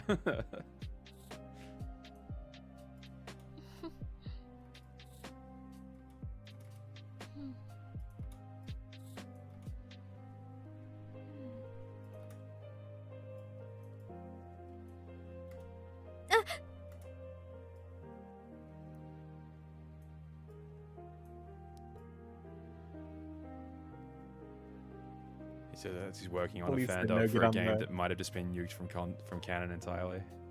Like, yeah, this is smart. Ah. This is smart that I'm doing At this. least it'll be preserved, right? It'll be preserved.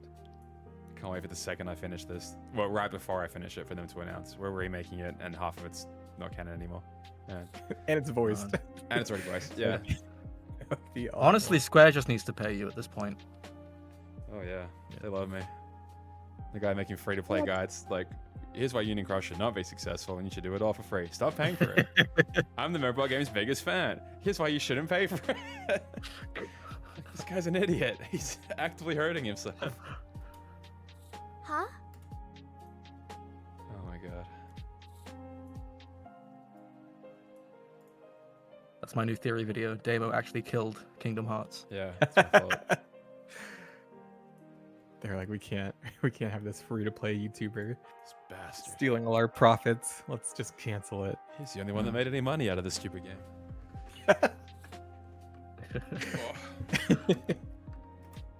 Yeah, it's all just done out of spite. This is actually all a long Yeah. game. It's just- Yeah, yeah. I learned like- Blender they're like, specifically how do to we- boycott Damo. That's right. It's all correct. Oh my god. Oh. The Square Enix board members are like, how do we I. make the long game? Let's make a new mobile game and get this guy to to completely cover it, and then we'll just cancel it. Oh. All for this moment. Huh?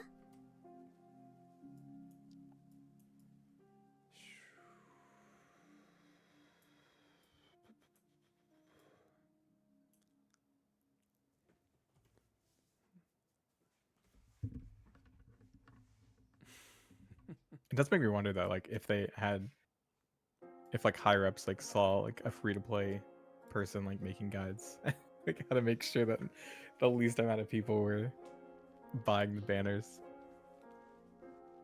What do you want to work with? Well, okay, here's the thing. I was making guides for ages. I'm like, well, here's JP's content. Here's all the medals that are coming out. So don't pull for that thing because the beta version's like a month away tops. And as soon as I started doing that, all of a sudden, they sped up their content schedule in a big hurry. Like, it was pretty consistently like 3 months apart for a while or whatever it was. And then all of a sudden, like, I wasn't the only person talking about this. Like, the Reddit was all giving the same advice and all the different forums. But all of a sudden, they achieved It's content probably parity. like it's probably not true at all, but I remember when I was making, I think it was like, it was a I form belong. breakdown and then like some drive form breakdowns, and I like made this little edit where like I had on the side a little box that showed the animation that was playing for the ability that was being talked about, and like after that, like the next couple of games that came out that like like in development, like the Like, menus Remake all would had have that that. in there. Like, Yeah, already and I was like, ability, and Cloud's This is doing probably it in the box. nothing. This has belong. nothing to do with me. I'm sure it was in development long before, but like, I don't know. I was like, that's interesting. I belong. What if it's like on a modern console easier to like load up a video file alongside like multiple different video files that could be accessed at a moment's notice as you're scrolling through a menu? Or like Oh yeah. Pokemon on the Switch, for example, has a hard time even loading the sprites, like just a simple sprite as you're scrolling through the menu, Yeah. like corresponding to what, like you're looking at a choice band right now. Okay, give me 5 seconds while I load this tiny sprite. Oh, I have a I love-hate belong. relationship with Pokemon. Don't Actually- even get me started Oh. there. No, get started. Yeah, I want to hear that. It's so like, Actually, yeah, it's very I asked the mirror complicated a the way that question of my own. the direction of the series has gone over the years. Like, I think Sun and Moon were maybe the last really good mainline games. I really liked Pokemon Legends Arceus. I really enjoyed that. Actually, I yeah. But like, I asked the mirror. God, There's Scarlet so many. Violet, just Yeah, for that one. what an embarrassment! What an embarrassment to the whole. Raiders, welcome in. series, Thank you so much for coming over. Saturday night. It's how really are you? unexcusable. And now they're How's like the stream? selling a patch for the Switch too, for I think Pokemon Scarlet and Violet. They can't hear me Really? talking. We're I in. think like an so. We just started talking on Pokemon. Yeah, so they're doing that with a lot of games for Switch too, and I think Pokemon is one of them. And it's just like such scummy business practice, especially to like, yeah, with how unfinished Scarlet and Violet it was when they released it. Like, people couldn't believe, like, people were like, there's gonna be like a day one patch to like fix this, right? And then, you know, time went on and it didn't happen. Like, it plays so poorly, it looks so bad, the pop-in is terrible. Just like I think what one of the biggest, like, saddest parts about it is that I really you were playing like Days. Oh, sick. what they tried to do with like the formula emulator? and like How the I'm just story looking and at the everything. thumbnails for your Yeah, videos at least right now. exactly. Like, they That's they sick. broke up the formula for like one of the first times in the series history where it's not just like, go to this gym, get the badge, go to the next gym, get the badge. Thank there you so were much for the 3 raid. Hope you had a different good one. We're storylines working you on could a choose to FanDub do at for any Kingdom time Hearts you Dark wanted. Road right now. And you can do it like however you wanted, and then it all kind of leads up to like the finale at the end of the game, which like ends up being one of the coolest like story things that's ever happened in Actually, Pokemon, in my opinion. I asked But the rest mirror of a like the way question that of the my game own. is made, how unfinished it is just like it really overshadows like all of the cool ideas that they wanted to do. It just plays and looks so terrible that like it really doesn't matter. It like, yeah, I don't know. It's just like there's a lot of conspiracies, not really conspiracies, but like I asked there was a the mirror DLC question of that my came own. out for it, like, I want to say a year and a half after it Can came out, maybe. I ask you And it was something? 2 pieces of DLC, the same way they did for Sword and Shield. Teal Mask And like, and yes, Indigo Disc and Indigo Teal Disc, Mask, yeah. yes. And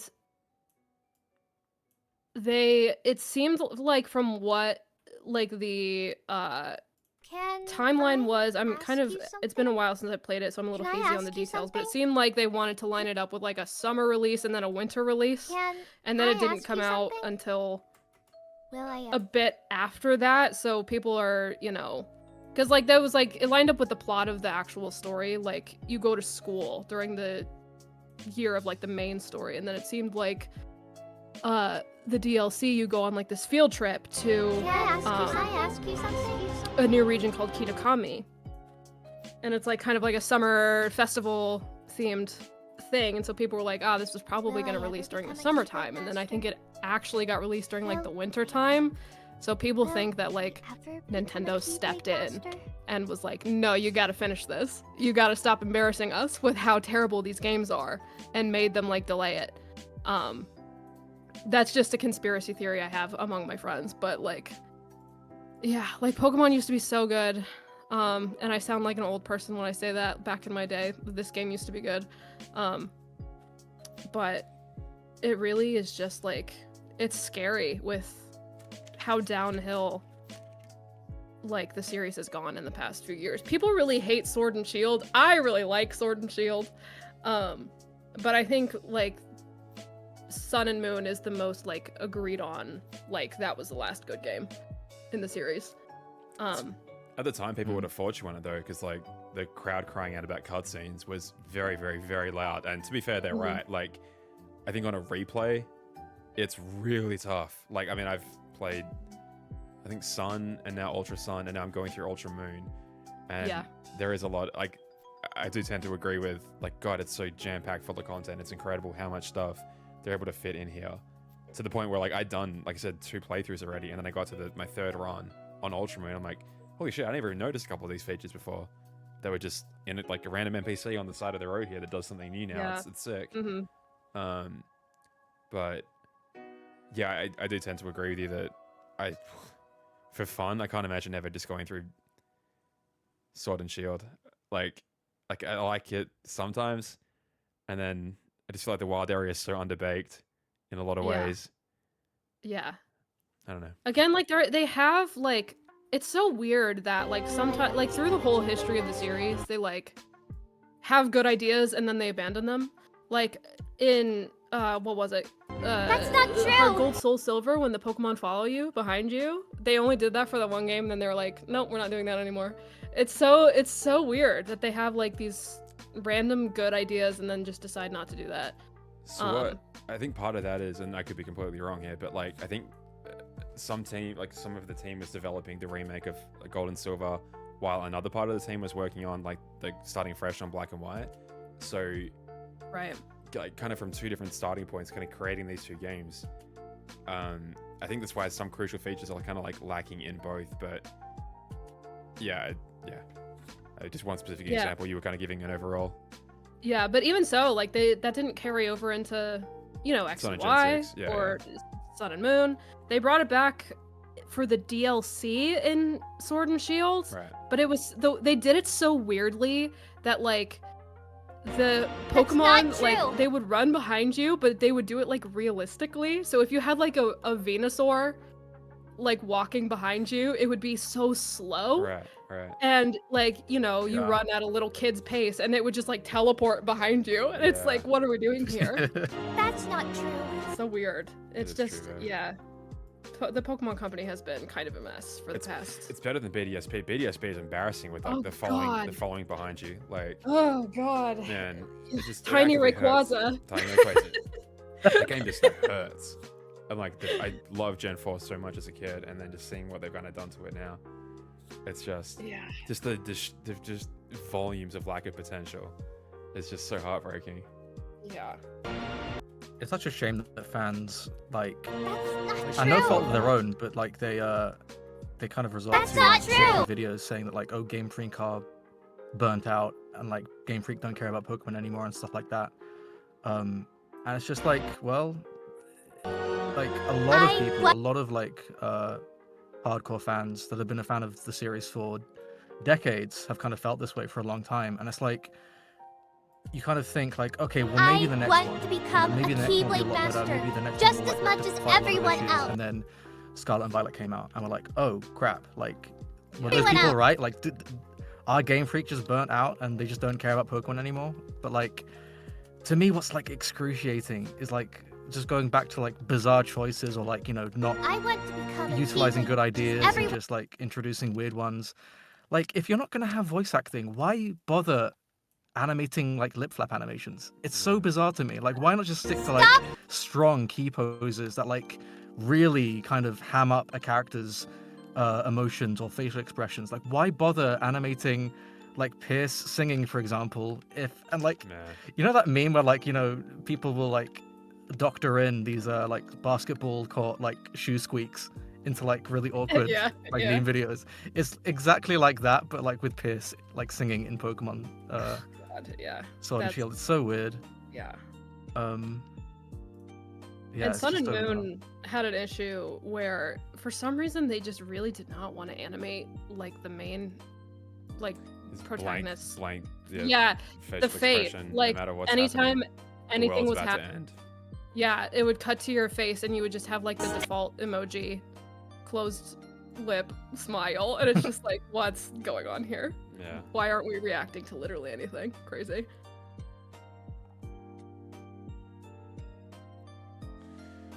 Oh boy. I was hoping I was gonna get this one scene done before I left, but it's not gonna happen. I've still got heaps to go. Ugh. But I'm Oops. gonna have to run in a sec. Yeah, I can't. Yeah, no. Oh my god. Man.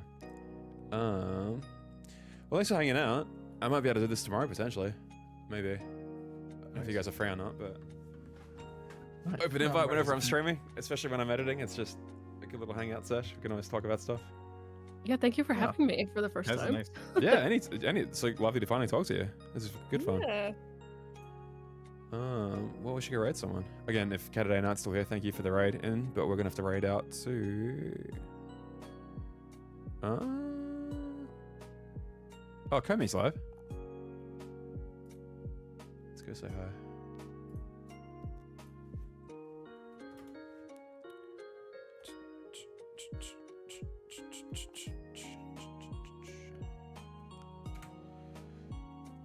Okay, but yeah, all you guys as well. Thank you so much for hanging out.